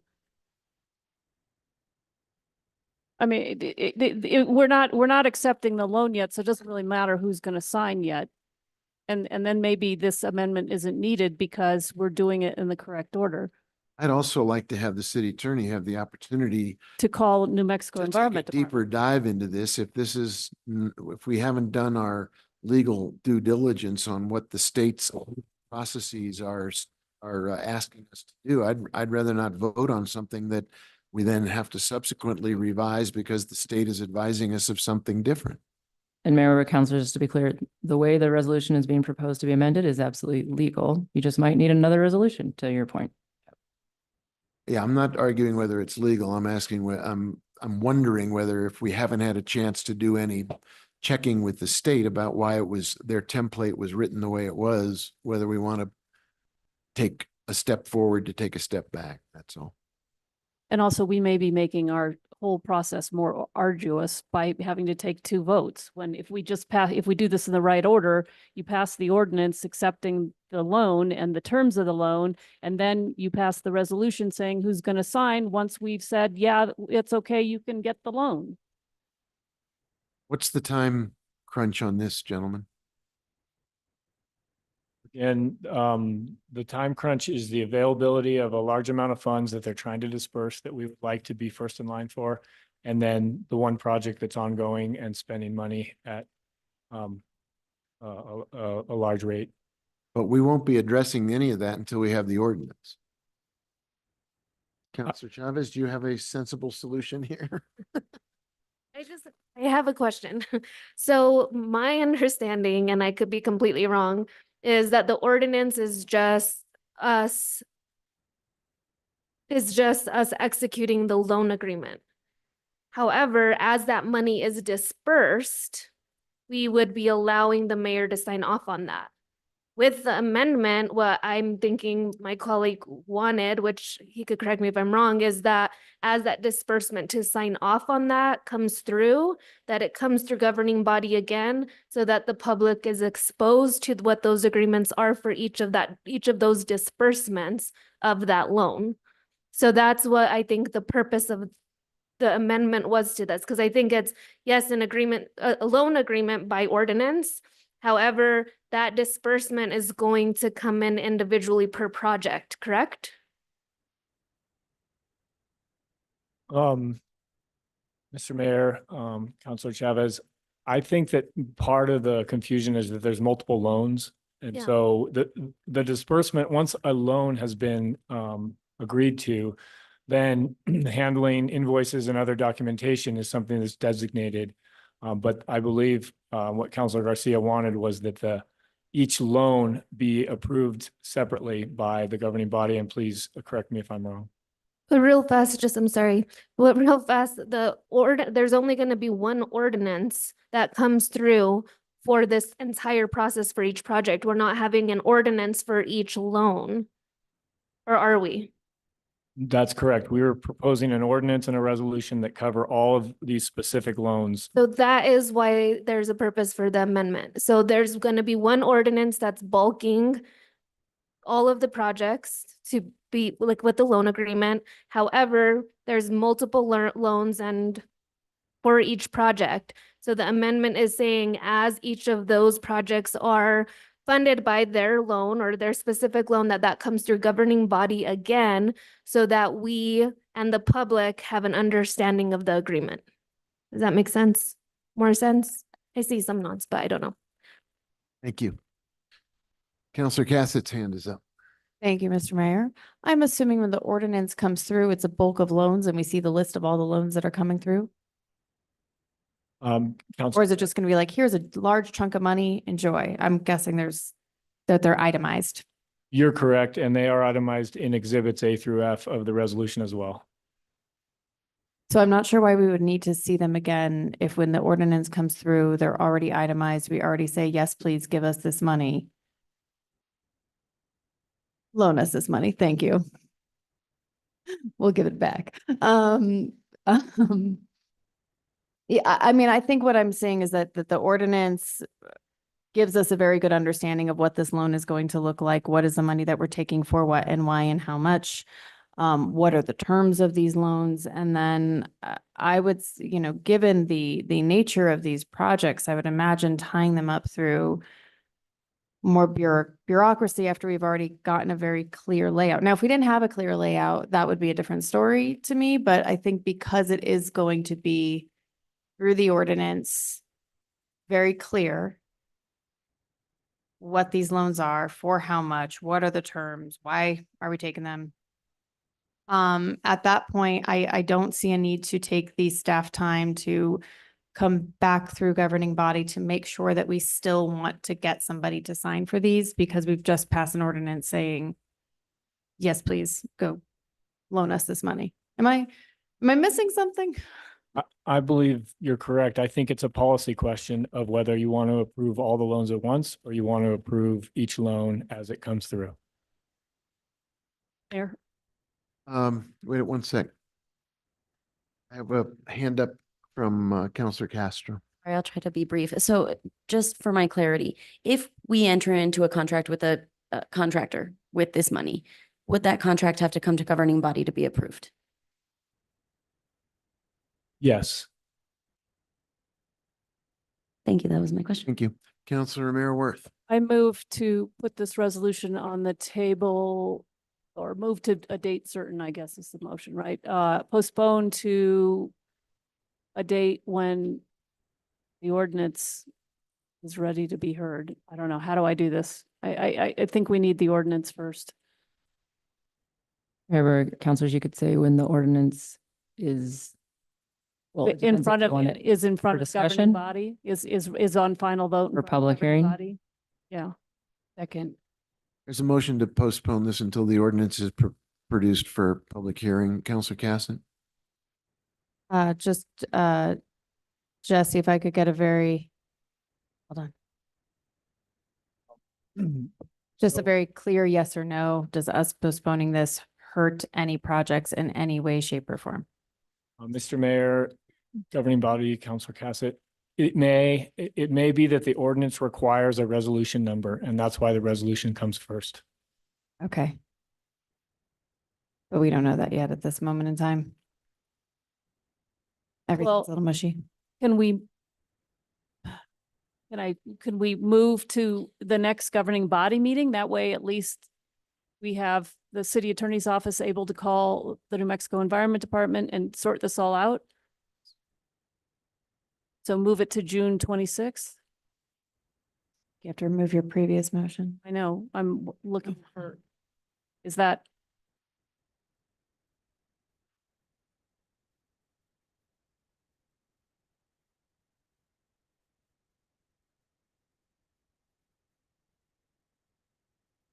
Can you get in front of the mic, please? I'm sorry, I can't really hear very well. Sorry, but as far as environmental services position is that I do not think that the resolution would harm us for the delay. But I would definitely like to hear from water and wastewater on their projects. Right, because I'm it's just Nichols. looking towards our project. Yeah, it's Nichols Dam. That's the critical one at this point.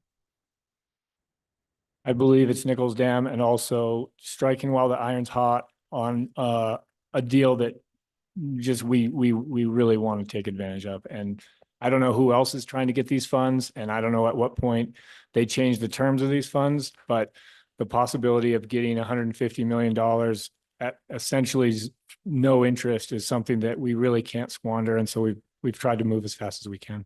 Okay, and I understand that, but also I don't understand why they would require a resolution to have you give them a resolution when in terms of their process, the ordinance really should come first, because that's the thing that's saying, I don't understand the order. Maybe I clarify. Sure, Counselor Garcia. So in my conversation with Director Dupuy, the resolution is basically a letter of interest. It's the governing body expressing, we want to move forward with exploring how to access these funds. And this is our way of saying, we support this. This is what we want to utilize these funds for. These are we are delegating for such duties.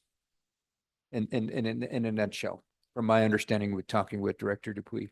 And then that's where the real legwork comes from, the ordinance and the actual contracts, et cetera. It may well be. I'm a little bit lost in translation here. We have a city attorney who I think is trying to do due diligence about what the state requires, which we don't know, whether they have a requirement that we're not even aware of. I would love to know more before we vote and then alter our process.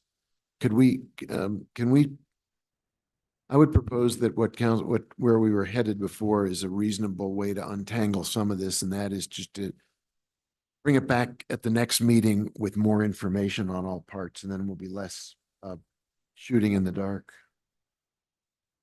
What? That's not what you said? So I would move that we postpone this to our next governing body meeting. And I withdraw my motion and Draw my second. and I'd move to postpone this to the next governing body meeting, and I believe it's June 26th, correct? Yeah, there's a motion, there's a second. Madam Clerk, can you call the roll, please? Certainly, Mr. Mayor. Counselor Cassett,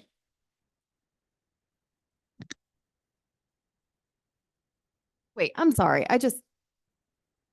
Yes, I know it's a motion to postpone. I still feel like there's a lot of worried looks about a postponement over here. So I'm not ready to vote because if we're going to miss out on $150 million because we need to, I need a very clear answer. No, this is not going to hurt us, or yes, it potentially could. And if the answer is yes, it potentially could, I'm not postponing this thing. Well, I would vote against that. Governing body, I don't have a crystal ball. I think that postponing for 2 weeks is probably fine. Okay, then. Counselor Garcia is offering a clarification. And it's my recollection from my conversation with Director Dupuy this afternoon that it will not hurt us. That was a question Director Roach, you might remember. I asked him, because my original proposal to Director Dupuy was, can we pause this for till the next meeting? That way he can go back to his point of contact to confirm if this was a template resolution that we absolutely had to adhere to, or were we able to be flexible with it? I mean, we had a lengthy conversation, and his recommendation was, he was confident that if we changed it from the mayor to governing body, it was fine. That's why I moved forward with this recommendation. So. Any, are you, Counselor Cassett? So in your conversation with Director Dupuy, he said, I'd rather you not delay it. Let's go ahead and do this amendment tonight instead, that's kind of what I'm hearing now. He said it will not impact any funding opportunities If we delay. if we delay. Okay. City Attorney? Mayor, Counselor, my understanding is the nature of the conversation was the amendment. Was there also a conversation about a delay? Because there was a proposed amendment that you were describing just now, So which wouldn't have delayed it. So You adopted give the amendment. entire context for the governing body. So I raised my concerns around, as I've mentioned earlier, why I was bringing forth the amendment, and he understood it. And that's where we had the conversation of how could the resolution be amended to meet the needs of my concerns. He didn't have the answer because he had to go back to his point of contact regarding the resolution language, because it was provided to him by the state and he was using that as the template. The conversation revolved around if it was strict in regards to basically fill in the blanks, or could we amend it more in regards to the process. This is where he provided the recommendation that we change the signatory for the promissory note from the mayor to the governing body, because then that would meet the needs of the concerns I had earlier around ensuring that the governing body had oversight of any promissory note that was being signed, as well as the public being aware of any promissory note that the city was entering into. And Mayor, Counselor, I think it's important to note that the amendment in front of you does not substitute the mayor with the governing body, because the governing body is not a signatory. It removes signatories entirely. Well, that's not the intention of the amendment. Okay, that's why we sent it to you for review. And that's a perfect reason why we're discussing it. So my intention was to ensure that the governing body was signing the promissory note or approving any. Mayor, Counselors, the governing body does not sign things. The mayor signs on behalf of the governing body. Right, but we can approve his signature on the promissory note. That was it. So I'm Mayor, Counselor, that's what the original legislation would have done, was approve the mayor's signature on the promissory note. confused because that's not what Director Dupuy said in the conversation. You know, The problem is we Mayor, don't have. I'm tired of referring to conversations with Director Dupuy, who isn't here. This wouldn't hold up in a court. And now we're all tying ourselves up into knots. This bill went through committee. It went through finance and public works. This is why we should be amending these things in committee, so that we have the time to do this kind of work. To be doing this here now, I have real problems with, and we don't have clear answers. And if we're going to miss out on $150 million, then we better call a special meeting and get this ordinance up here so that we can get this, in place, because these are important projects. And I agree with the counselor that we do want to be, if we're taking out a loan for $150 million, the governing body needs to approve that. And it sounds like the process is there for us to do that by approving the ordinance. So again, I think there's too many questions here. Motion on the, in front of us to delay this to the next governing body meeting. And that could, Madam City Attorney, if we learn that we are jeopardizing a large amount of money in between now and the next governing body meeting, would anything prevent us from having a special meeting and bringing it to that meeting? Mayor Weber, councilors, you might want to make the motion to postpone to the next governing body or earlier if needed to obtain the loan in an expeditious manner.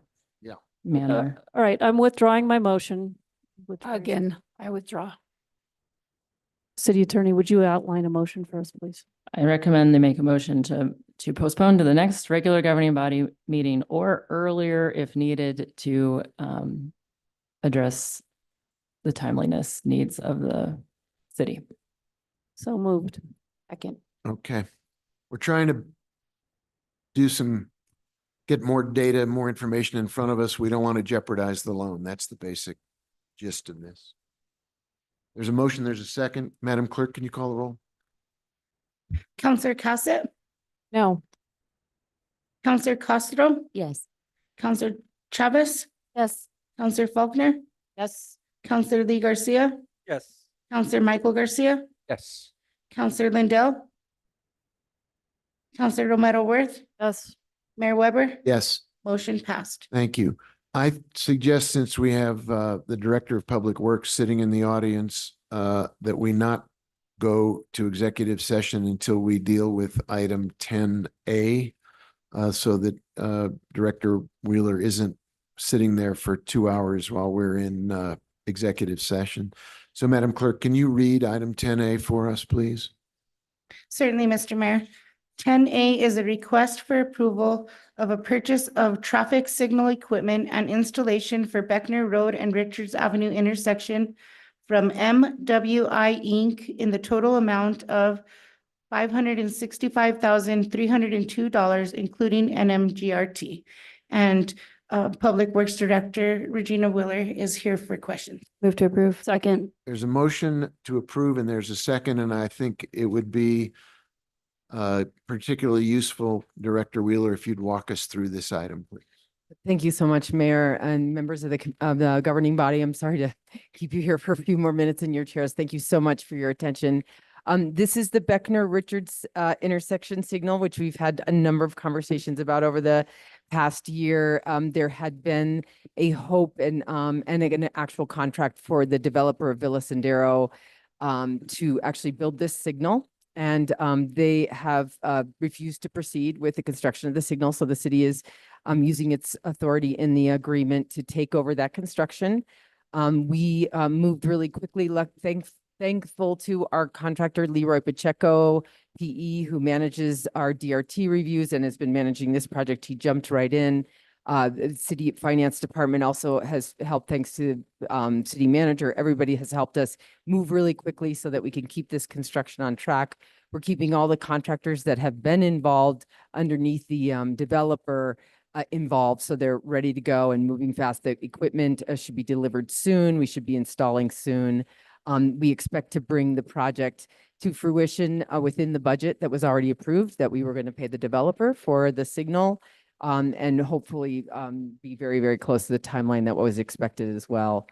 We'll work with the city attorney's office about closing out the impact fee credit agreement with the developer as the next steps. But we really wanted to focus on getting the signal built and getting the road open.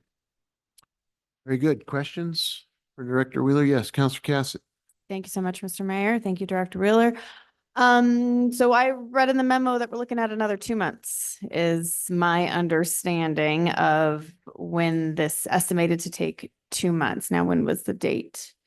June 2nd. So then we're looking at the end of July. I don't have an exact date, Mayor, members of the committee. I don't have an exact date for you. But we do have McDade Woodcock, who got the original order for the equipment.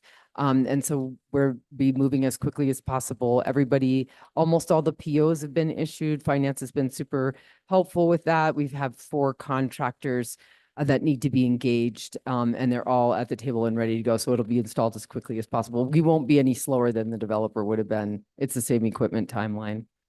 Yeah, my concern is, of course, that this intersection's been closed for over 2 years now. I don't remember what the initial estimate was given to the community, maybe 6 months. This is the 3rd or 4th time this has now been delayed. I hear about this at least once a week. Up until last week, I was under the impression that we were still on track for an end of June installation. So needless to say, I'm extremely frustrated and my constituents are frustrated. A couple things. The developer has never really been held to task here, and that is extremely frustrating. I know we do not have land use here, but of course, Public Works is part of the DRT. I don't know what could have been done, but whatever could have been done, if we are in the scenario in the future, this was, we have a major intersection in a part of the city that is, developing more quickly than I think any, or at least second, definitely one of the larger areas, tons of traffic coming through. This has been a huge inconvenience for so many members of the community. And I'm just a little confused as to when all of this fell apart, given, I don't know, I could look at my emails probably a few weeks ago that I last had a communication with you and or Leroy saying that we were on track for the end of June. When did the developer pull out? How quickly did we get on this? Were we checking up with them? Did they tell us? I mean, what on earth happened again? Thank you so much, Mayor and Councilor Cassett. It is a land use issue to hold developers accountable. It is not a public works issue. That was made a condition of approval of their development plan. They have bonding requirements through land use. I don't even know what all goes on. All we do is comment on the technical aspects of the infrastructure. We have no responsibility in holding developers accountable for anything that's in the development plans. So just to be clear, we generously offered to manage this developer through this infrastructure development project. And it was the second that he kept submitting to us invalid invoices and insisted on being reimbursed $300,000 for invoices he hadn't actually paid, and said that he wouldn't move forward with the project any further, that we jumped into action, took over the project. That was about 2.5 weeks ago. And so we've been moving as quickly as we possibly could. I'm sorry, I can't tell you anything about why they weren't held more accountable through the land use process, but what we have learned through this is that these impact fee credit agreements for the development of infrastructure is probably not a great way to go. Yeah, apparently. This is the only one that I am intimately familiar with. I don't know the examples of others. I appreciate being able to retain the contracts and everything to keep this moving forward. I have expressed my frustration on behalf of my constituents, and I will, of course, dig into this with land use as well. But this has been just one delay after another for years, literally years, to have this major intersection closed. So, I do appreciate the speediness of the work, but I am not thrilled at this moment in time with what is happening here. And I will definitely want to speak further with land use, with you, with Leroy, anything to help me understand really what happened here. How do we prevent this in the future? I'm also curious about how we are going to be communicating this with the public, because this has been a really just a huge issue for this part of town. Last they heard that they were going to be getting this intersection open this month. That is no longer the case. Do we have a plan for how we can get this information out? And if not, I would like to request that we find one. Certainly, Mayor, Councilor Cassett. Okay. Thank you, Mayor. I'll yield the floor. Thank you. Other comments about this project and the pivot we're making to get it done? There's a motion. Madam Clerk, can you call the roll, please? Certainly, Mr. Mayor. Counselor Castro, Yes. Counselor Chavez, Yes. Counselor Faulkner, Yes. Counselor Lee Garcia, Yes. Counselor Michael Garcia, Yes. Counselor Lindell, Counselor Romero Worth, Yes. Counselor Cassett, Yes. Mayor Weber, Yes, motion passed. thank you. Move to amend the agenda? No, you want to? Only one. Okay, okay. We have a matters from the city manager, and then we go directly to the city attorney. Matters from the city manager.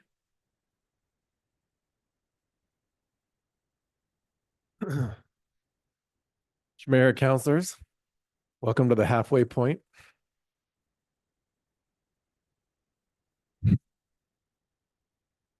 Right. I'll pull it together. Sorry.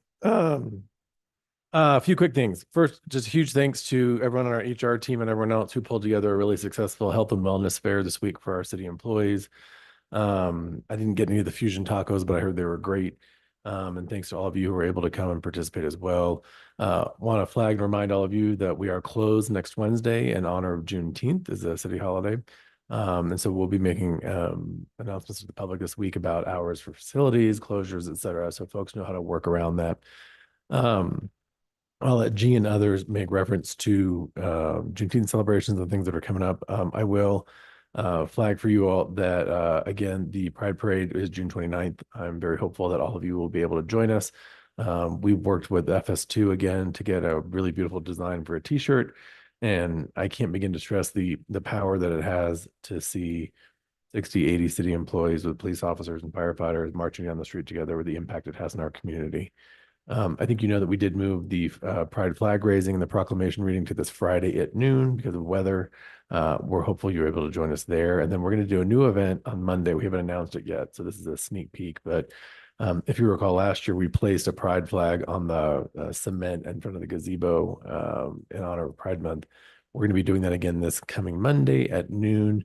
And we're going to invite all queer staff and allies and elected officials who want to come take a group photo in front of the flag as we make it available to the public. So we're really excited about that. Even though it's 9:21, I'm going to take a quick moment to flag.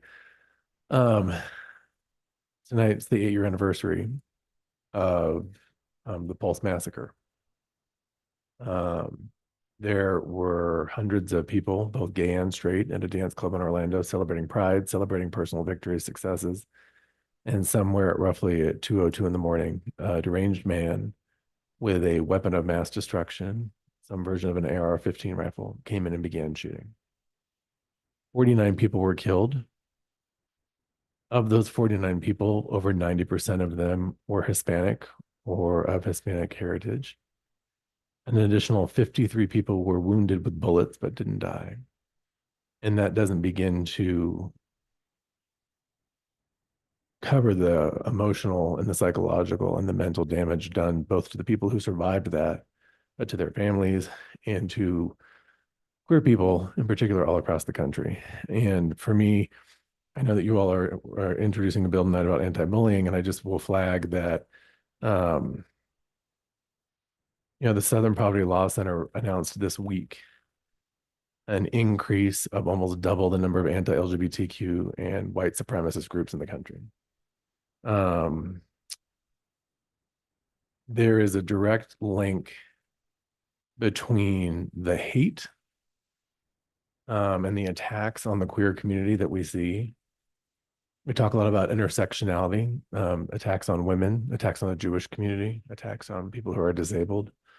None of us are immune to it, but this is Pride Month, so we talk a lot about it.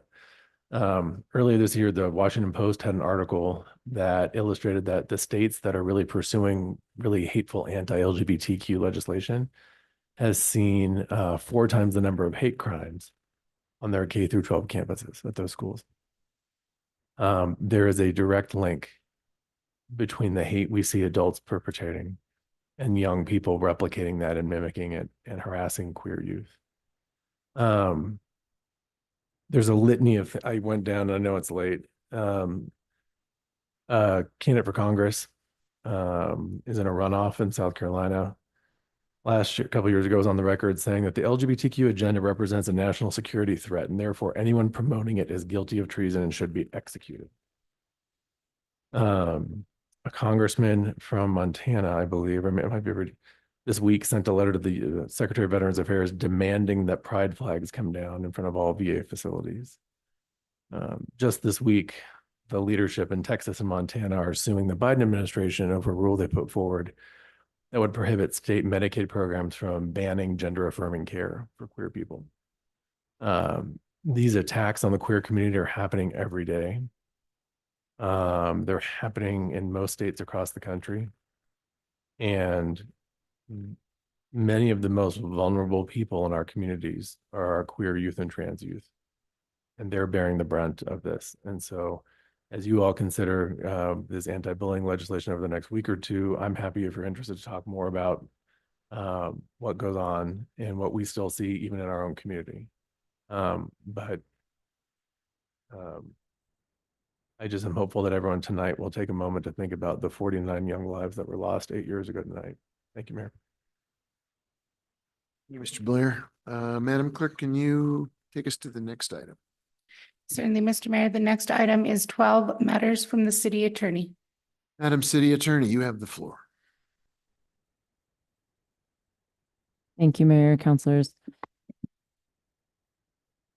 Our memories were refreshed today that the council had the foresight to pass a bill on drought conditions last year so that you don't have to do a resolution every month this summer for severe and extreme drought conditions. So that's the limitations on fireworks are in place since we are in severe drought conditions. I think there's some public announcements being prepared on that point. And we did hear that the county is not appealing the traditional historic village outcome in the district court. So that is the final decision in the district court case. With those updates, I do recommend we do go into executive session for a number of things. Attorney-client privilege discussion of several cases that are pending or threatened, including but not limited to Susan Contreras, the city of Santa Fe, and 2 Throne et al. Cases versus the city of Santa Fe and governing body in Pierre Amistoy. Those are both, that one is the case that was decided at district court, and the other one that was now has been appealed to Court of Appeals. The other is the one that was appealed to district court and is in the briefing process. And then HDRB cases, 2023 7595 through 7598 regarding properties 402, 406, 410, and 414 Don Gaspar Avenue. And finally, disposition of city properties for housing and that's under section or subpart H8. The rest are under H7. Mayor, Councilor Merriworth. I move that we enter into executive session pursuant to the Open Meetings Act, section 10-15-1H, subparts 7 and 8, for discussion of threatened or pending litigation in which the governing body is or may become a participant. Second. Second. We have a motion and a second to go into executive session. Councilor Garcia. Their property clause in there as well. Okie dokie. And that we are in executive session pursuant to Open Meetings Act, section 10-15-1H, subpart 8. Actually, I did that part. My motion actually included 8. So it was section 10-15-1, subpart H7 and 8. So it was included. Okay. Your discussion? Can you call the roll, Madam Clerk? Counselor Chavez? Yes. Counselor Faulkner? Yes. Counselor Lee Garcia? Yes. Counselor Michael Garcia? Yes. Counselor Lindell? Counselor Romero Worth? Yes. Counselor Cassett? Yes. Counselor Castro? Yes. Mayor Weber? Yes. Motion passed. Very good. We are in executive session. We'll be back if you're tuning in as soon as we can get through this work.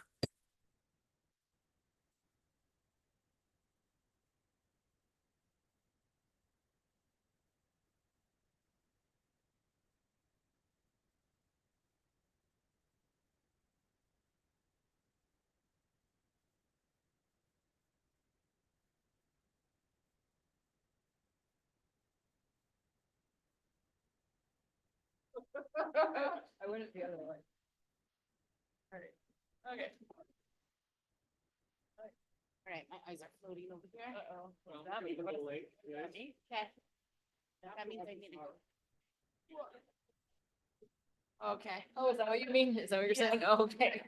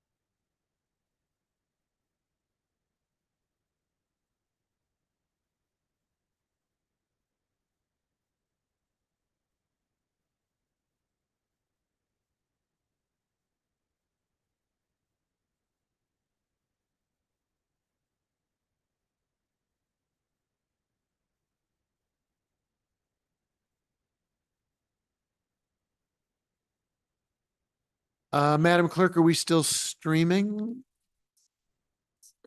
Yes, Mayor, we are. Very good. And so I will turn to Counselor Romero Worth, who is dialing up a motion for Okay, us. I got it. I'm here. The motion is pursuant to the Open Meetings Act -10-15 what is that, an I? Hold on, sorry. There goes our 1J. there goes our hope of going out by 11:30. I move that the governing body reconvene an open session and state for the record that the matters discussed in the closed session were limited to those specified in the motion for closure. Second. There's a motion. There's a second. Madam Clerk, can you please call the roll? I will note for the record that Counselor Lindell is excused. Certainly, Mayor. Counselor Faulkner, Yes. Counselor Lee Garcia, Yes. Counselor Michael Garcia, Yes. Counselor Romero Worth, Counselor Cassett, Yes. Counselor Castro, Yes. Counselor Chavez, Yes. Mayor Weber. Yes. Motion passed. Thank you. That takes us to the action items, and I think we're going to break these up into pieces if we could. So, Madam City Attorney, can you give us a little guidance on how to break these into motions on separate items? Mayor, over counselors, absolutely. I think we can use basically what's there, but just individually by name of the case. Okay, so I would entertain it a back. motion regarding the Contreras case, and presumably the motion would be something to accept the recommendation of the city attorney with regard to Contreras. So moved. Second. There's a motion and a second regarding the Contreras case. Is there discussion that anyone wants to have? No? Madam Clerk, can you call the roll on that motion, please? Certainly, Mr. Mayor. Counselor Lee Garcia, Yes. Counselor Michael Garcia, Yes. Counselor Romero Worth, Yes. Counselor Cassett, Yes. Counselor Castro, Yes. Counselor Chavez, Yes. Counselor Faulkner, Yes. Mayor Weber. Yes. Motion passed. Very good. Thank you. So our next piece would then be a motion to accept the recommendation of the city attorney's office with regard to the Throne case. So moved. Second. There's a motion and a second. Madam Clerk, would you please call the roll?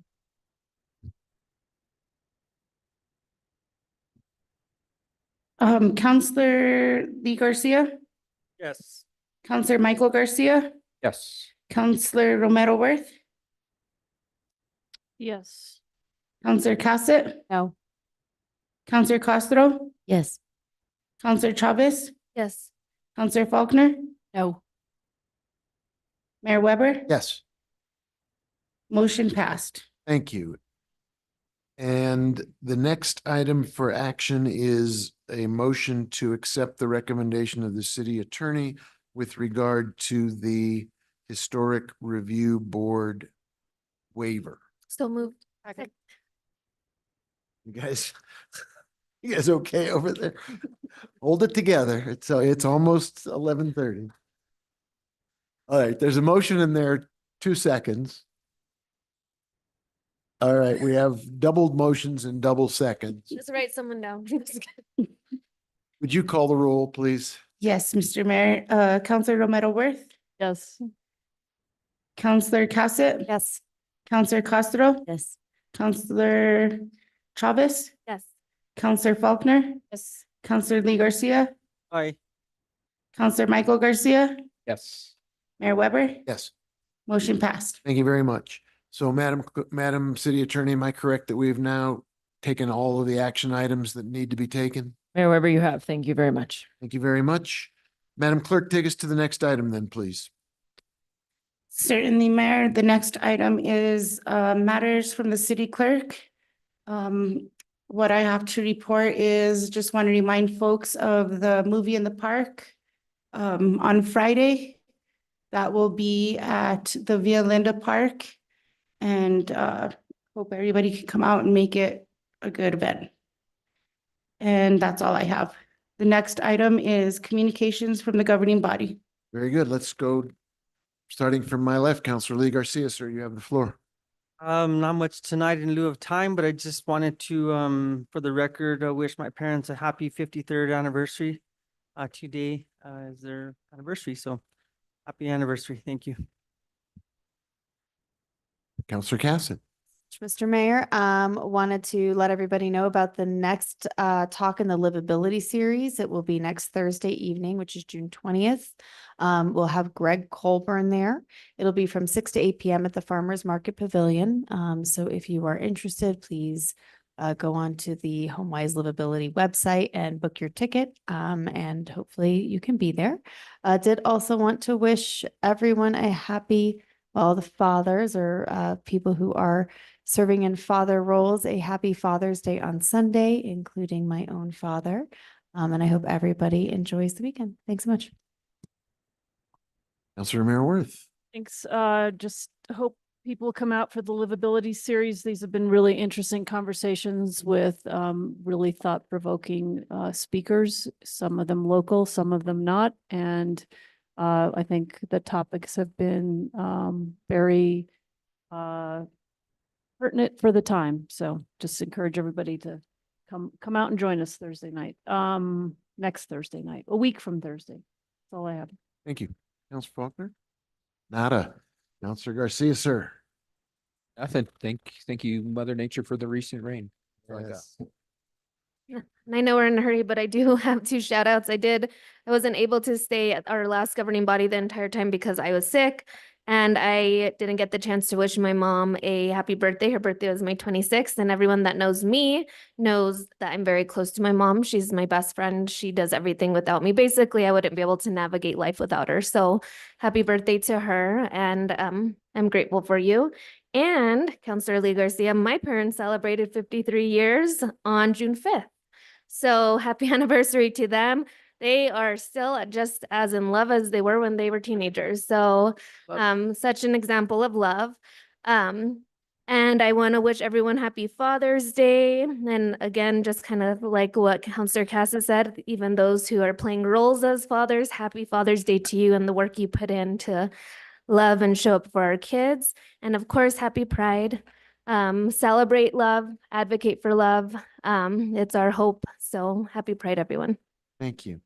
Counselor Cass. Just very quickly, thank you everyone for all the wonderful words. I also want to say happy Father's Day to my father, considering we are in the interim where we're celebrating Short King. So happy Short King Day to him as well. There will be an article in Sunday's paper about me being my daddy's boy self and celebrating my father. So we'll check that out. Thank you. Nice. Lots going on, too much to even begin to mention. Pride celebrations, sporting events, all kinds of great things, but perhaps most important to me is the 16th of June is Adam Weber's birthday. So to my son, happy birthday. I love you dearly. I wouldn't be a father without you. Next item, please. Up. So sorry. Because you said June 16th, it reminded me I'm a horrible sister. My sister's birthday is June 16th. Happy birthday to her. My sister is chronically ill. She's been fighting for her life since she was 19 years old. And so every year is extra special. So I want to wish her a happy birthday. And I'm just thankful that the universe has given her the strength and heart to continue fighting. So thank you. Thank you for bringing that back. All right, Madam Clerk, I think we're racing the clock. It's 11:18. Take us to the next item. All right, Mayor, next item is 16, introduction of legislation. 16A is consideration of a resolution sponsored by Councilor Sidney Lindell, Mayor Alan Weber, and Councilor Alma Castro.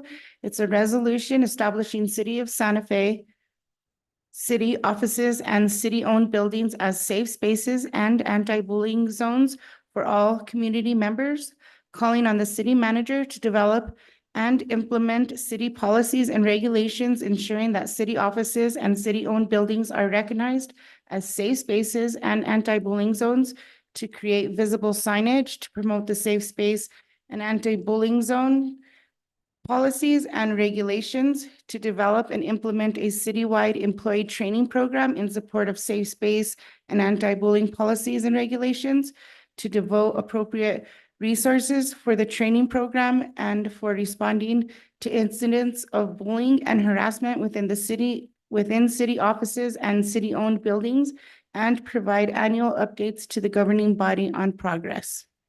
Thank you. I will turn to you, Councilor Castro, to please say a few words about this. Of course, thank you so much. This was also in collaboration with staff, and so I want to thank them for their hard work. As City Manager mentioned, this is Pride Month, and it's very important to remember why we are standing with this community in particular with the young people who are experiencing so much bullying in such a difficult time. And we also want to remember that the first Pride was a riot, right? So we are constantly standing in our truth of being able to stand for a community that many times is overlooked. And so I also want to mention that we're going to work on an amendment to try to expand this to all members of our community. So it's very explicit that this safe space is for everyone. And thank you. Very good, and thank you very much. Next item, Madam Clerk. Next item is also consideration of a resolution sponsored by Councilor Amanda Chavez. It's a resolution adopting the City of Santa Fe's 2026-2023 infrastructure capital improvements plan. I think the caption captures it. Thank you. Next item, Madam Clerk. Next item is also consideration of a resolution sponsored by Councilor Sidney Lindell and Councilor Amanda Chavez. It's a resolution approving a public fireworks display during the 4th of July celebration on July 4th, 2024, and if necessary for proper disposal, the discharge of unused fireworks on July 5th, 2024. Same. Thank you, Councilor. Madam Clerk, I believe that completes tonight's agenda. That's right, Mayor. In that case, thank you, everybody. We're adjourned.